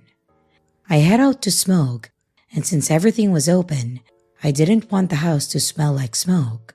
So I walked down the driveway and just sat on the curb. There was a man standing on the same side of the street, but a block down just staring at me. And I got really uncomfortable. So I got up and I crossed the road. The way my triplex is set up is that there is a 3-car driveway, and then a few stairs up that lead into the yard, and then my door to the right, my neighbor straight ahead, and some more stairs to my other neighbors upstairs. I live somewhere with a lot of homeless people, and they will come up the driveway to look in our trash for cans or whatever, and that's fine because they never go up past the steps. So I'm standing on the other side of the road, and I watch the man stand and stare at me, and then he proceeds to walk all the way into my yard, and I start to panic because I didn't lock the doors and all the windows were open. So I start to walk down the street, and I see a man who looks normal, and I stop him and ask him if he could just pretend to know me. In retrospect, this wasn't my brightest decision, but whatever. So me and this man are standing there just talking, and I'm kind of explaining the situation, and we're both just smoking a cigarette, and we're looking at my house. I'm a few houses down now, and the man just keeps peeking around the line of trees next to my place. He peeks around the corner a few more times, and then eventually walks up to me. I'm scared shitless, and I'm shaking, and he asked me for a cigarette, and I go to hand him one, and he goes, "Why are you shaking? Are you scared?" And I was just like, nope, have a great night." And he walks away, and the other dude just stands there for a bit longer with me, and the scary man starts peeking around another corner, just staring at me again. The dude then walks me to my house, and I just shut all the windows and doors, and I just dealt with the heat. I'm grateful for that random dude, because I really don't know what I would have done if he wasn't there with me.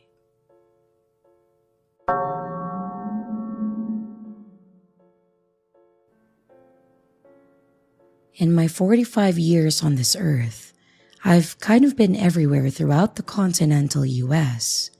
Most people would refer to me as a drifter. Well, I like to look at myself as more of an adventurer. I've never locked myself down to one place, and I've always lived my life to the fullest extent that I could, while enjoying the sights and the scenery that most people ignore. I know that most people don't have the ability to do what I do with my time, but I have enough money to live, and I seriously enjoy not being chained to any one location.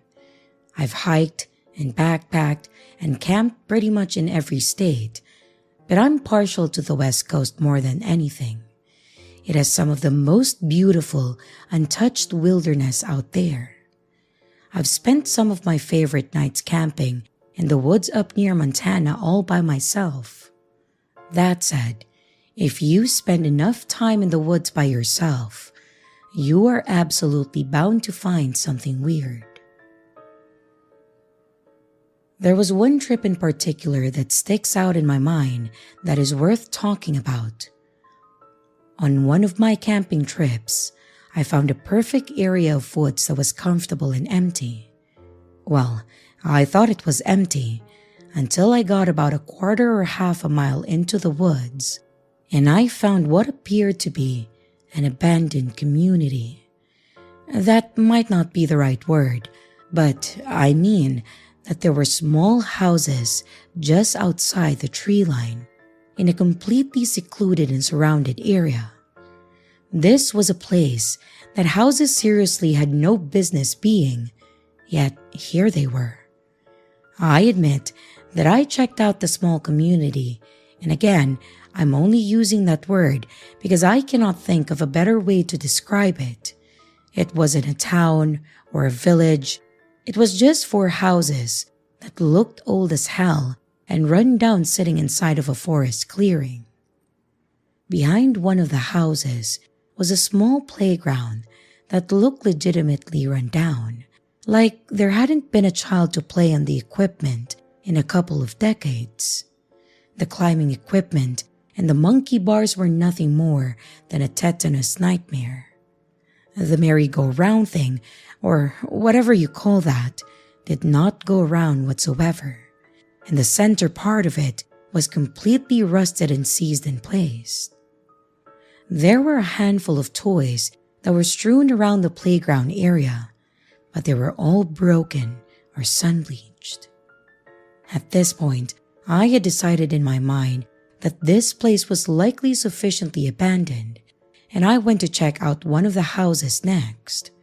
I went to the house next door and peered in through the back door window.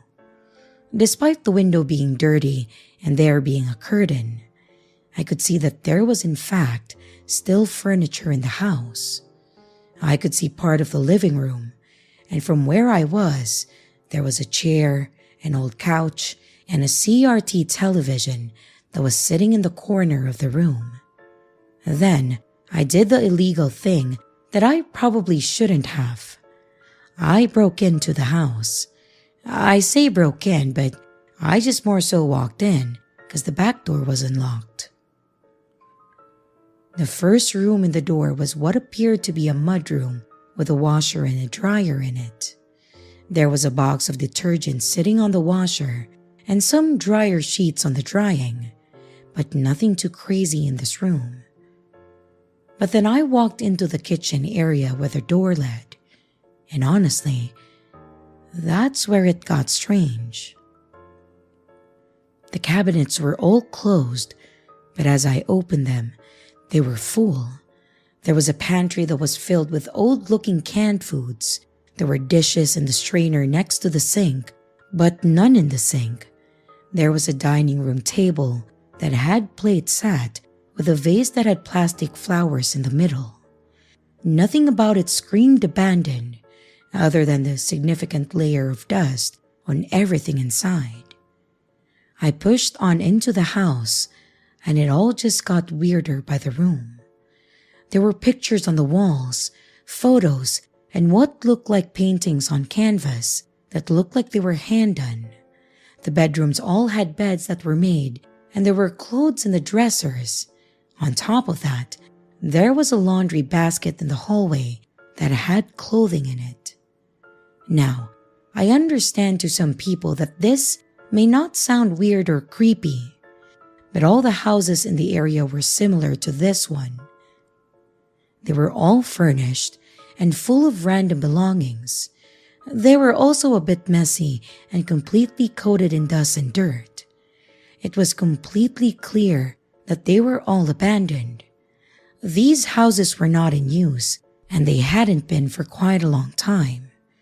The dishes by the sink in the first house tell me that whoever lived here probably left in a hurry, or with expectations of coming back. These houses were completely abandoned, and they were abandoned in a hurry. The people that left all their belongings, their food, their furniture, and etc. I have no idea why they would have done that, and I cannot think of any scenario where someone would have to leave their homes permanently in that kind of state. If anyone has any thoughts about this, I'm open to hearing them.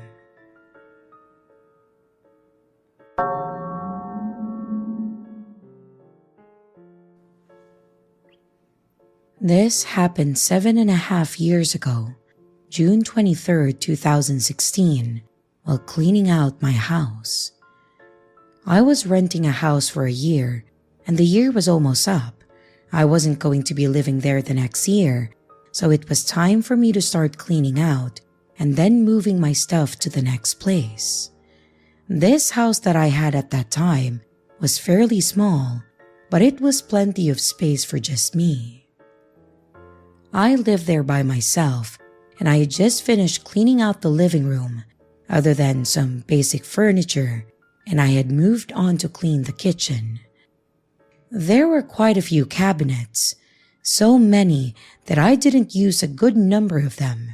I was looking through some of the ones that I didn't use to make sure that there was nothing that I had in them. One of them I opened up. I saw something in the back corner. It looked like some type of shirt or rag, and I grabbed it and saw that I didn't think it was mine. But when I moved it, it revealed a small white lever that I could barely see. The cabinet was in the corner, sorted by the sink, and halfway blocked by the stove. I thought that it was just another pipe, but it just looked a little different to me. I got inside, and I had to crawl inside the cabinet, which was pretty large. Once I got inside, I saw there was a small trapdoor to the side, leading into the wall. I couldn't believe what I was seeing. You had to be completely inside in order to see the detail of it, and I decided to open the door, which led to an extremely narrow hallway with a sort of crawl space. But when I got farther inside, I was horrified. I saw that there was food, as well as several blankets, as if someone had been living inside of there. The good news, at least to me, is that whoever was in there was gone. I tried to make sense of it and figure out how long the person had been there and how I didn't know about it at all. I was gone from the house a lot with work and other stuff, but I didn't know how it was possible for someone to live in there without me knowing. I continued cleaning until it got pretty late. The next day after work, I continued. I was still kind of in shock with finding a secret room in my house, and I decided to look at it once again. I opened the cabinet and I went inside. Then I pulled the lever open just like I had the previous day. But this time, as soon as I opened it, I saw a movement and then saw a person for a split second. They slammed the door back shut on me, and I immediately turned and ran all the way out of my house to my car and then called the police. I was so scared that I started driving away as well. I opened up my phone, told the police the whole situation, and they came to my house a short time later to find that whoever had been there was now gone. I was absolutely disgusted knowing that this random person had access to my house for who knows how long. It felt like a vivid nightmare that I needed to wake up from. When I opened up my phone to call the police, it showed that the date was June 23rd, 2016. And I still remember this date 7 years later. It stayed with me like a scar that I don't know if I will ever heal from. Luckily for me, I moved out the next week. I really don't know how long this person was living in my secret room, but thankfully, it never gave me a problem. Thanks for listening to my horror story. As someone who has already experienced things like home invasion, I would always suggest that you lock your doors because you can never know what people can do when they are in your house.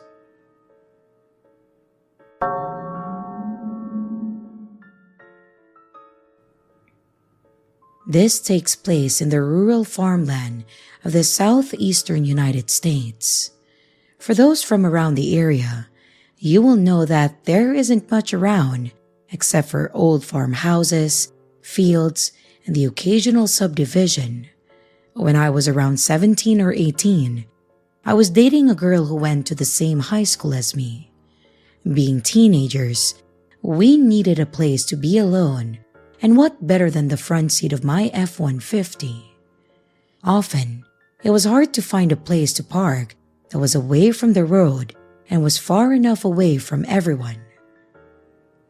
One evening as the sun was getting ready to set, I remembered an abandoned house with a long driveway and a tobacco barn. It was off some old back road with no other houses. I had been there before and I explored the property. The house's roof had been abandoned long ago and currently had been used to store lumber. The house had no doors or windows left, and the rest of the property was clearly in disrepair and didn't appear to be used at all. I figured that this long-forgotten property would make a good spot, so I drove my truck up into the driveway, far away from prying eyes. I put my truck in park, lifted up my center console, and I put on the radio. As my girlfriend and I were talking, she suddenly stops with her eyes glued to the rear view mirror and says, I think someone is here. I initially blew her off as I was fairly confident that no one was around for miles. But I glanced in my rear view mirror to see a very beat-up looking Ford truck that had pulled directly behind mine, and the door flew open. Out jumped a tall, dirty-looking man holding what appeared to be a 30.06 with a weathered wooden stock. As I put my window down, the man advances, yelling all types of obscenities from the side of my truck. As he walks up, I hear the distinct sound of the safety clicking off of an older rifle. I froze as the world stopped around me. I had never been held at gunpoint before. As soon as the shock wore off, I threw my hands up and I see the man had his sights aimed on me through the rear window of my truck. I looked over to my girlfriend, who was frozen in shock and somewhat cowered into the passenger door. I remember feeling hopeless and reaching for my pistol that I usually had between the seats, which I quickly realized I had left at home. This was probably a blessing in disguise, as the strange man was clearly belligerent and under the influence of something. I'm sure him seeing my pistol would have sent him more over the edge. As my hands are up and my girlfriend is shaking in fear, I eventually mutter out "What's going on, sir?" And the man, through rotten and missing teeth, shouts, "You son of bitches, coming out here, tearing up my field and ruining my crops." He clearly had mistaken me for some of the ATV riders around the area who would often wander onto the private property and then tear up the land. Looking at the man, he didn't look like any of the farmers that I had known around the area, and I had been living here 15 years at this point. I was fairly familiar with the local farmers. This supposed farmer looked maybe in his early 30s and looked to me more like the junkies that I would see downtown. I replied to the man that I have never been here before, nor that I was responsible for destroying his crops, trying desperately to defuse the situation we were in. He wanted to hear none of it, and then continued to mutter while still holding me at gunpoint. I waited for a break in his incoherent babbling to apologize and profusely say, "Sir, if I had seen a no trespassing sign, I wouldn't have dared step foot on the property." The man advanced from behind my truck to my open window to yell, "Didn't see no fucking sign?" He didn't believe me. As I studied him, he continued to grip the rifle tighter and then mumbled to himself. I apologized some more and offered to leave when I noticed that he has me completely blocked in and there is nowhere to go.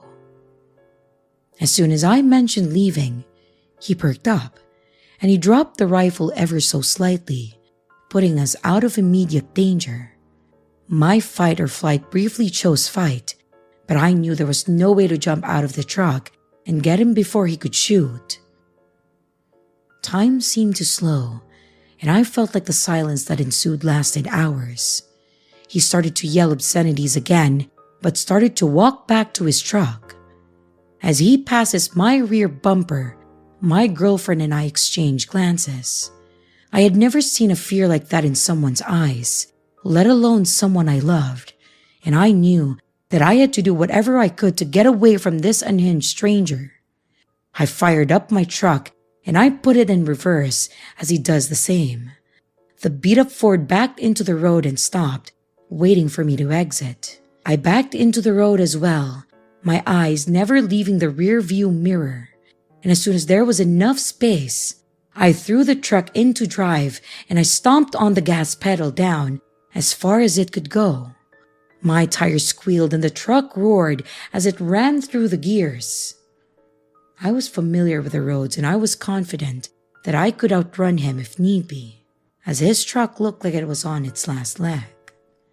As the speedometer flew past 60, I could see the man following us, but enough distance from my truck that it would be hard to put a hole in my tailgate. My girlfriend is calming down at this point and is trying to rationalize what just happened to us. I drove and drove for several miles, constantly looking behind me to see if he was following. I briefly remember doing over 100 miles an hour at some point. The mood in the cab changed to utter disbelief as we talked about how crazy the supposed farmer looked and awkwardly laughing off our near deaths. I never saw that man again after and never returned to that abandoned house, except for the next day to leave him some ruts in the front yard of the run-down property. Looking back, I haven't the slightest idea as to how the man knew that we were there, as we weren't visible from the road nor were we were followed. I personally think he was just some tweaker, as I knew most of the farmers in the area, and being in a small town, you know everybody. I had never seen this man, nor have I seen him since. I certainly was in the wrong being on private property, and I had heard horror stories of people running from crazed farmers as bullets flew over their heads. However, a couple of kids parked up in what was clearly a forgotten property several hundred yards from the nearest field shouldn't have warranted a firearm pointed at me and my girlfriend who was sitting in a clean truck that obviously hadn't been tearing up any fields. Coming from a farming family and being close with the farmers in the area, the last thing you would catch me doing is tearing up someone's livelihood. Regardless, I put my girlfriend's and my life at stake just to park up somewhere and fool around, and I never made that mistake again.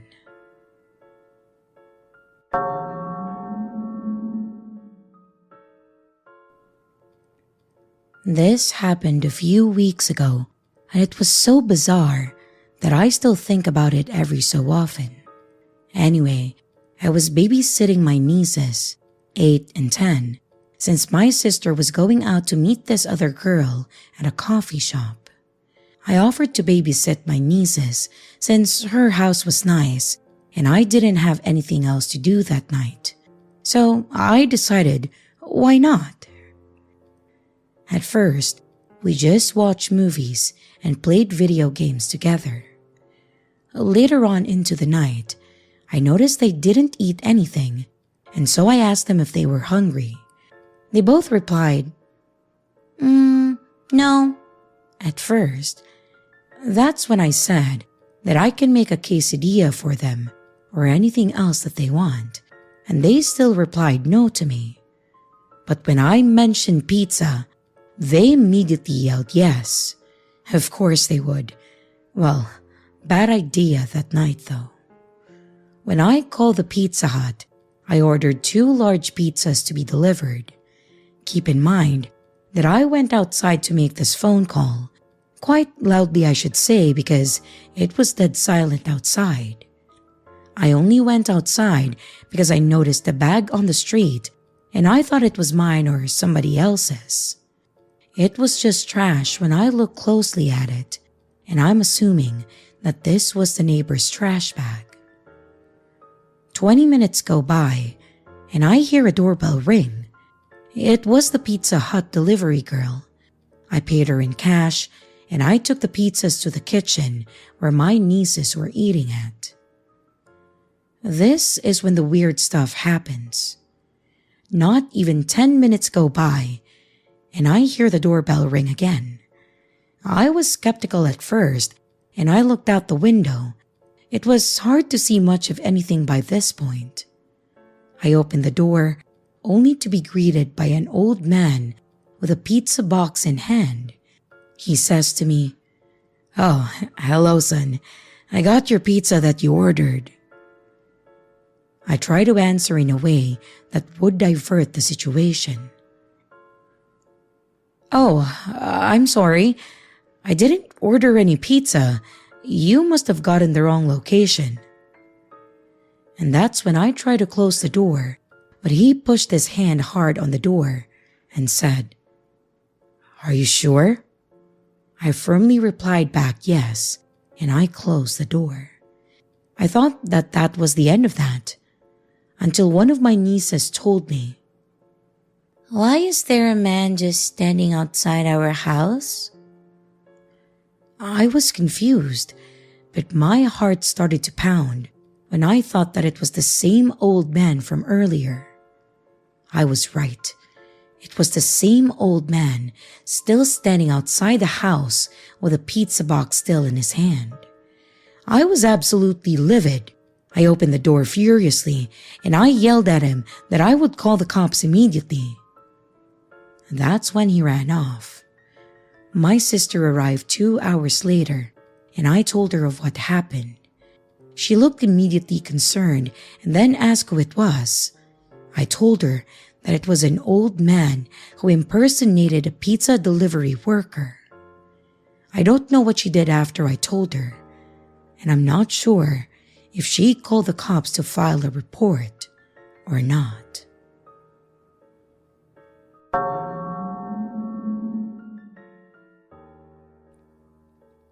Back when I was a sophomore in high school, I used to be very close friends with this girl, Kay. Kay and I met in middle school and we instantly clicked. We would hang out after school very frequently. And Kay had a very turbulent childhood. A deceased father, was in foster care, and the mom had substance abuse.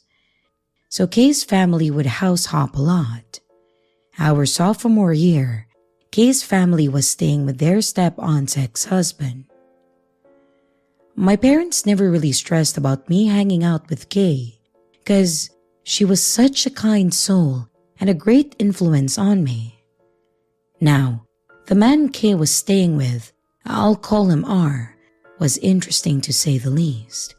I remember the first incident that made me scratch my head was when we all went out to dinner with Kay and her family, and R tagged along. Kay and I were sat at the table with him, and he was venting to us about his dating life and showing us pictures of his Tinder bio and all the women he was chatting to. We both kinda laughed it off and engaged with him, not thinking much of it. Take note that I was 15 and Kay was 16. Sometimes, when Kay and I hung out, R would have us come to the basement and he had this room with a drum kit and he would play them for us with the lights off.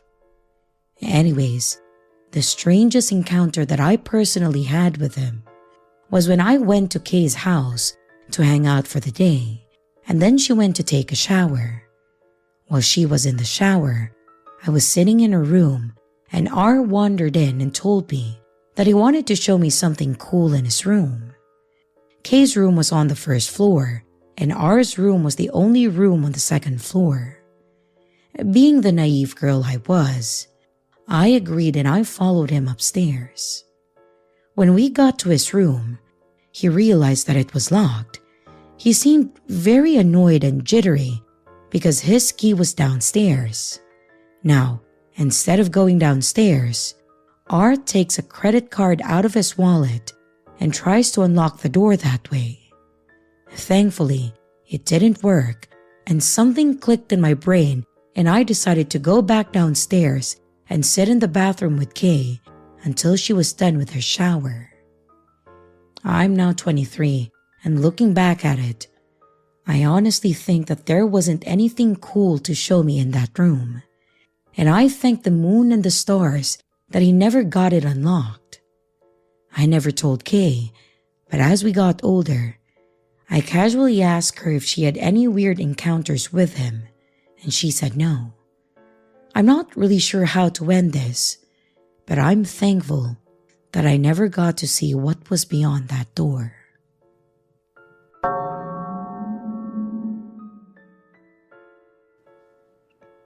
This happened about 20 years ago.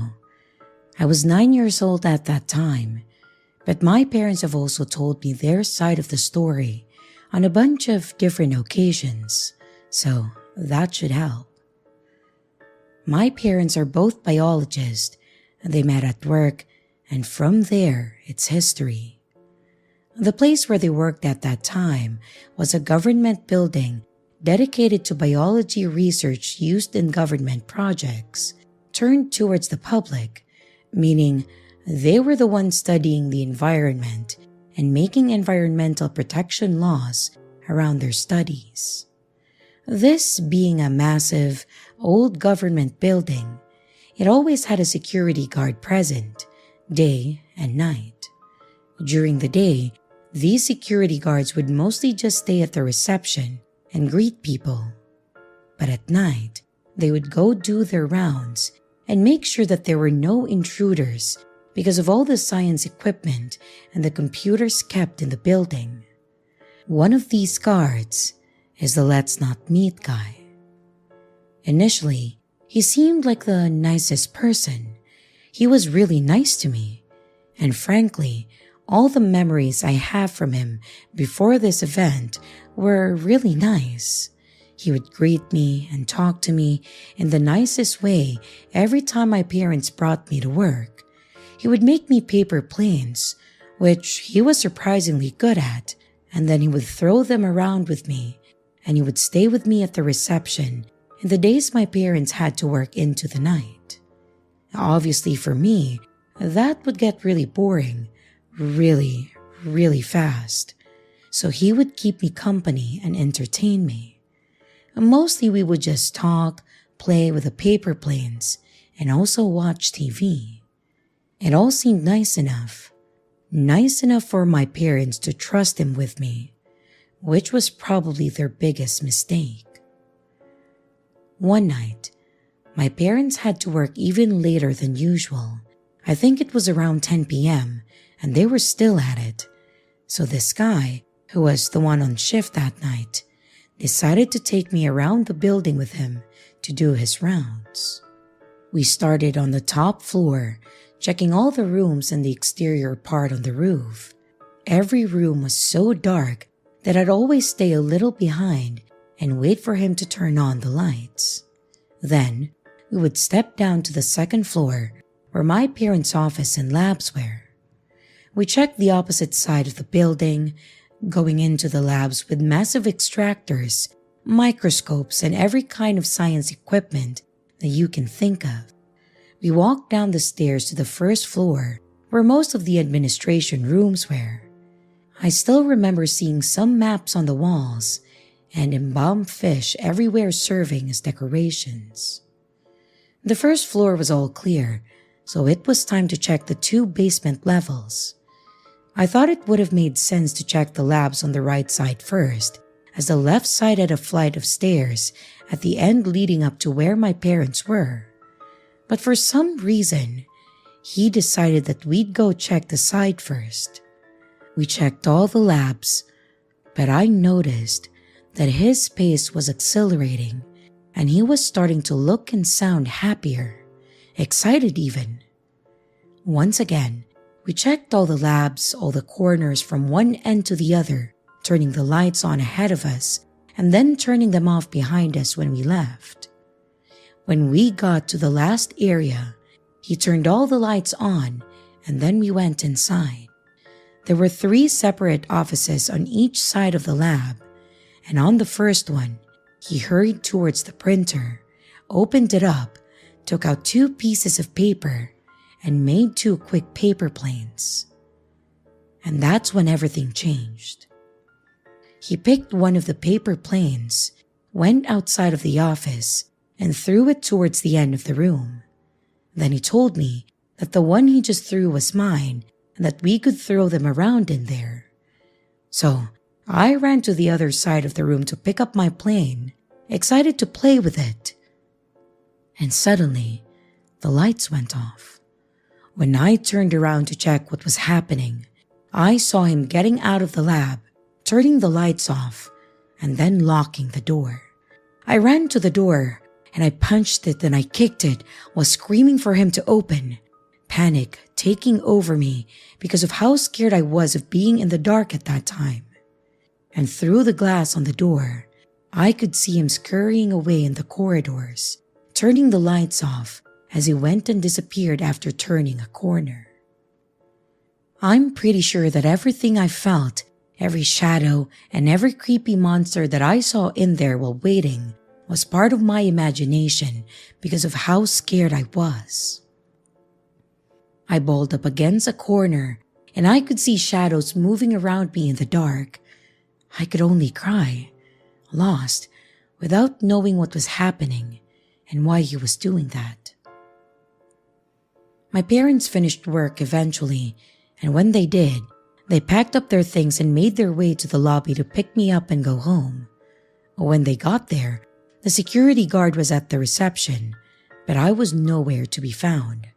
They panicked, of course, must have shouted 100 different cuss words at the guy, and I'm not sure how my dad didn't murder him right then and there. But when they first asked the guy where the hell I was and what he had done with me, he simply said that he had gone to do the rounds with me, and I must have gotten lost somewhere. This is a building that would take you about an hour and a half to check from the top to the bottom, so even if you're rushing must have gotten lost somewhere is not exactly helpful.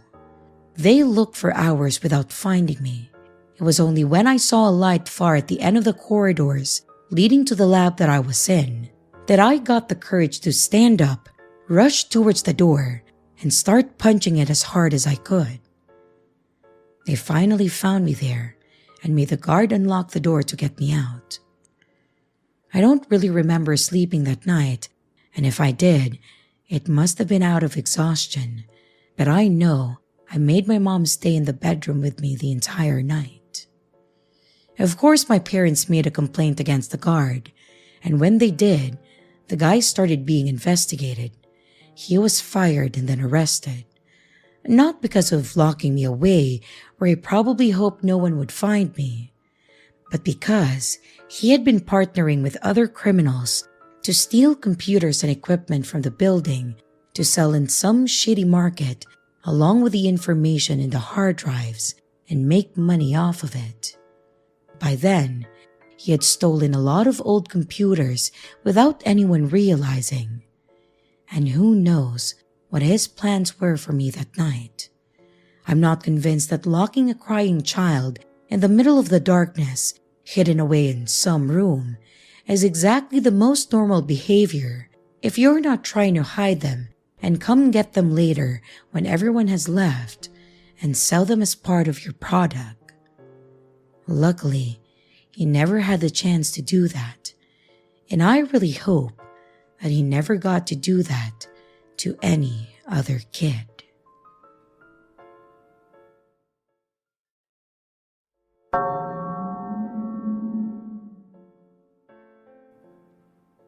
This happened a couple of years ago. I'm a 26-year-old female, and I was walking my dog, Indy, in my local field. It was dark, but it wasn't late. It was winter time in the UK, so maybe around 6 p.m. The field is mainly used for rugby or football, but is completely free to walk through whenever. It is also surrounded by houses and streetlights on the roads, but the field itself is dark. So I had brought a torch with me, mainly so I didn't trot in any dog shit. I've come in one entrance of the field, and I'm following a path that leads to another exit or entrance. I use the field to make a loop back around onto the road and then back to my house, giving my dog some off-lead time whilst in the field. Anyway, as I'm walking up in the field, I notice a figure in the exit or entrance that I was going to use to leave. I keep my eye on this figure as they have very dark clothing on and their hood is up. I'm shining my torch as I'm walking so I know the person knows that I'm there, as it's very obvious. At first, I wasn't really nervous, more so just being vigilant. Indy is a wonderful German shepherd, so as you can imagine, I feel pretty safe with her. It wasn't until I saw the person duck down behind a bush or tree that I absolutely froze. There's a lot of new trees or bushes planted sporadically up the part of the field that isn't used for sports. I was about 200 feet from the exit, but would have to walk past the bush that they hid behind to get to it. I call Indy over and I get her back on the lead so she is close. And by this point, she is also hyper alert due to the person behind the bush. With that, I heard a weird, high-pitched voice that sounded like they were saying my dog's name. I assumed they heard me when I called her, and they said it 3 to 4 times in this longed-out high-pitched voice. It's clearly coming from the person hiding. Luckily, Indy wasn't reacting to it, as it probably barely sounded like her name to her. I had a moment of, shall I fight or flight? Either I, 1, run past the bush and try for the exit, 2, turn around and run back into the dark field and make for the other exit, which is a lot further away, or 3, confront this motherfucker. Indy at this point is hackles up, ears up and very alert in front of me, all while still maintaining a wonderful sense of calm. Well, I went with number 3. I confronted that weirdo. I mustered up every bit of courage and confidence that I had, and I shouted at the top of my voice, "What the hell are you doing?" The hooded man came out of the bush very quickly without saying anything, and I said the same thing again. "What the hell are you doing, trying to scare a young woman?" I'm so glad my voice didn't shake or break when I said it, as I really was terrified at this point. He started to stutter and then said, Oh, I thought you were someone I knew." I answered back and said, "Who the hell hides from someone they think they know in a dark field?" After that, he apologized a couple times and continued the rest of the field, and I made for a swift exit with Indy. God knows what his intentions were. Maybe he thought I had a smaller dog, and he was going to try and attack me. Maybe he saw Indy and realized that he had no chance. Or maybe he really did think that I was someone he knew. Whatever it was weird and scary.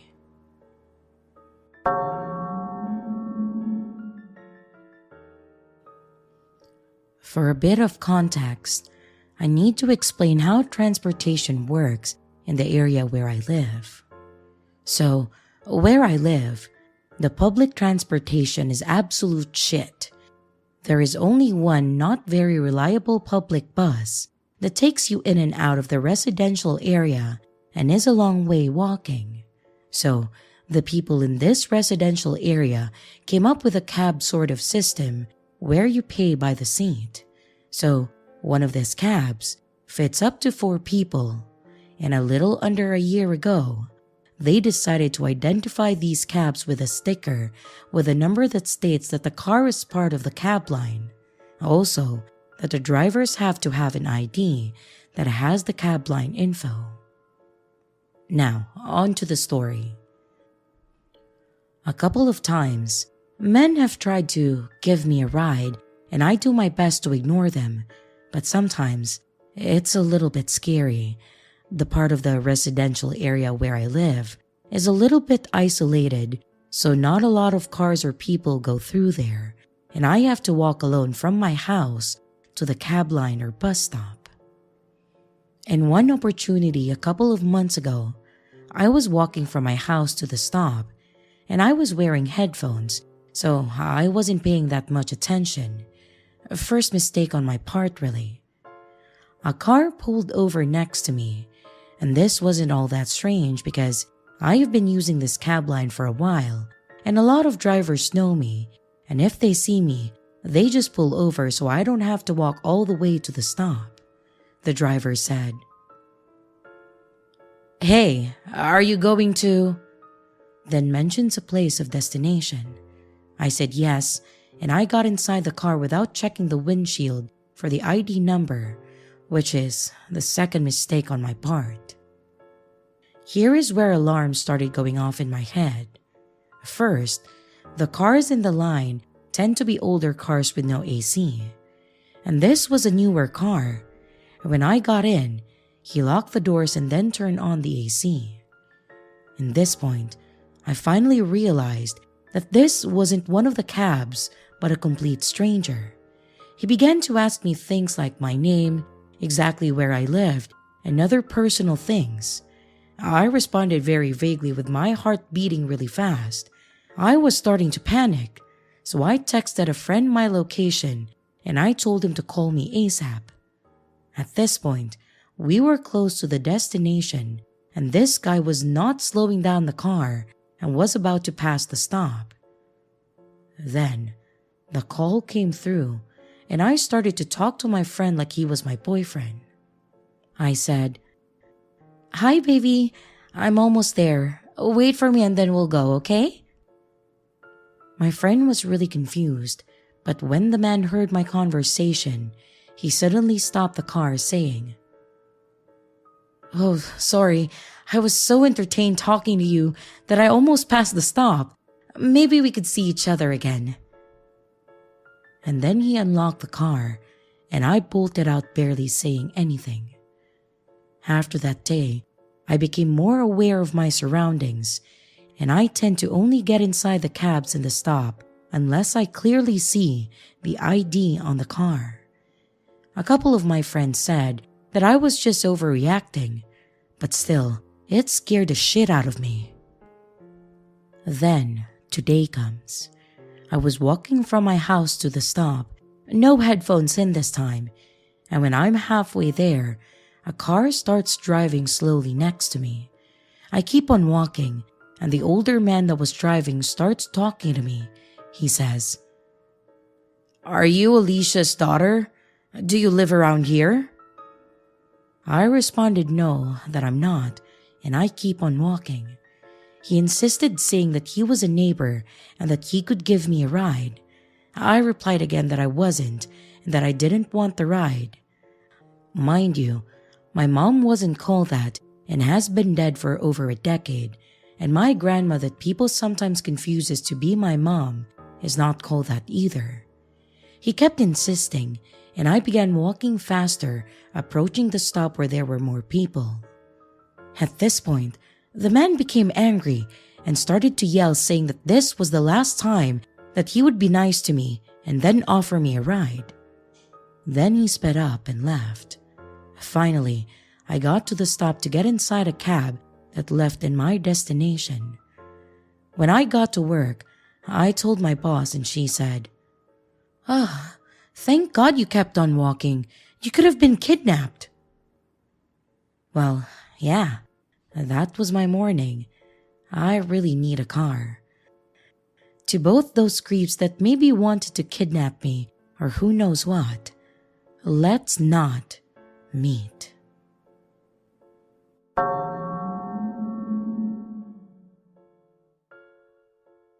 I have a story that is probably one of the most disturbing things to have ever happened to my family.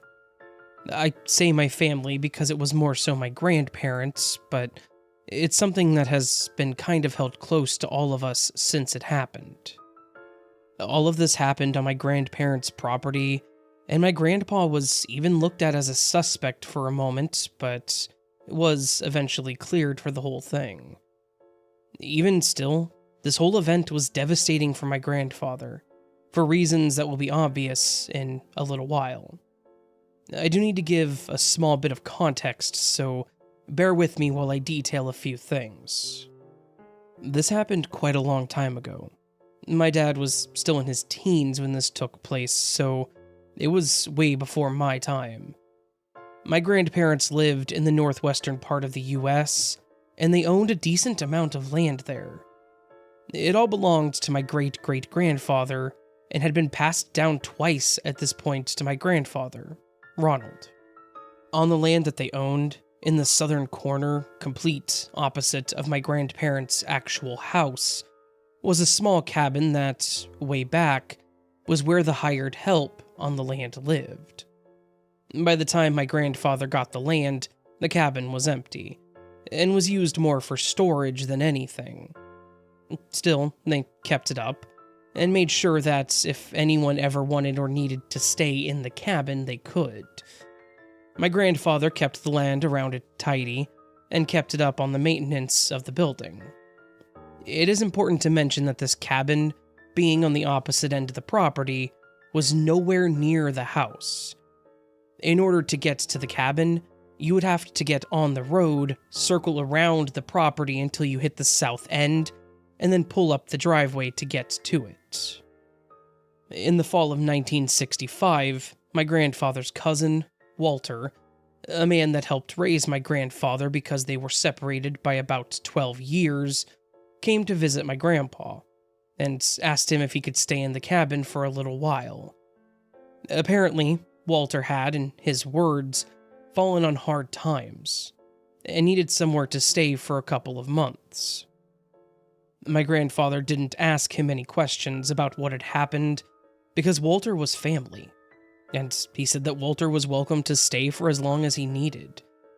Obviously, my grandpa was suspicious that something was going on, that Walter had done something illegal or questionable, because he'd been in with some questionable people in the past. But again, he was family, and my grandpa never questioned family or left them in the cold.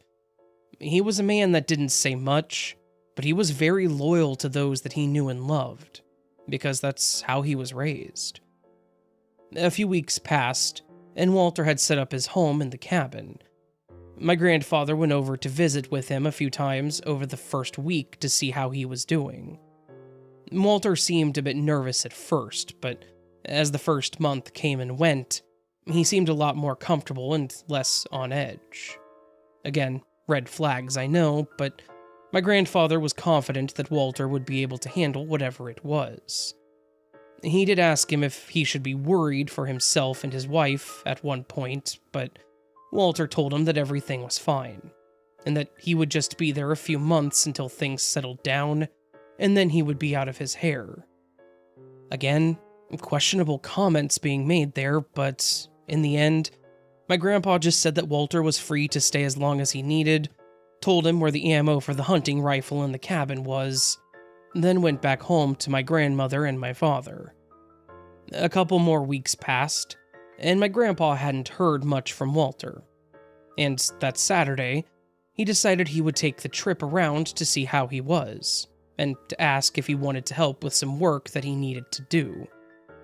He pulled his truck up to the cabin, and immediately felt like something was off. Walter's car wasn't in the driveway, but the door to the cabin was wide open. My grandpa thought initially that Walter had to take off in a hurry and left the door open. Obviously this bothered him, but it would have been the better alternative to what did end up happening. My grandpa walked up to the cabin and called out for his cousin, but there was no response. Then he walked in. He knew immediately that something horrible had happened. My grandfather always described what he saw as a scene straight out of his worst nightmares. The furniture in the cabin was overturned and destroyed. One of the windows was shattered, with the glass on the inside of the cabin, meaning it had been broken in, and the air was thick with that coppery scent of blood. There was a massive dark stain on the carpet in the living room, and a trail that led from there out the back door of the cabin, like the person that was bleeding had been dragged out of the cabin. Then, he noticed the large, bloody knife that was stabbed into the cabinet, pinning a piece of paper to it. And my grandfather's blood turned cold as ice when he read it. "Sorry about your cabin, Ronald. This wasn't personal, and we have no beef with you. Don't bother trying to find him. We were told to take care of him and to make him disappear. So he did."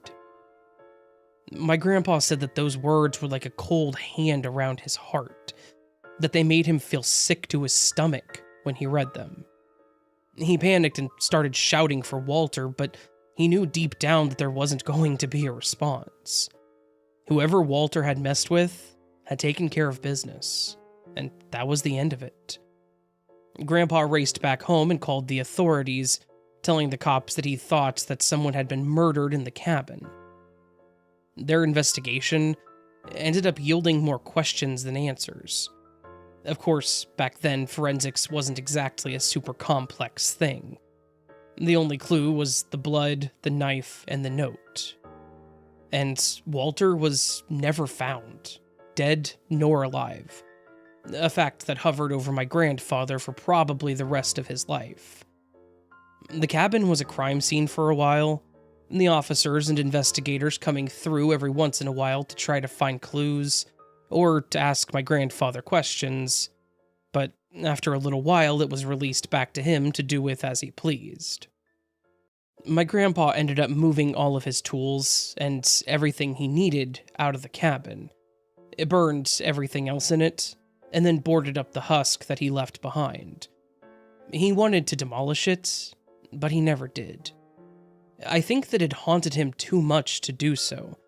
Like, he wanted to, but then kept telling himself that maybe Walter would come back. The only time that I went out to that side of the property as a kid, my father told me the story of what happened, and I saw that the building had pretty much been destroyed by nature. Overgrown, wood rotting out, and so forth. My uncle ended up taking over the land, as my father had moved out of state, so he offered it to him instead, when both my grandparents had passed away. My uncle did end up demolishing the old cabin, so there's nothing left there now but the memories of what happened. As of today, Walter's case is obviously on ice. No evidence, no new leads, and everyone involved is probably gone by now. But whatever ended up happening to Walter, based on the state of that cabin, I have to imagine that it wasn't quick, nor painless.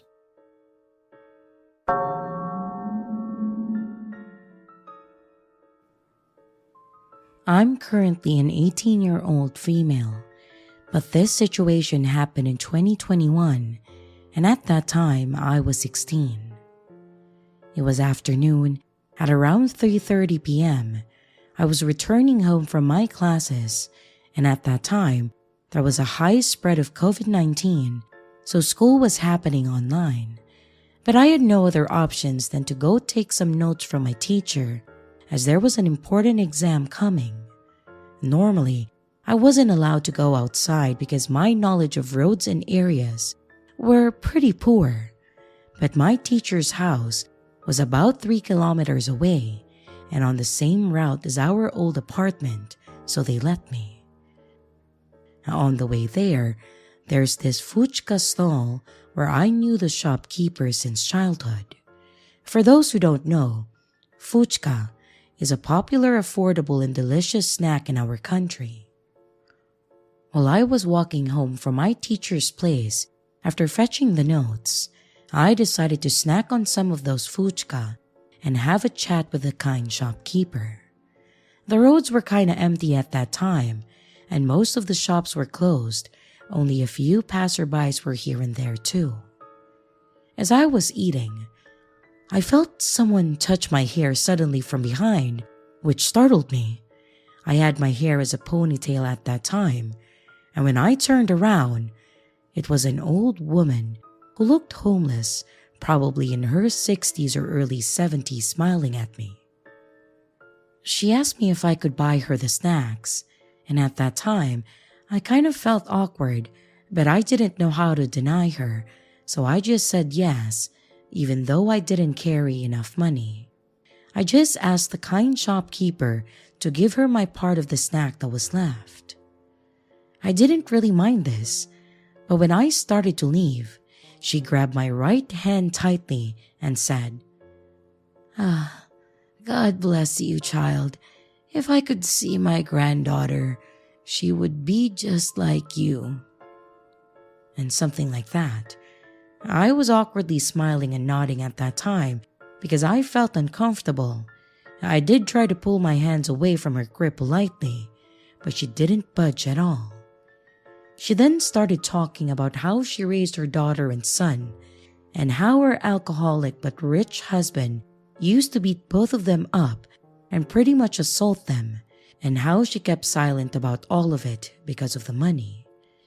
And later on, when her children grew up, got a job and got married, her husband got into gambling and lost all of his money. He then went into debt and died of a liver failure. Now, she was helpless.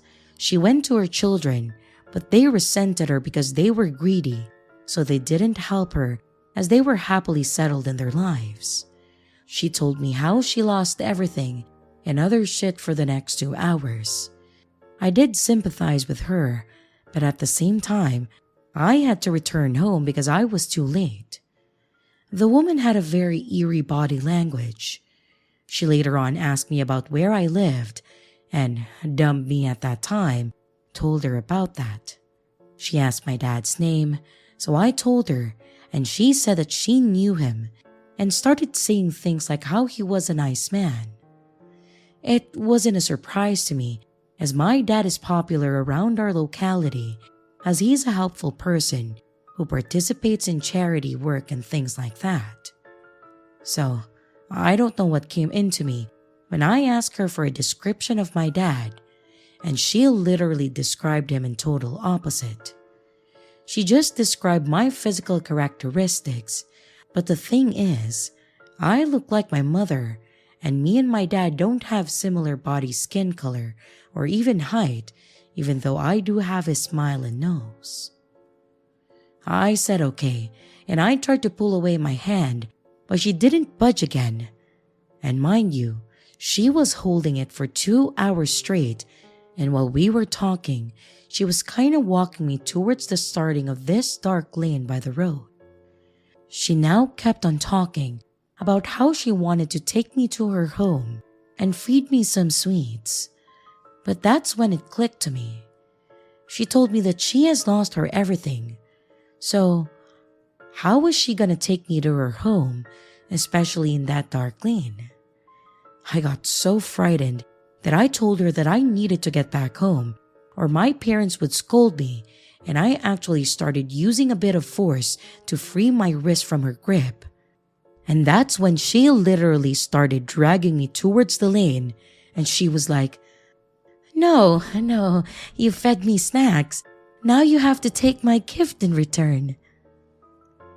I pulled my hand away from her grip with full force and I straight up ran home. I was breaking out in cold sweats as I reached home, and understandably, my parents were angry and confused as I reached home. They did understand what happened when I explained the whole situation to them. I was really scared at that time, but I truly feel guilty if she was genuinely a nice old woman. But it was her vibes. They were just creepy.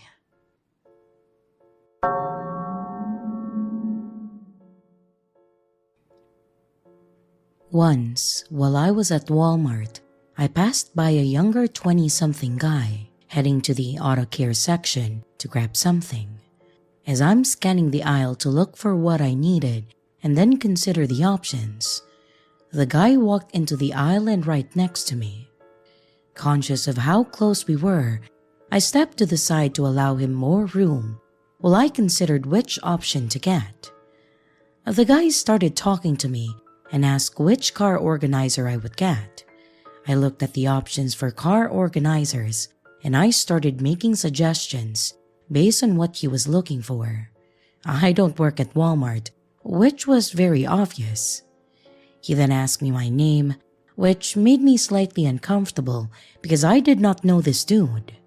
Something you should know about me is that I was raised to be polite, but I was polite to a fault, and I, uncomfortably, without thinking, gave up my first name.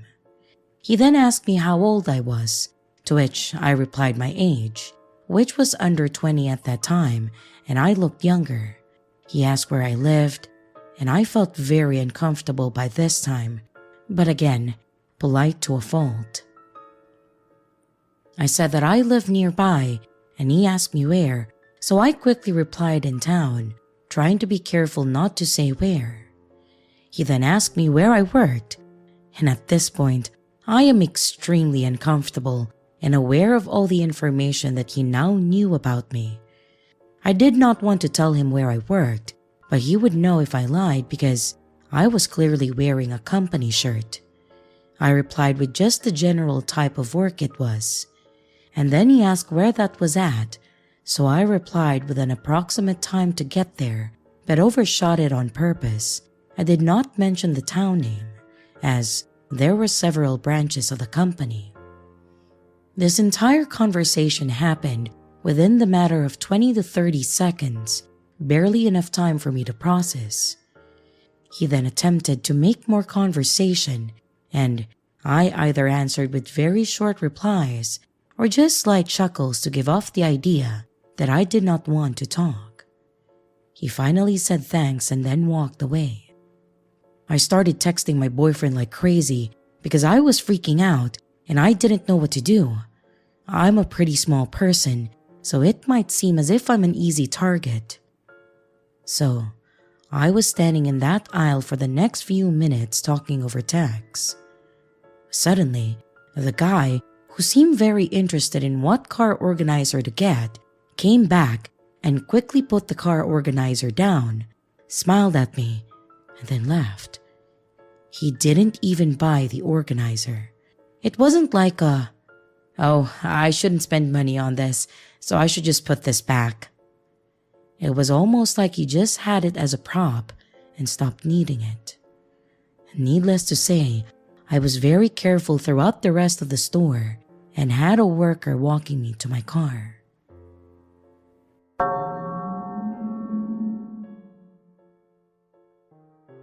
This happened back in late 2020. I work at a hospital, but on the data entry side of things. So, most of the time, I was able to work from home, but I had to go in once a week for a mandatory meeting and to swap out or shred any documents that I may have had. Unfortunately, on this Thursday, I was due in the office, and we were expected to have a pretty heavy snowstorm.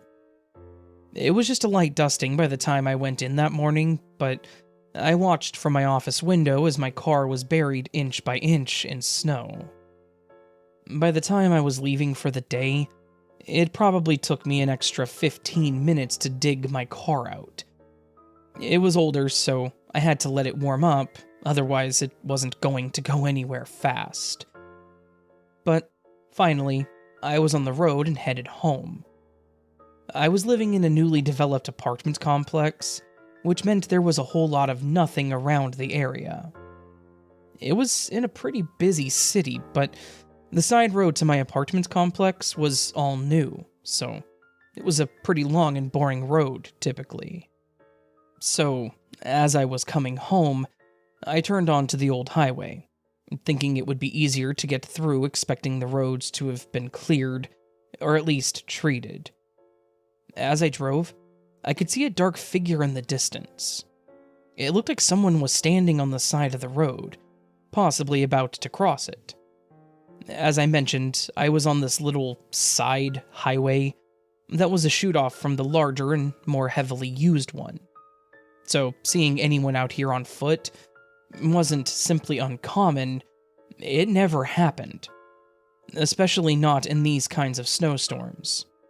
So I slowed down, just in case they tried to cross in front of me. Visibility was down, so I didn't want to risk them not seeing me either. But as I got closer, it looked like the person wasn't moving. And I would soon learn why. As I approached, I slowed down next to it and saw not a person, but a scarecrow. I was definitely confused, but I guess more relieved that it wasn't a person standing out there. I remember chuckling to myself, but then continued on down the road. But that wasn't the end of the strangeness that night. This road had several curves, and the right shoulder was more of a cliff than a shoulder. There was a guardrail around it, but there was a steep incline behind it that would probably stop you better than the barrier. So, as I drove around these curves, I saw another scarecrow, and another. I probably saw one around every curve, and it made no sense. This happened in December. I would expect to see maybe reindeers or other possible Christmas decorations, but not scarecrows. There wasn't even any agricultural land around this road, so they really made no sense. But as I drove by them, it started to become pretty eerie. The heavy snowfall and winds made it hard to see, and then spotting the dark and human-like scarecrows was kind of putting me on edge. Because I was getting nervous, I kept my speed lower than the limit, and kept looking along the sides for more of these scarecrows and hopefully an answer for it. However, I was clearly struggling with tunnel vision as I looked for them because, out of nowhere, there was a loud thud, and a dark figure hit the front of my car. I was terrified. I slammed my brakes, which made me skid due to the conditions of the road, but thankfully I wasn't going the 45+ miles per hour that the road called for, so I was able to get my car under control. After coming to a complete stop, I sat motionless, trying to catch my breath, when I noticed my cracked windshield. This brought me back to my surroundings and realized that I may have just hit a person. I got out of my car, now shivering, not from the cold, but out of fear. I look behind my car and I see a pile of what should be a body. Their back was to me, but the legs were bent backwards, and unnaturally so.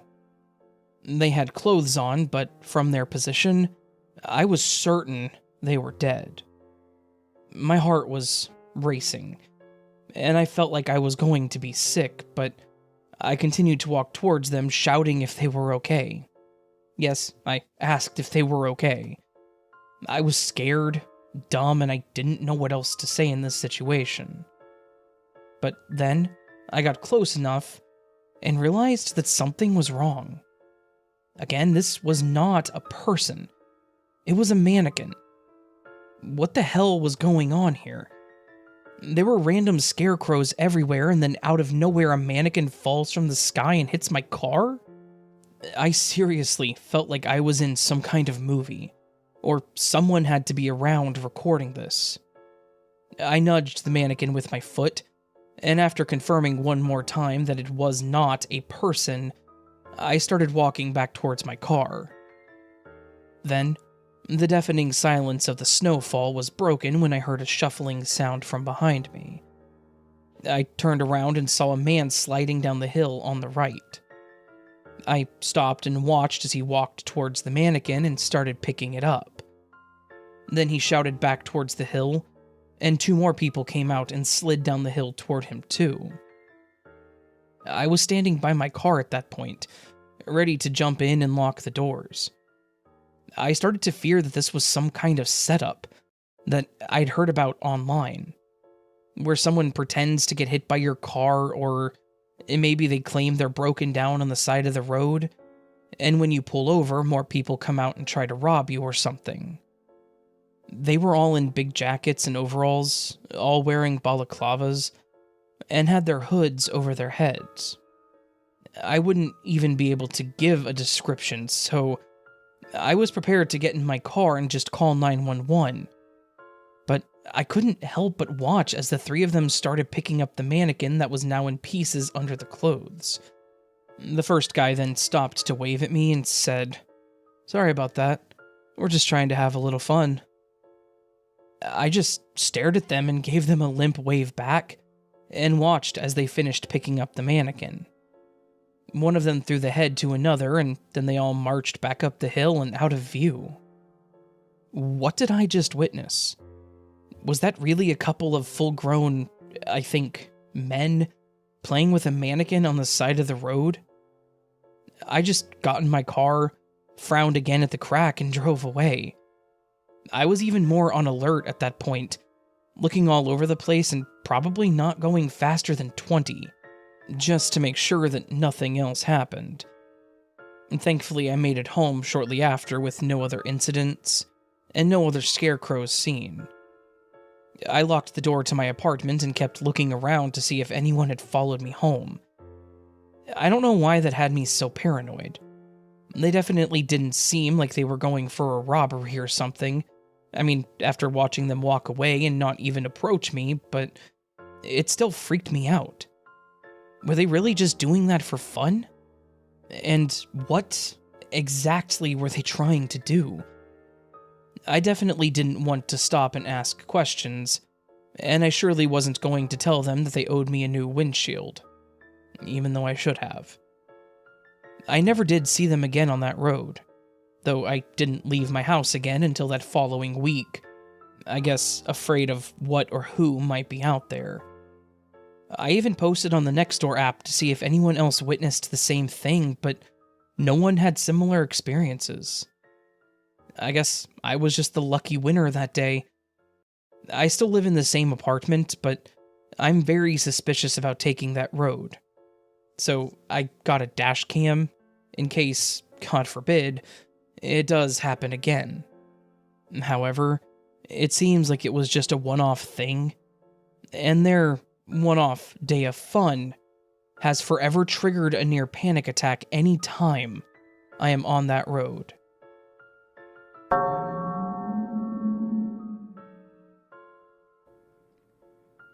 This happened to me and my still current boyfriend about 2 years ago. We live in a city that has a main downtown area. The main city is pretty liberal, but once you get out into the county, it can become quite the opposite. That being said, the main city, and especially the downtown area, has a pretty bad homeless problem that's only gotten worse over the years. For the most part, the homeless population is pretty harmless. They know the good spots to hang out, and a lot of times, they just smile at you, and I always smile back, and then you go on your way. Sadly, there has been an increase of incidents in the last few years with the rise of overdoses and more addictive street drugs. I was living in the main downtown area at that time, having just recently graduated college and wanting to be close to the nightlife. My best friend that I met in college and I were roommates. We had an apartment right in the middle of downtown, and it was the perfect setup. My boyfriend, let's call him Jack, happened to live 1 block down, and then about 5 or 6 blocks out of that. It was about a 10-minute walk, give or take, and it was even closer to the heart of downtown as well. So, as you can imagine, how convenient that made it for hanging out, and also not having to take a car and worry about parking. On one overcast Sunday morning, my boyfriend and I woke up at my place, and then we decided to walk over to his so that he could grab some things. We had walked the majority of the way because it was really just a straight walk on the sidewalks the whole time. We were on the right side of the road with the street to our left. We're not 1 minute from my boyfriend's place when I noticed something ahead that makes me feel a bit uneasy. First off, there's a guy walking in front of us in the same direction we are, with his back to us. I can see he has both earbuds in.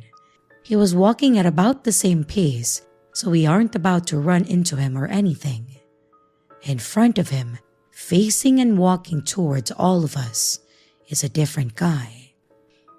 He had a small frame, was maybe 5'8", wearing dark pants, a red sweatshirt with a hood up and a backpack. Even though his hood was up, I could see his face. Some short black hair poked out, pale skin, and these black beady crazy eyes that I will never forget. I assumed him to be homeless, as it was an area that was popular for them. Now, he wasn't looking at us, but rather the pedestrian with earbuds in who happened to be closer to him and in front of us. But all of a sudden, I see the homeless guy run and quite literally rush the pedestrian in front of us, like ran up and then stopped about half a foot from this poor dude's face. Since the guy had his headphones in, he probably just wanted to mind his own business and walk home quietly. He was clearly taken by surprise and stopped and took one of his earbuds out to see what this crazy dude wanted. Me, while I'm a risk taker, I don't like putting myself in the wrong place when I don't need to be. This freaked me out and I didn't want the guy to notice us and then come at us next. So I stepped left off to the sidewalk into the street. There was a pretty big lane for street parking and it was lined with parked cars. So I conveniently hid myself from view behind a car as I continued walking. I heard this guy start yelling obscenities at the poor pedestrian, things like, "I'm gonna run you over with a car. I'm going to find you." And like I said, we were not 100 feet from the entrance to my boyfriend's apartment at this point. And after witnessing that, I just wanted to be inside. My boyfriend had continued walking on the sidewalk, and in an instant, I had come back in view, and we had turned right towards the apartment. Now, the apartment did have a main entrance from the street side on the sidewalk, but my boyfriend had just moved in and didn't have the code for the front door yet. All he had was his fob to the parking garage that led to the stairwell up into the place. We were using that at the time to get in. We walked up to the parking garage door and then clicked the button so it would start rolling up. I hadn't looked behind me at that point. I knew that I probably should have, but a lot of times you just ignore the crazy people and they will in turn not bother you. So I was kind of following that tactic at that moment. The garage door was open and then we went inside. My boyfriend clicked the button to close it and we started the short walk to the door to the stairwell. The garage door was nearly closed and I don't know what prompted me to look back, but I did. And what I saw still gives me the chills today. It was the homeless guy from the street. He was squeezing under the garage door while he still could. And I remember the chill that ran down my spine as I locked eyes with his and I yelled at my boyfriend, "Jack, he's following us!" I'm not sure what I expected my boyfriend to do, but he pushed the door to the stairwell open and then started running. That was the "oh shit" moment when I realized that this guy had access inside because the door to the stairwell didn't require a fob or have a lock. Me, definitely not wanting to be the closest one to this guy, took off running after my boyfriend. As I pushed the door open and got inside the stairwell, I could hear the guy behind me doing the same as it was swinging back closed. I looked back and I locked eyes with the crazy guy once again, and I was about to shit myself as I realized my only option was to keep running and try to get inside our apartment and then close the door before he got there. Yes, this guy was smaller, But what really freaked me out is since he had a backpack, I had no idea if he had a knife or a gun in there. And I meant, shit, why else would you chase two people and outnumber yourself? My boyfriend lived on the 3rd floor, so we proceeded to sprint up 3 flights of stairs. I could hear this guy's pounding footsteps behind me. And at last, we got to our level, opened up the door to the hallways, and sprinted to his unit without looking back. We then unlocked the door as fast as we could, and then slammed the door shut behind us. I remember looking through the peephole and expecting to see this guy standing there, ready to yell at us, but nothing. My heart was pounding. I mean, what the hell just happened? We called the cops and told them what happened to us. I'll admit, they probably did all that they could, but it didn't feel like enough. I was freaked out. This dude now had access and was inside the building and had access to all the apartments and residents. I just imagined him hiding in the stairwell for the next poor soul. Well, the cops came, drove around the perimeter of the complex for a few minutes, and they weren't able to search inside the building because apparently they didn't have access in, and then they left after not finding anyone.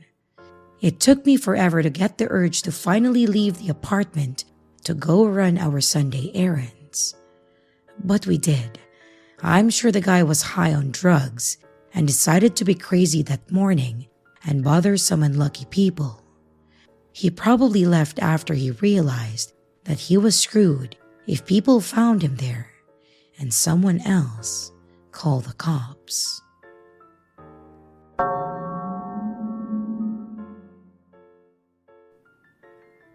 I live in the city. I don't want to give my exact location because it's a pretty prominent city in the US, but it's also expensive. I think city life is the best, and I can't ever imagine living in the country or in the suburbs somewhere. I live, work, and I guess you could say that I play out here. The area in the city that I'm in is known for having an active nightlife, and it isn't uncommon to see other people out at all hours of the night or early morning. You could say that I'm a fitness nut, so I go out to the local park for a jog nearly every single morning. I love getting out there for exercise. You know the stereotype that things only really happen at night, right? I didn't think things would happen at around 8 to 9 a.m. There were people around walking their dogs or going to work or school, and despite things happening in other parts of the city, it is unthinkable for where I live. Anyway, there were supposed to be groups of men following women alone at around 8 to 9 a.m. I've never been the type of person to let someone force me out of something that I enjoy. So I decided to go for walks late at night with a friend or a couple of friends at a time. I organized with her at a local corner store. Perfect. I headed off and I waited. It isn't uncommon for her to be late, but I had been waiting at around 11 p.m. for around 30 minutes. I tried calling and texting her to make sure that she was okay. And on the 5th try, she told me she was okay, but didn't feel like going out with me. I was mad at her and I told her off for it. I didn't want to ruin the evening because I came out for a purpose and I was going to stick to the plan. The park is fairly well lit and pretty safe. I could see some other people walking around at that time, so I wasn't that worried. I set off down the long pathway, listening to music and enjoying the cool air. I pondered, starting a permanent habit of going out at this time by myself. I kept going, and I was sweaty, and gradually, people started to become fewer and fewer. Even when listening to my music, I heard what sounded like a scream. I stopped, took my earbuds out, and I listened for any more sounds. I was right under a light, and I tried to look if I could see anyone. Then I heard the distinct sound of a baby crying, and I waited to see if the baby would quiet down. But why was a baby out at this time at night? Did something happen to the mother? I was too scared to call out. I slowly walked toward the sound, and the baby's cries got louder and louder. I saw a baby carrier, the kind you place in a car near a blanket and close to some trees. It looked damn suspicious, so I froze, unsure whether I should check the baby or call the police first. If the baby died before I went over to look, I never would have forgiven myself, so I jogged over and I didn't see anyone. I pulled the car seat back and it was covered in a blanket and ripped it away. There was a doll in the car seat with a small speaker taped around its neck. I let out a scream and I backed away, nearly falling over in the process. I didn't see anyone hiding or anything. I didn't wait to find out if there was anyone there. I turned and I ran as fast as I could out of the park and into a well-lit area. I could hear some people running behind me, and I could have sworn that I heard someone tell me to wait or to stop. Well, there was no way in hell that I would be stopping for anyone. It was only when I was at a nearby restaurant that I slowed down and I told them what happened to me in the park.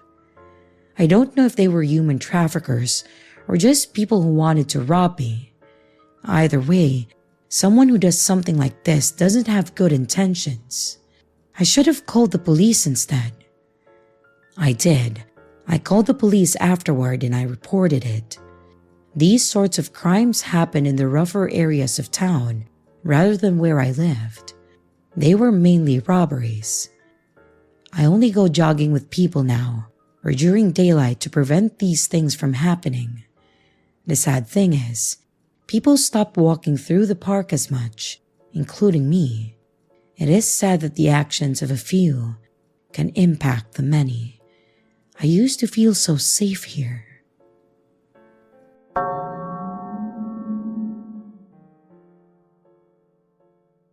Back whenever I was in college, I had a phase where I was very heavily into gaming. I was kind of your stereotypical MMORPG nerd. And if I wasn't in class or studying, I was online and playing with my crew.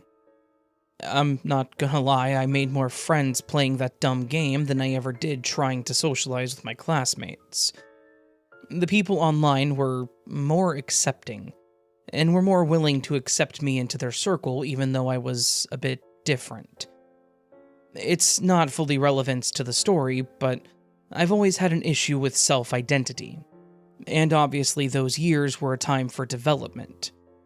So it was a bit rough as I was trying to find myself. Thankfully, I had my crew, and I will always be grateful for most of them. Note the word most. There was one guy who, for the sake of the story, we're going to call Gaines.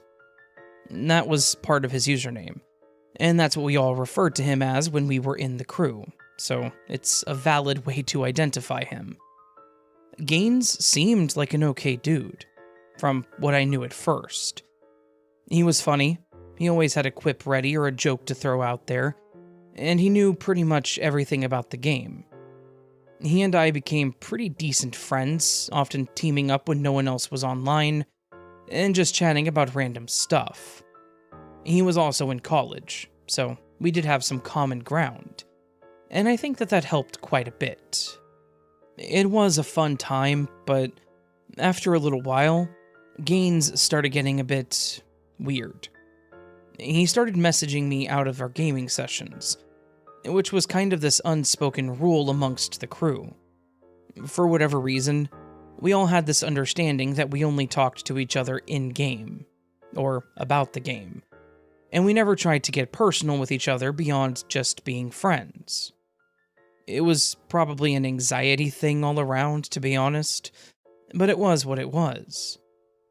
At first, his messages were just friendly banter.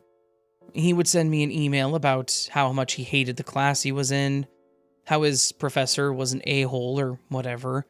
Nothing too far out there. I would respond with something short like, "Oh, damn man, that sucks. I know how that feels." Just basic responses like that.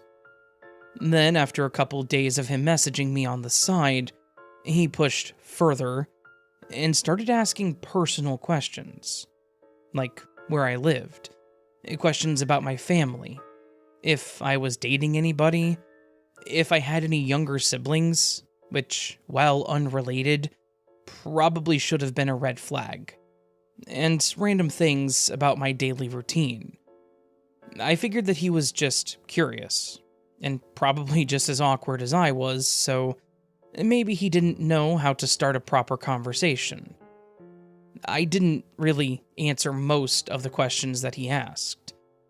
I mentioned that I wasn't super comfortable telling him about my personal life, and he seemed to agree and understand, saying that he didn't mean to make me feel uncomfortable. Then, out of nowhere, I got another message from him that turned up the creep factor. He mentioned that he found out the two of us, apparently, lived in the same state, and he said that we were practically neighbors. I never told him where I lived. I never mentioned what region of the country I lived in, so this revelation was a bit jarring. He started to insist that we meet up, saying, "Since we get along so well, it'd be stupid for us to not hang out IRL." I mentioned that I would think about it, but that I was super busy with college, and I didn't have much time for a social life. To which he responded, "But you have time for the game?" I hated that he had a point with that, because he knew when I was in the game, and he knew that it was pretty frequent, mostly because he was also always in the game with all of us. I mentioned that the game was my way of relaxing, and that I wasn't a very social person. And Gaines said, "Let's just meet up once, and we can see how we like it." I genuinely did not want to meet up with him, but he kept pushing it, and I didn't want to pick a fight with someone that was friends with everyone else that I considered a friend.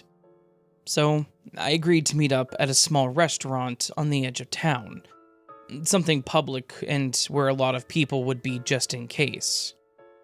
The next day, I got an email from someone else from the crew that asked if Gaines and I were dating. It was a bit weird, but I mentioned no, that I wasn't interested in him, as he wasn't my target demographic, if you get my drift, and then asked why.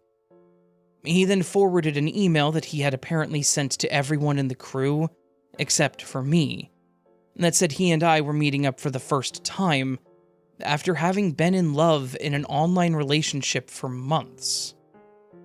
I was so confused. I told him that we'd been talking for a couple of weeks through email, that he had contacted me, and that he had been pushy about meeting up, and that it was nothing like that.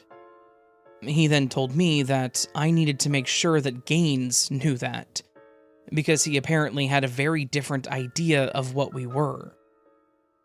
I was pretty fed up with it at this point. He had made me feel so awkward, and he was so pushy about meeting up, and I had given in because I thought it would be harmless, and I didn't want to make it awkward with our crew. And then he went and made it awkward in his own way. I went ahead and started a message to everyone else, including Gaines, and I made sure to put in the message that he and I were not together, that he was mistaken about our meeting up, and that it was going to be nothing more than as friends. I reiterated what everyone in the group should have known, that I was swinging for the other team, and that I was not interested in him at all like that. Apparently this was the wrong thing to do, and he did not take it very well. About 10 minutes after I sent the email, I got a phone call from a blocked number on my cell phone. At first, I ignored it, and then I got another one, so I went ahead and answered it. As soon as I did, the person on the other end, who I learned was Gaines, started screaming at me about how I had ruined his life. Worse yet, as he finished his rant, he ended it by saying, "If I ever see you, Elizabeth Mary, you are dead." So he threatened my life and used my first and middle names, which told me he knew who I was, which was terrifying. I had never given him any information about me like that. He knew me by my username. My email wasn't even registered with my real name. It was my character's pseudonym. And then there's the fact that he was able to get my phone number to call me. I have no idea how this person knew so much about me, but he knew where I lived, my name, my number, but it was pretty clear that this was a dangerous individual. I did file a report with the police, since he was threatening me, but I didn't have much information beyond his email and username and that he lived kind of close to the area. The person I was talking to wasn't exactly a tech person, so it was a struggle to explain that I knew him from a video game, but the report was made. And, well, that was it. There was some more banter in the group email about the whole thing, and I mentioned to one of the friends that had reached out to me that Gaines had somehow found all of my personal information. He was nice about it, gave me some tips on things to check and lock down on my social medias, none of which was connected to my game account or email, and I went through what he said. But honestly, there was nothing indicative of how he found me. After a while, I just kind of stopped playing the game. I was nervous that I would run into Gaines, or that the crew would treat me differently because of all of this. So I stopped playing as much, and eventually I just quit altogether. I do keep in touch with two of the people that were in the group, and it's been a few years, and from what they've told me, after Gaines pulled this, the group sort of dissipated. I also found out that I wasn't the only person in the crew that he had started messaging, and he managed to find all of her personal information as well, and that he apparently threatened her when she rejected him. In the end, I am grateful that nothing really happened, that he and I never ran into each other, and that he just left me alone after all of this. But it was still pretty damn creepy. He had way too much information on me, and I don't know how he found it. But he did. I feel like he could have done much worse, so I guess I'm thankful that he had some restraint in the matter. And nowadays, I only play single-player games or games without comms. I don't want anything like this to ever happen to me again.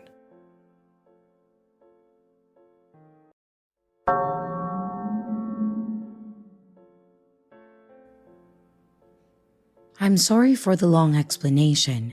I really want to make the details clear for you to understand the situation better. Also, please don't mind my grammar mistakes. English is my third language. I'm a girl living in Northern Europe. I won't go into too much detail where this happened because I don't want people to recognize me from this story. This story takes place in October when I had a part-time job in this certain research center. This wasn't a bigger city, not like in the middle of it, but it was a 30-minute bus ride from where I lived at that time. Keep in mind that the workplace was in an industrial estate, so the only people that really spent time in the area were the workers from these companies. I work all 3 shifts, morning, evenings, and nights, but I did mostly night shifts because none of my co-workers really wanted them, and I'm a night owl anyway, so the 10 p.m. to 6 a.m. shift worked well for me. This happened on one of these night shifts.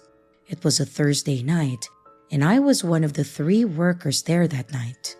We didn't work together. We were all in our own departments, doing different kind of work, also far from each other in the building. I work at a chem lab, doing water analysis, so it was not any kind of customer service job. We were basically all alone, and it got usually really quiet and rather peaceful. We had no security guards, but it was quite impossible to enter the building without an identification card. All the doors were locked, and everyone that worked there had these cards where you hold it in the sensor on the door and then it opens. You also got to use the card when leaving the building. These locked doors were not only on the outside, but also inside the building. So if someone somehow managed to get through the first door, without the card, they could not get any further in the building, to the labs for example. The door locks again immediately after you get in or out. So considering that, we never really had to worry about someone uninvited getting in even in the nighttime. This particular night, I took a bus and I headed to work. I greeted my co-workers that were leaving as their shifts had just ended, and I met the other night shifters in the women's dressing room. It was all normal. I was in a good mood, and so were my two co-workers. When our shift started, we parted our ways and went to different labs. I was 3 hours into my shift at 1 a.m.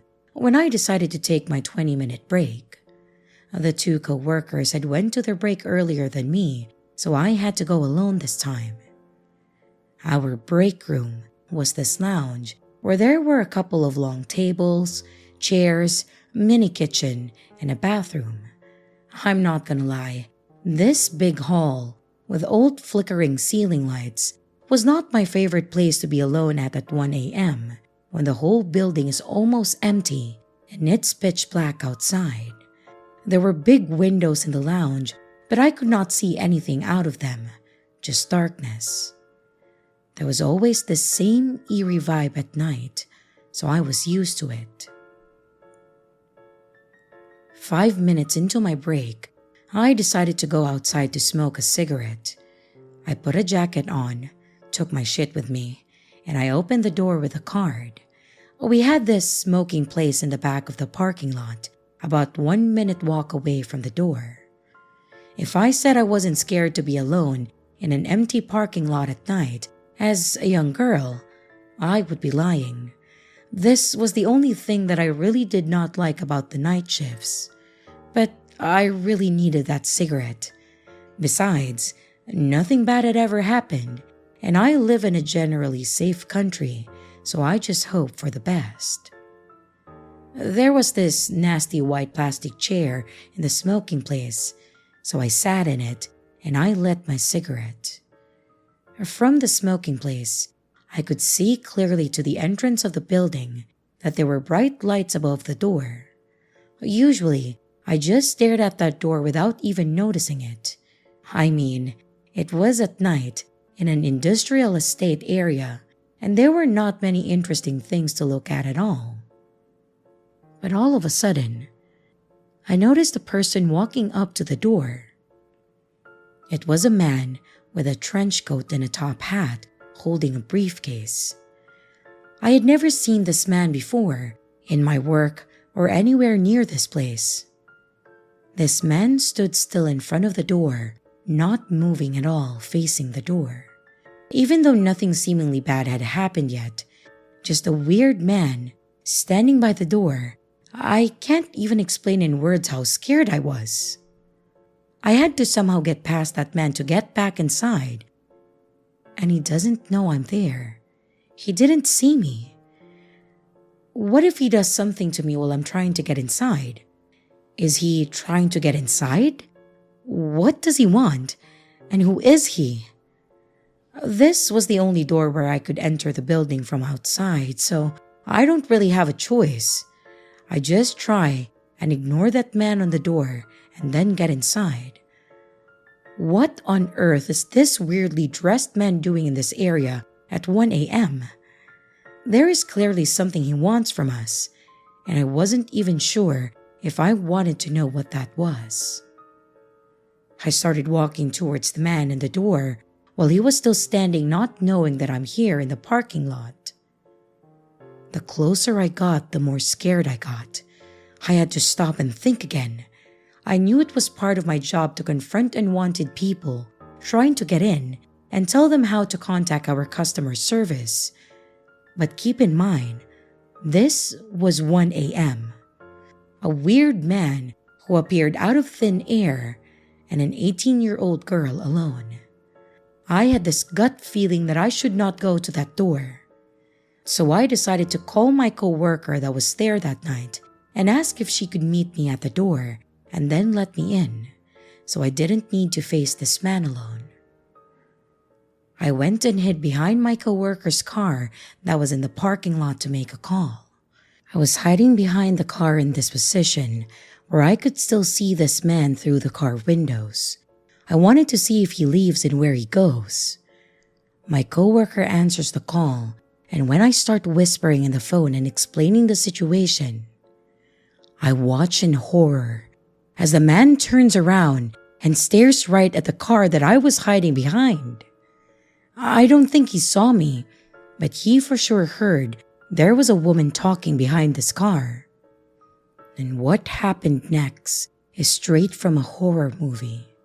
When this man found out that there was someone behind the car, he started slowly and quietly approaching me, not knowing that I could see him through the window. And here's the thing, he did not walk, he did not run. He was on all fours, crawling towards the goddamn car. I couldn't even scream. I just froze from fear, and the phone dropped from my hand.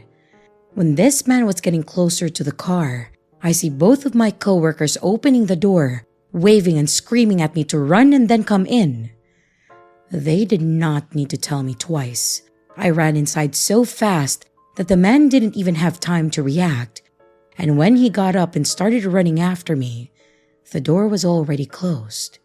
The second he heard the door lock itself, he turned around and started speed walking away, eventually disappearing into the darkness. We called the cops immediately, and they came not long after. They did not find anything or anyone. That man disappeared fast as he had appeared, and no one has seen him since. After the shift, my coworkers walked me to the bus stop and waited with me till the bus arrived, making sure that I get home safely. I am forever thankful to these lovely women for opening the door for me before that man got me, and God knows what he would have done to me. I haven't done any night shifts after that, and for sure, never will.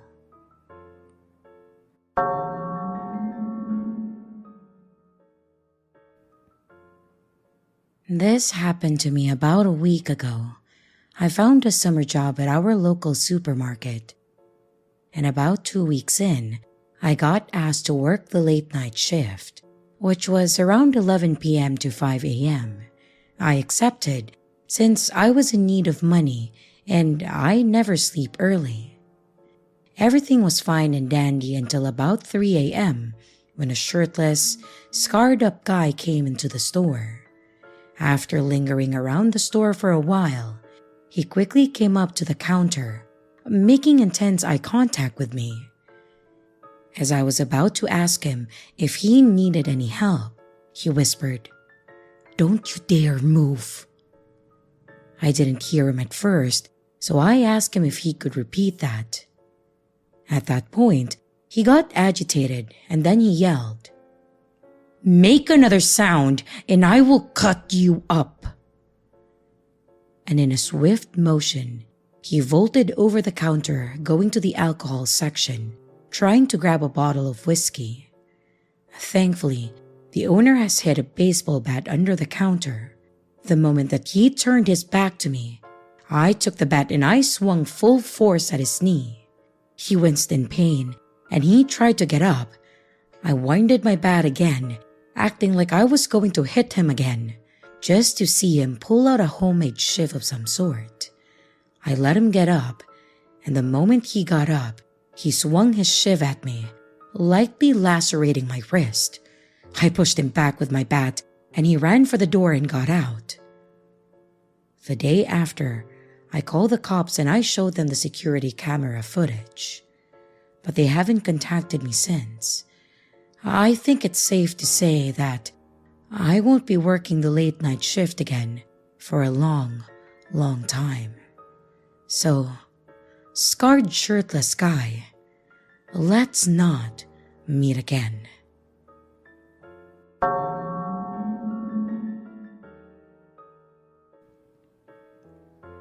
I work at a convenience store, and I've had some creepy customers come in before, but this one was a little more disturbing. If it weren't for what had been said and done, I don't think this would have been that bad. I normally work third shift, which is 4 p.m. to around 12 a.m., and I'm by myself for the last 4 hours of my shift. This man had come in earlier that day, and he was acting odd, jittery, chewing at his lip constantly, fumbling with his debit card, to the point that I did everything for him except putting the pin in.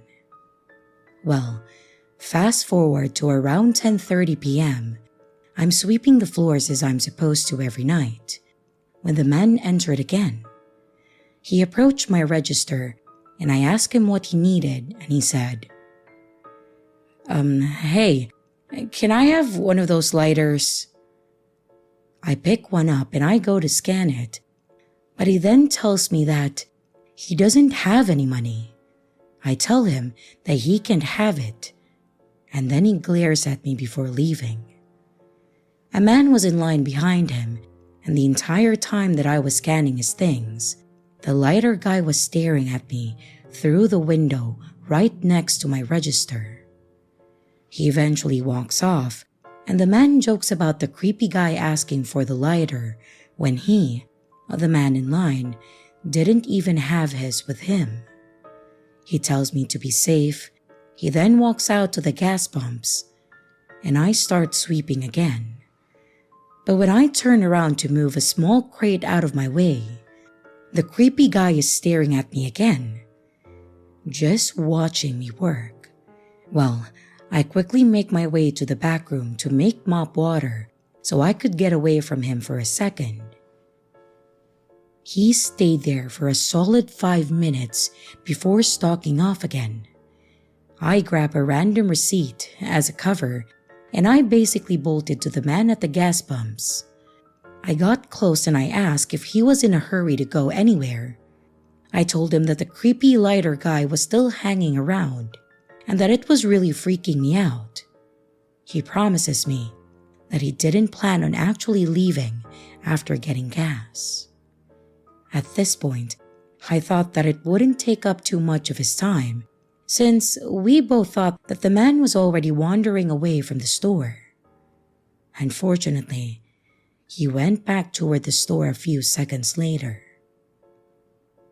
Soon, an older woman comes in, and I warn her about the creepy guy.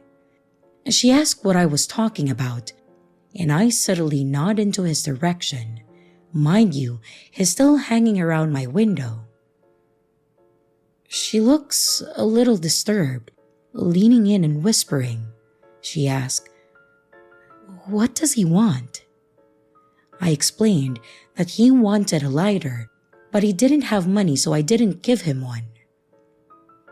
I told her to be careful, and she quickly told me to worry more about myself since I was at the store alone. She left, and I saw the creepy guy approach the window again. Thankfully, he didn't look in, just hung around like he was waiting for someone. After a while, a daughter of a family friend comes in with her girlfriend, and we quietly make small talk. And like the last woman, I warned them that the lighter guy was still roaming around and that he could be dangerous. And before they get to tell me anything, a woman who was talking with a guy from the gas pumps hurried in and then told me to call the cops. Obviously, not familiar with the area that I was working in, and hearing 3 different people telling me what numbers to call, I was shaking in near tears. My family friend said that she would call while I calmed down, and another girl had run out at this point. I don't really blame her. Family friend's girlfriend told me that the lighter guy threatened to throw rocks through the window and to hurt and rob me. After about 3 minutes of pacing and trying not to cry, I saw my mom's truck pull in. I bolted to her, telling her what was going on, and she calmed me down and walked me back to the entrance. As this happened, the creepy guy had climbed the hill and crossed the street to Bojangles and sat near the front door. The cops arrived, and the man from the pumps gave his statement and I gave mine. And finally, my family friend gave hers. From what was said, he was about to break into my car. The man that stayed with me stopped him, but that didn't stop the creep from roaming. After we talked to the cops, they sped to Bojangles and confronted the lighter guy. After arguing and a quick pat down and more arguing, the man was put in the back of the cop car. Lighter guy, I know you were probably on something, but please, let's not meet ever again.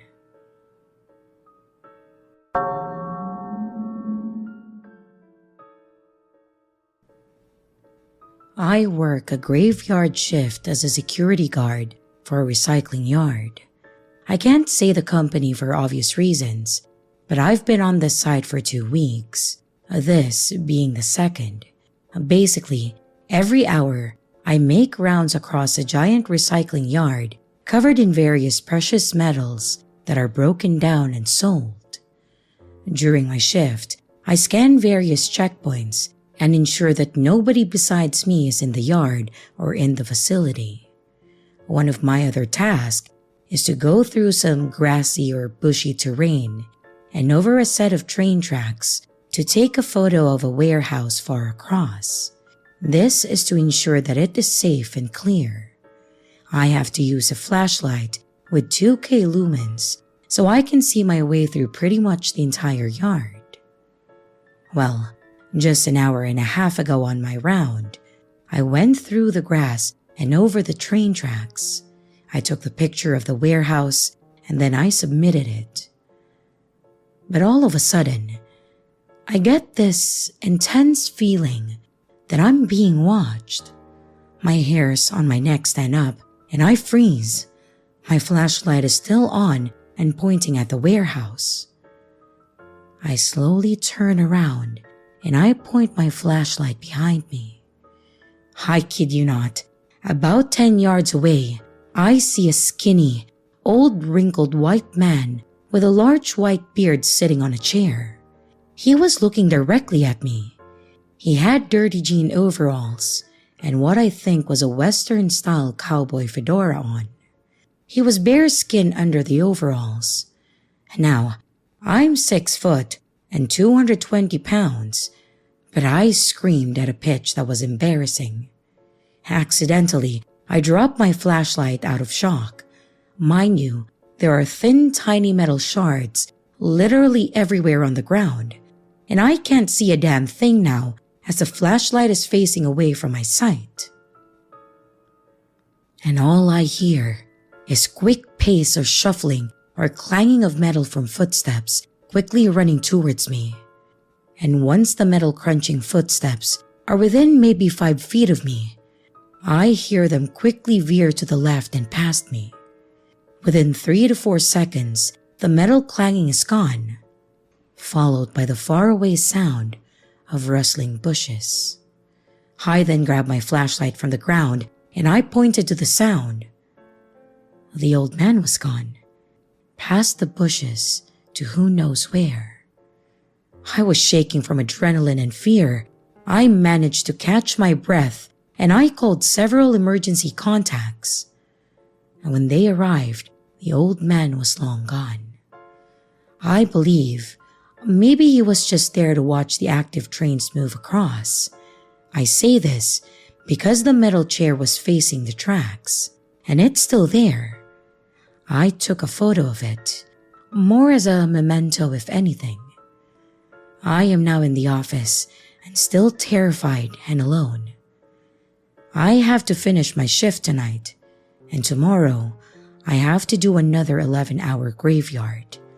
I won't quit as I need the money, and I just wanted to get this off my chest.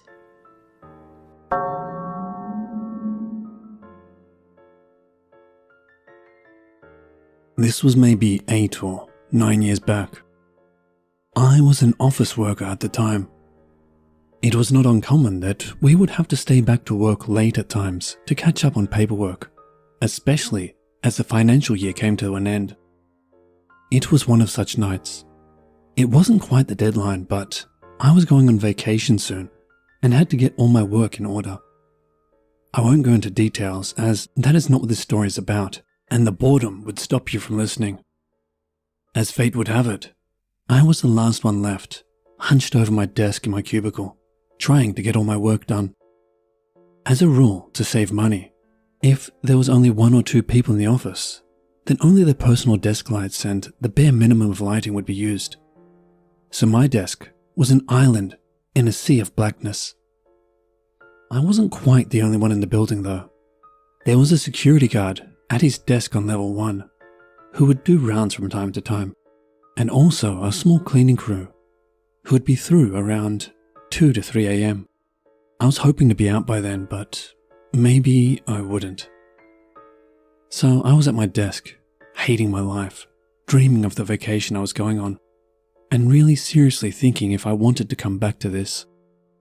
My mind was wandering too easily and not focusing on the task at hand, so I decided to go to the break room to get a much-needed coffee.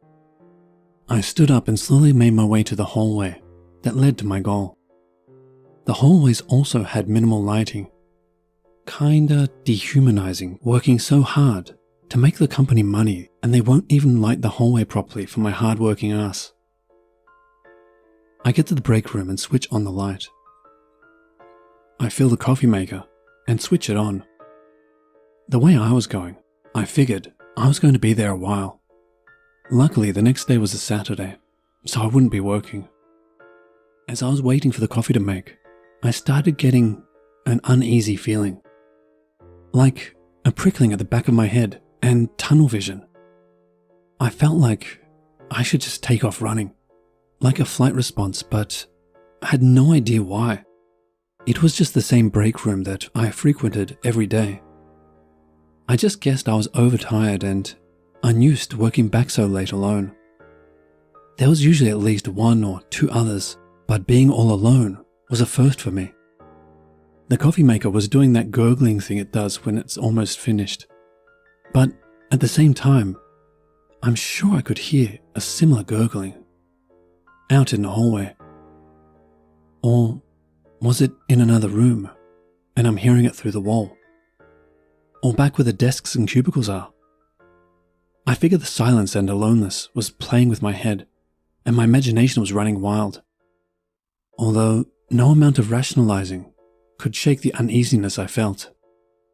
I just focused on the task at hand and made my coffee. As I opened the fridge to fetch the milk, I had the most overwhelming feeling that someone was right behind me. I stopped what I was doing and spun around. I was alone. But as I turned back to the fridge, something in the hallway caught my eye. I could have sworn I saw a head peeking in from the side of the doorway at me. It was like a normal guy, but someone had adjusted the contrast way too much, if that makes sense. Like the features were extremely shadowed and the eyes were more like dark pits. But it was only for a split second. I felt a weird mix of feelings at that moment. I was extremely creeped out, but at the same time relieved that I wasn't alone. And most of all, mad that whoever was with me was trying to spook me so much. Anger won out over the other emotions, and I ran out to the hallway on reflex. There was no one there. Feeling a little embarrassed that, as a grown man, I was letting being alone at night in my office freak me out so much. I quickly finished making my coffee and forced myself to return to my cubicle at a regular pace rather than hurried. I was just freaking myself out. If I rush, it'll only make me panic even more. I sat back at my cubicle, sipped my coffee, and got back to work. The coffee was gradually making me feel a bit better, as was focusing on my work, but I just couldn't shake the feeling someone was behind me, watching me, getting closer each time I stopped to think about it. I just hunkered down and got into my work. As time went on, I kept feeling some kind of breeze or wind brush against my neck, legs, arm. It was faint, so maybe just paranoia? I looked at my clock, 12:30 a.m. I was staying back later than I wanted. Then, the whispering started. Faint at first, but every so often, it would go past my ear with that breeze thing I experienced before. I kept trying to tell myself I was just tired, needed rest, was imagining things. Just gotta finish my work. Just 30 minutes more. Then, my lamp, the only light on the floor, started flickering. It must just be the globe, I told myself. Only 30 minutes, 50 minutes tops. I just kept trying to convince myself so I could finish and go home. Just when I thought it couldn't get any worse, things intensified to a level I couldn't rationalize away. The cubicle, 2 to my left, started to shake. Like the start of an earthquake, if you've ever experienced that. Then it stopped, briefly, only to resume in the cubicle right next to mine. I started packing my stuff up in a panic. Then it stopped. I waited in shock, planning my next move. It didn't resume. I started trying to decide what to do. It had stopped for about 5 minutes. Was it over? Just when I started to relax, my whole cubicle and desk started to shake violently. That was it. I was out. I grabbed whatever was close at hand. Luckily, my keys and wallet were in my jacket, which I made sure to grab. Unfortunately, in my panic, I only grabbed a third of what I needed to complete my work. But I didn't care. I was done. I rushed out so fast. When I passed the security guard in my mad dash out, he called after me, questioning me. But I couldn't understand. I was in such a panic. Call me a coward, but this was just too much. I changed jobs after my vacation. There was no way I could continue to work somewhere where I experienced such a terrifying event.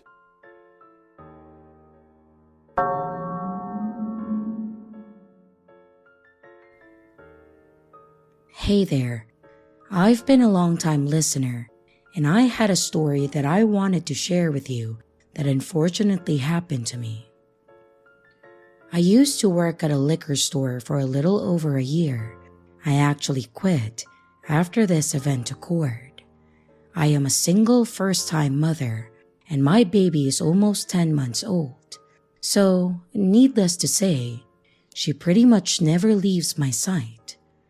Sometimes, my mom would visit and help me take care of her or watch her while I sleep at my place, but it's not very often as she lives about an hour away. That's more so when she just comes to visit on the weekends. I'm in my 30s, and I had been with the same guy for the last 7 or 8 years, until we learned that I was pregnant.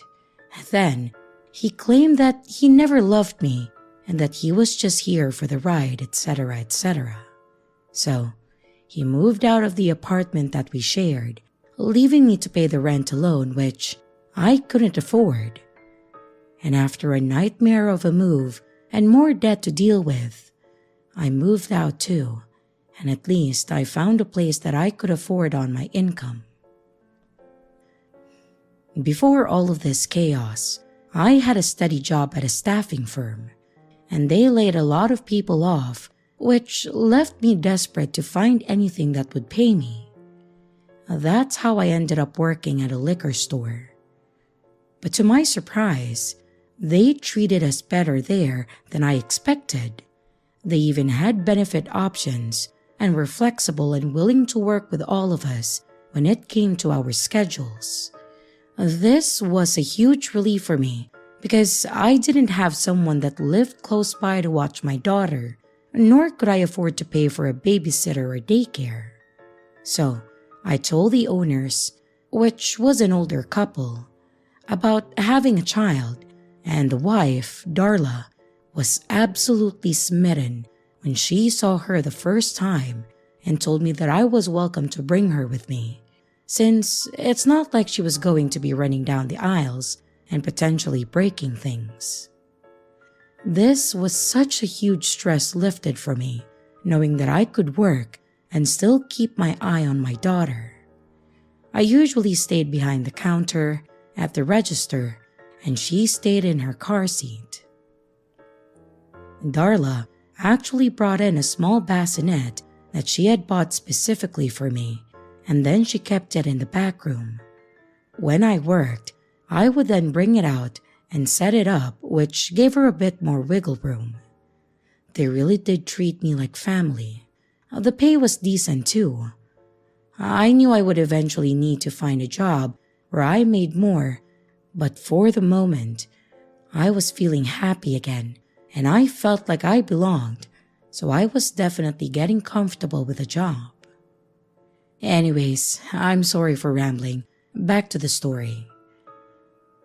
I didn't really have a set shift, and I would work days or nights wherever they needed me.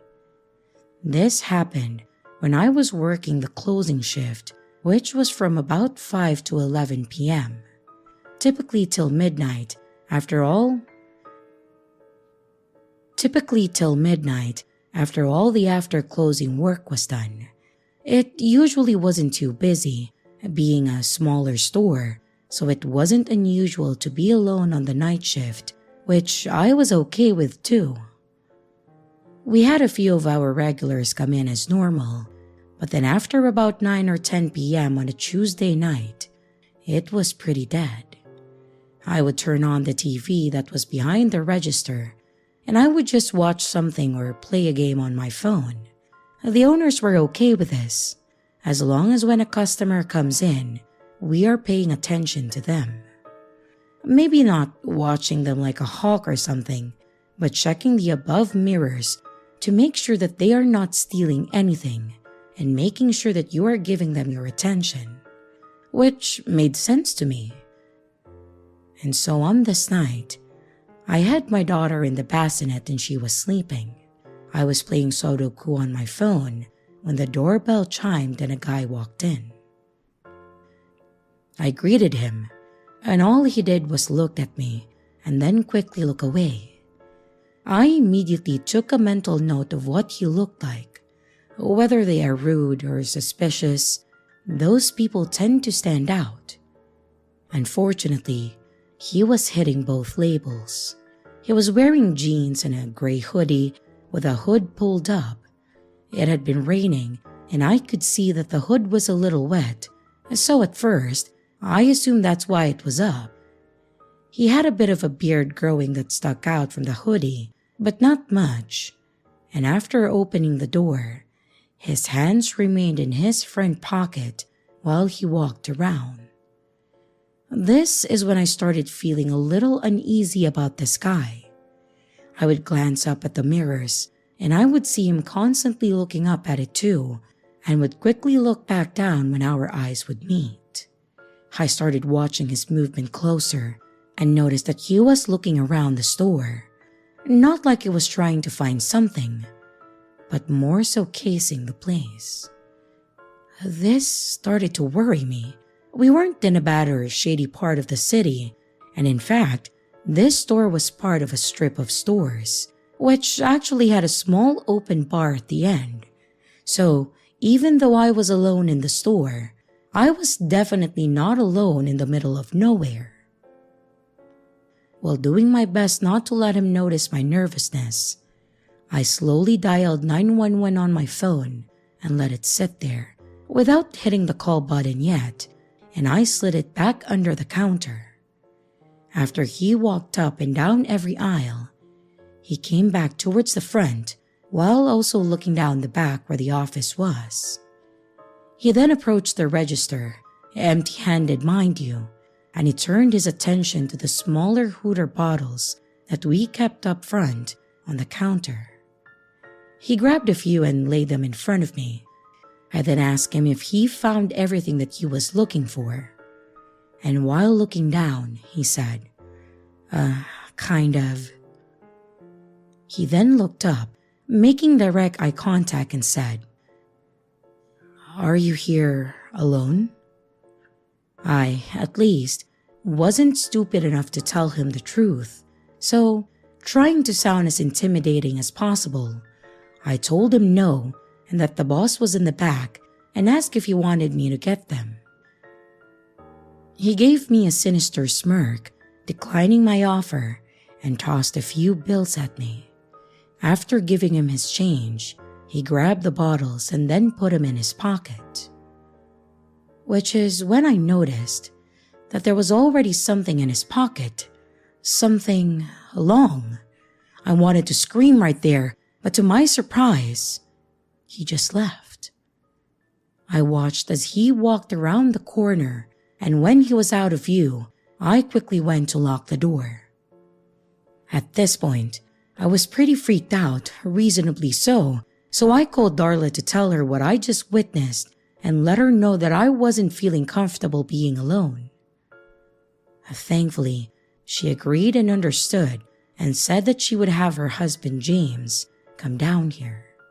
She also told me to keep the door locked and just let the customers in as they appear. This is what I meant by that they were very considerate instead of just telling me to buck up. As far as I was aware, they had never been robbed before, so it was a pretty scary situation all around. Made worse in my opinion because I had my little girl with me. So I waited anxiously for James to arrive and just paced the front, watching my daughter as she seemed to be the only thing to calm me down. Unfortunately, this would come to an abrupt halt when I heard someone trying to open the door. When I looked over at the door, my heart dropped, seeing the same exact guy.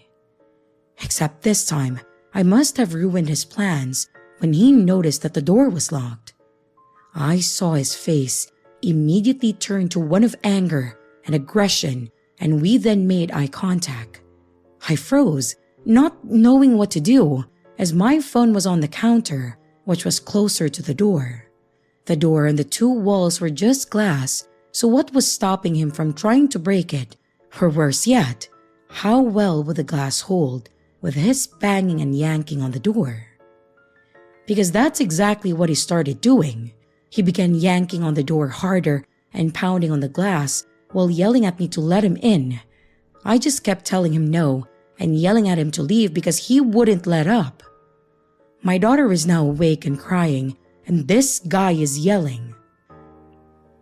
I then noticed that his right hand, which he was using to bang on the door, was holding something. And when he would lower his arm to yell at me, I could finally tell that it was a knife. I was in full panic mode at this point. I went to grab my daughter, ready to run to the back, when the glass finally broke.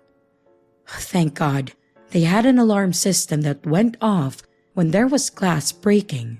So with my daughter in my arms, I ran to the back and locked myself in the bathroom, hoping that he wouldn't try to go back there. Unfortunately, as I sat there, I realized that I didn't have my phone on me, so all I could do was wait until someone came to help. It felt like an eternity, trying to calm my daughter while also trying to keep calm, when I started hearing someone call out for me. They identified themselves as an officer and said that I was safe now, so I opened the door. I saw two men standing by the door in uniform, and they asked me if I was okay, and then led me outside where James and Darla and a few random people were. They hugged me and asked if I was okay, and also apologized that I had to go through that. We then all talked to the cops about what I saw, and thankfully, they at least had security cameras that recorded and saved every 24 hours, so we were able to provide that to the authorities. The guy also didn't get very far, as some people that were leaving the nearby bar could hear this guy yelling and banging, and one of them in their drunken bravery chased him down.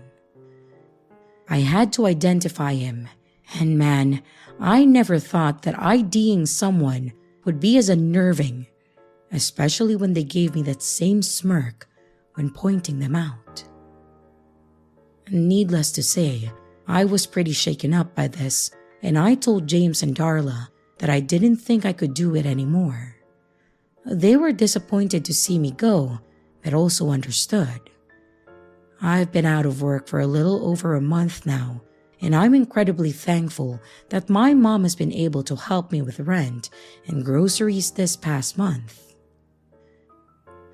Darla actually called me last week and said that they were putting in reinforced glass and a much better door because of this, which was really good to hear. But she also asked if I'd be willing to come back if I was only on days. I'm still mulling it over as it was a decent paying job, but that night just keeps replaying back in my head. Anyways, thank you for listening.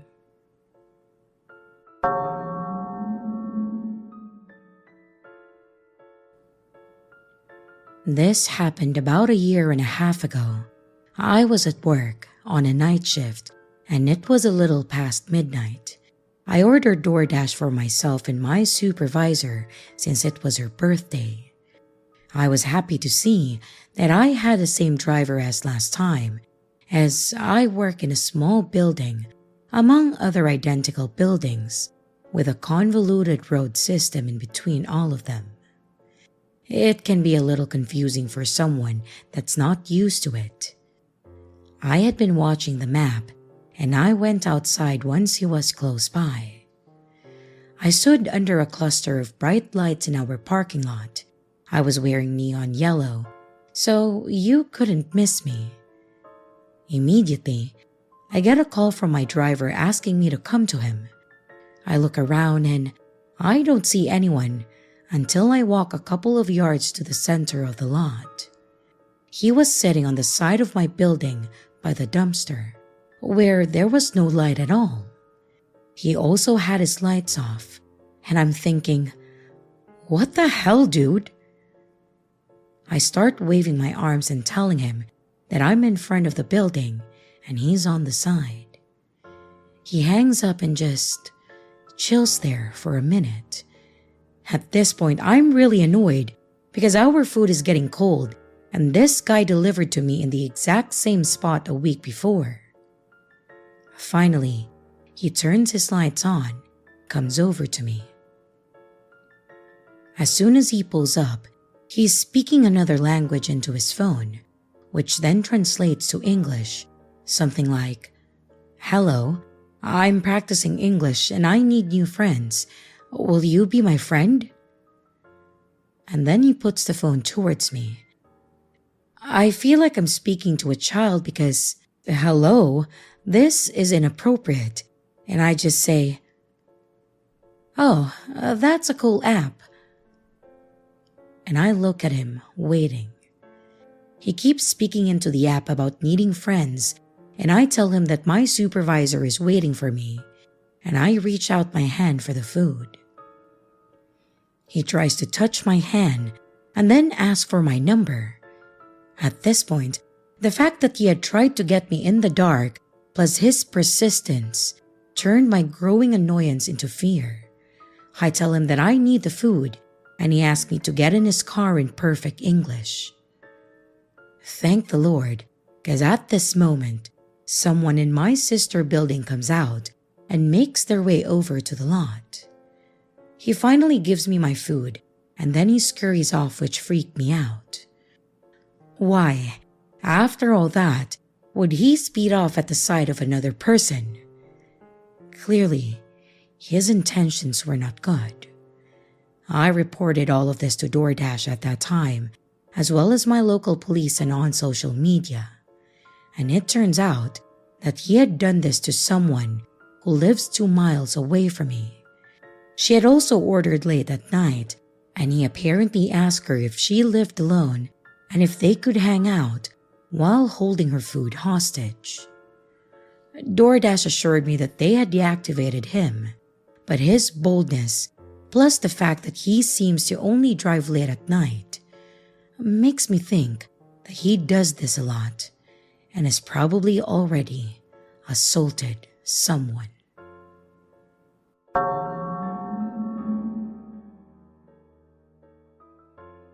I used to work nights at 7-Eleven in countryside Saitama, Japan. I won't say exactly where, but Saitama is pretty much the same all over, just with more or less people.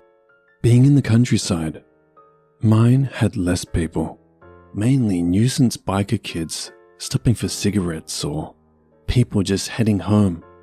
But there was one customer whose memory will haunt me forever. As I said, my 7-Eleven was in the countryside, so it was basically the brightest thing as far as the eye could see at night. It was a quiet weekday night, I think Wednesday or Thursday. Working nights, I always found those 2 days tended to blur together the most. No one had come in for over an hour. I'd done all of my nighttime duties for basically the whole night. I was working alone, as I often did, since the volume of traffic at night in this location could never justify paying another person. I was lazily wiping the counter for the 3rd or 4th time that night, just listening to the cicadas and crickets outside. I was so focused on my work that I didn't even notice the figure at the window staring in. I jumped in surprise upon seeing him and did a polite nod. It was a wrinkly old man with kinda dead-looking eyes. Unusually, he did not return my greeting gesture. He just kept staring in at me. It was like 3 a.m.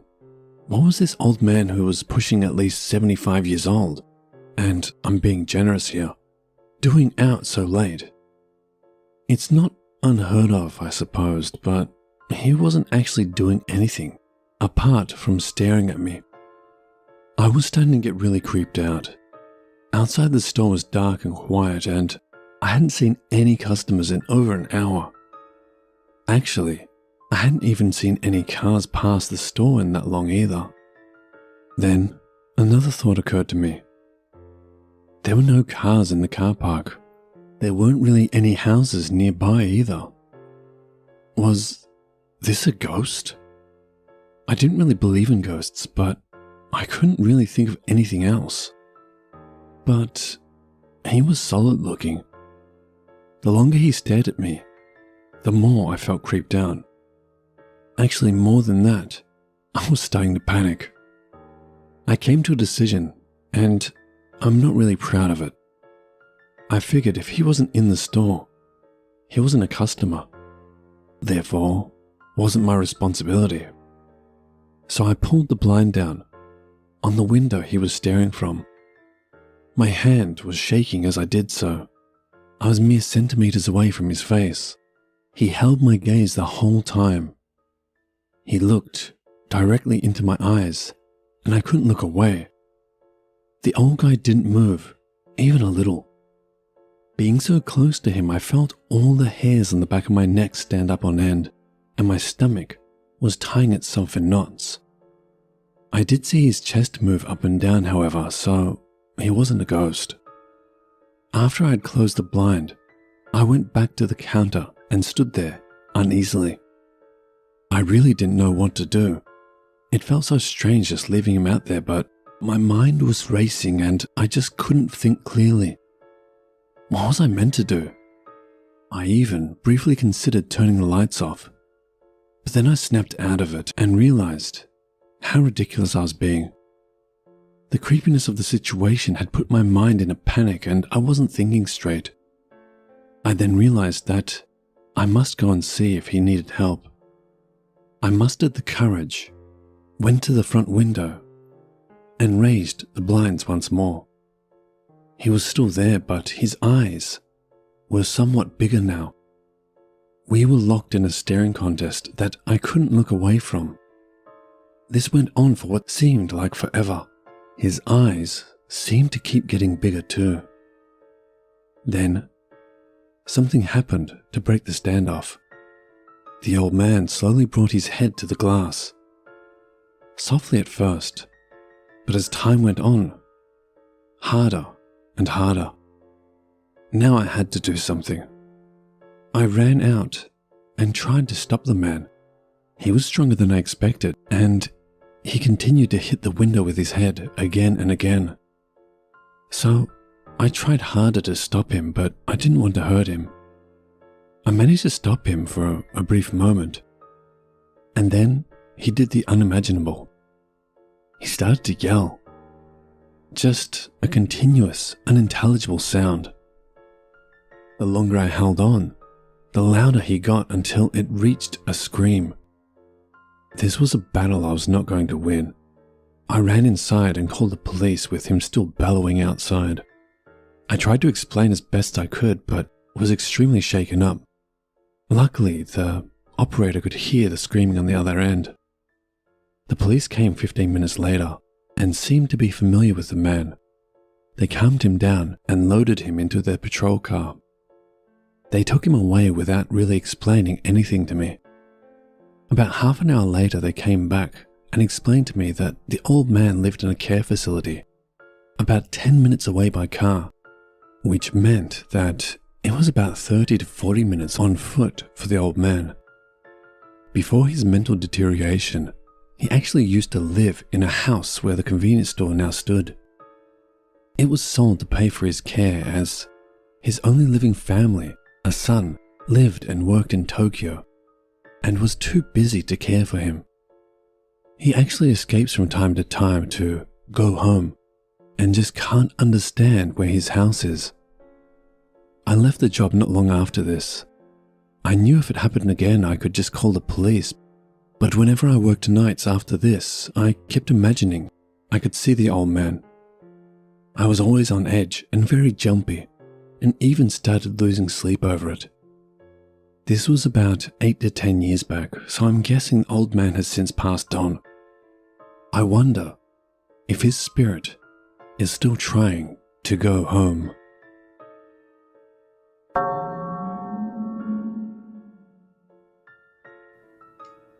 Back in my early 20s, I used to work for a large tech company that made and repaired a lot of large expensive equipment. Most of it was medical related, but there were a few other cleaning and sanitizing things that they did as well. And now, with that type of equipment came a lot of pretty important partners and stacks upon stack of confidential information. Of course, you can't really hide those kinds of machines easily, so that meant that the building that I worked in was huge. Not to mention, the entrances in every room or office had restricted access. Everyone had a badge, or your badge would only let you into the rooms and areas that you are permitted to be in. When I started, I got lost once, and I learned my lesson. People gave you weird looks if they didn't recognize you, so I caught on pretty quickly. I was hired to do data entry, but pretty quickly, they had me doing other tasks, including filing, and even found myself helping with a lot of tech support questions. I'd say that a majority of the people that work there were a bit on the older side, so there was always an issue with someone's system, and they could never quite understand how to access the task manager. But I did genuinely enjoy it. Other than them always thinking that I was a genius with tech, everyone was kind and inclusive and never demanding, which honestly was not what I expected when I started there. Anyways, so that's just to give a little background as to where I worked, and that was where this story took place. I usually work the normal Monday through Friday, 8 a.m. to 5 p.m. shift, with occasional late nights when I wanted to get ahead or if I was behind. At this point, my wife was out of town visiting her mom, so I decided that I would get in some extra work to get ahead of things.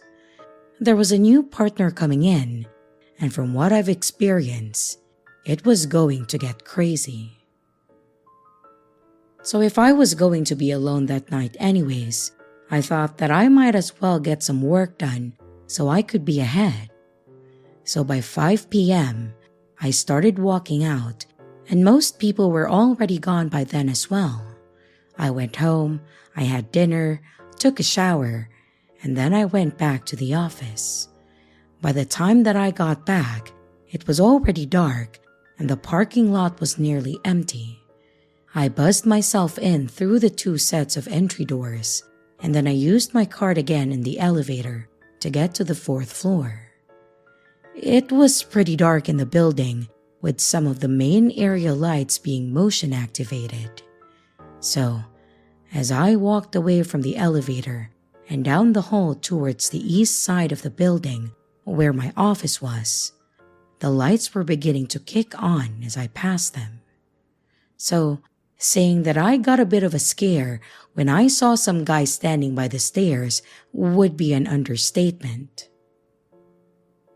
I let out a small yelp, but then, trying to be a grown man, I laughed and I just said something like, "Oh, hey man." The only response that I got back was, "Oh, sorry." But he didn't look up from his phone. I just took note of what he looked like, and then I carried on towards my office. At first, the guy himself didn't alarm me. He was wearing the green and black striped shirt that our janitors normally wore with black pants. He also had a mop and a bucket with him, so I just assumed that he was one of the janitors working late. I got to my office, leaving my door cracked open, called my wife real quick to give her an update, and then I started working. It wasn't too long after, maybe 30 to 45 minutes, when I started to hear something outside. It was talking, but it was just one voice and the person sounded very angry. I couldn't quite make out everything being said, but there was a lot of sighing and F-bombs. I started getting a bad feeling, so I slowly got up and walked to my door. And listening from the doorway, I could hear the voice a bit more, and it definitely sounded like it was a one-sided argument, like someone practicing what they were going to say to someone, if that makes any sense.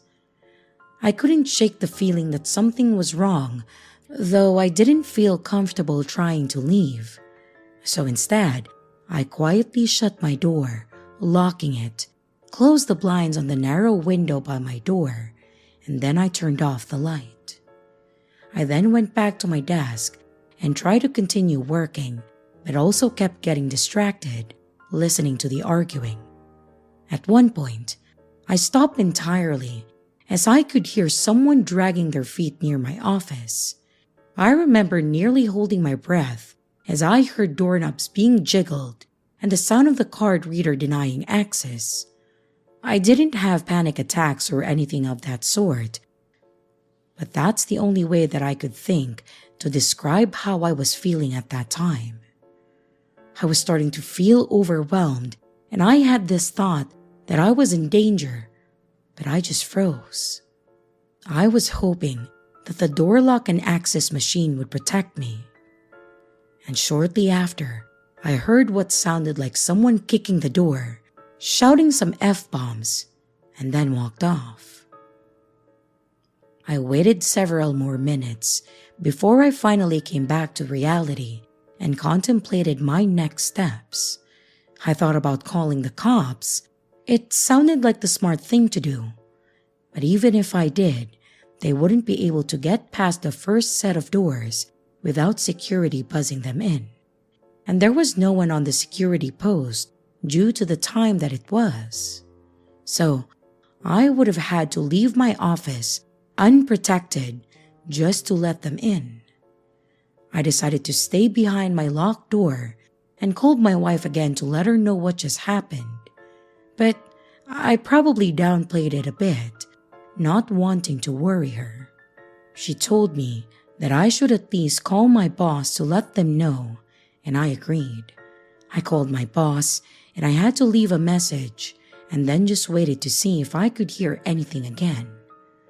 When it was seemingly silent, I tried to open my door and then look out. Again, not hearing or seeing anything. I took this opportunity, leaving all of my stuff except my wallet and phone in the room, quietly letting it lock behind me, and then ran as fast as I could out of the building. I even took the fire escape stairs to not be in the center of the building in case that person was still there. I was able to leave and get home unscathed, but I was still pretty freaked out.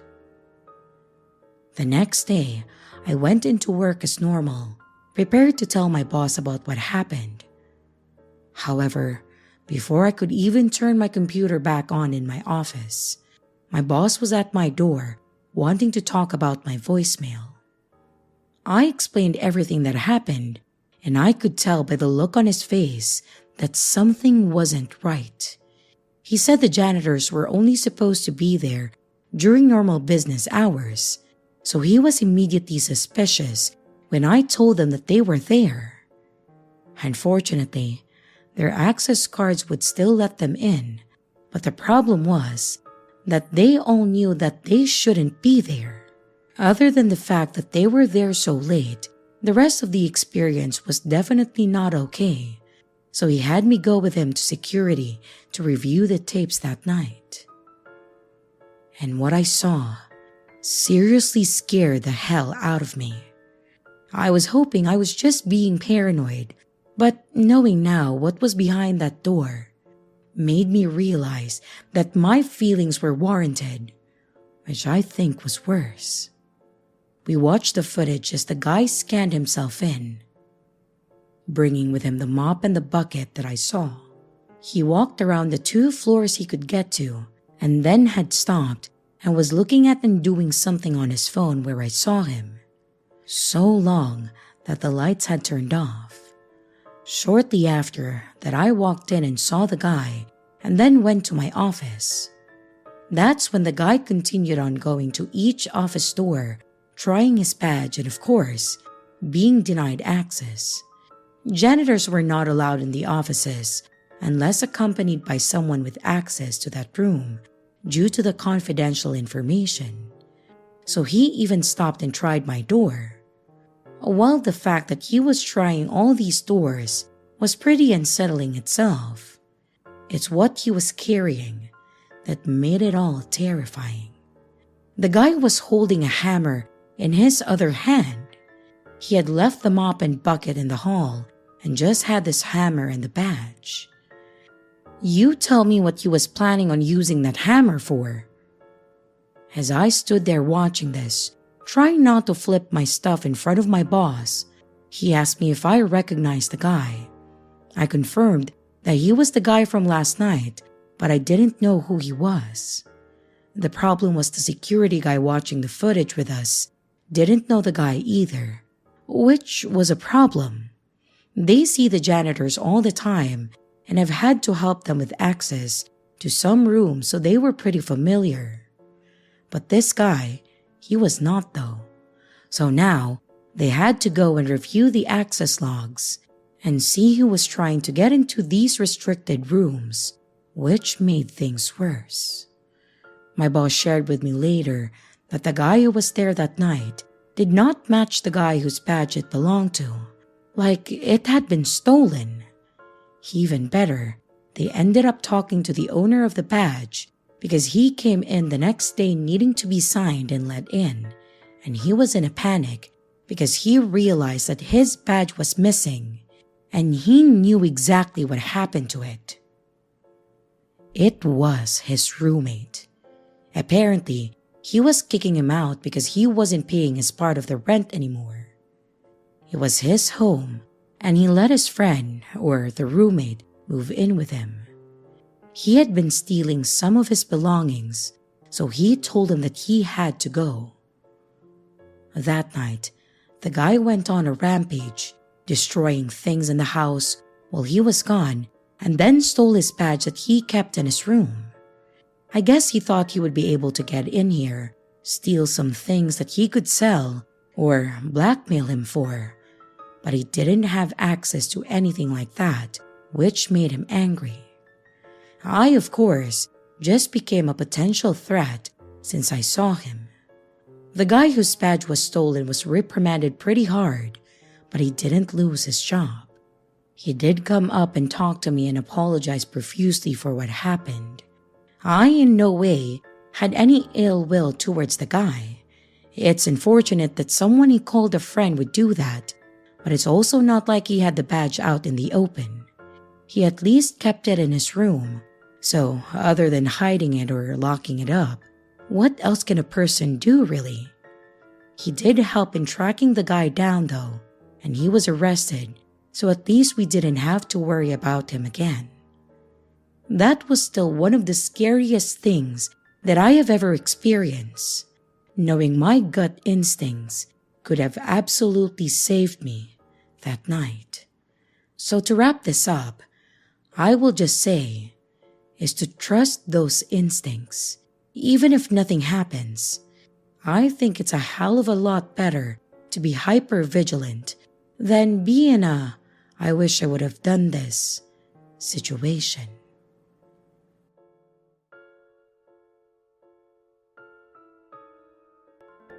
Hello everyone, it's your creepy sister here. Thank you so much for watching the video. I really appreciate each and every one of you. But I would also like to thank my amazing patrons, my top tippers, and my dearest channel members. Thank you very, very much. I really appreciate it with all of my heart. If you want to support the channel further, you could also choose to become a patron, a tipper, or a channel member. But remember, it's appreciated, but never a requirement.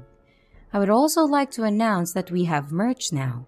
The link is in the description of the video, along with all my other social media links, like my Discord server, Twitter, Instagram, and others. You can connect with me and send your stories there.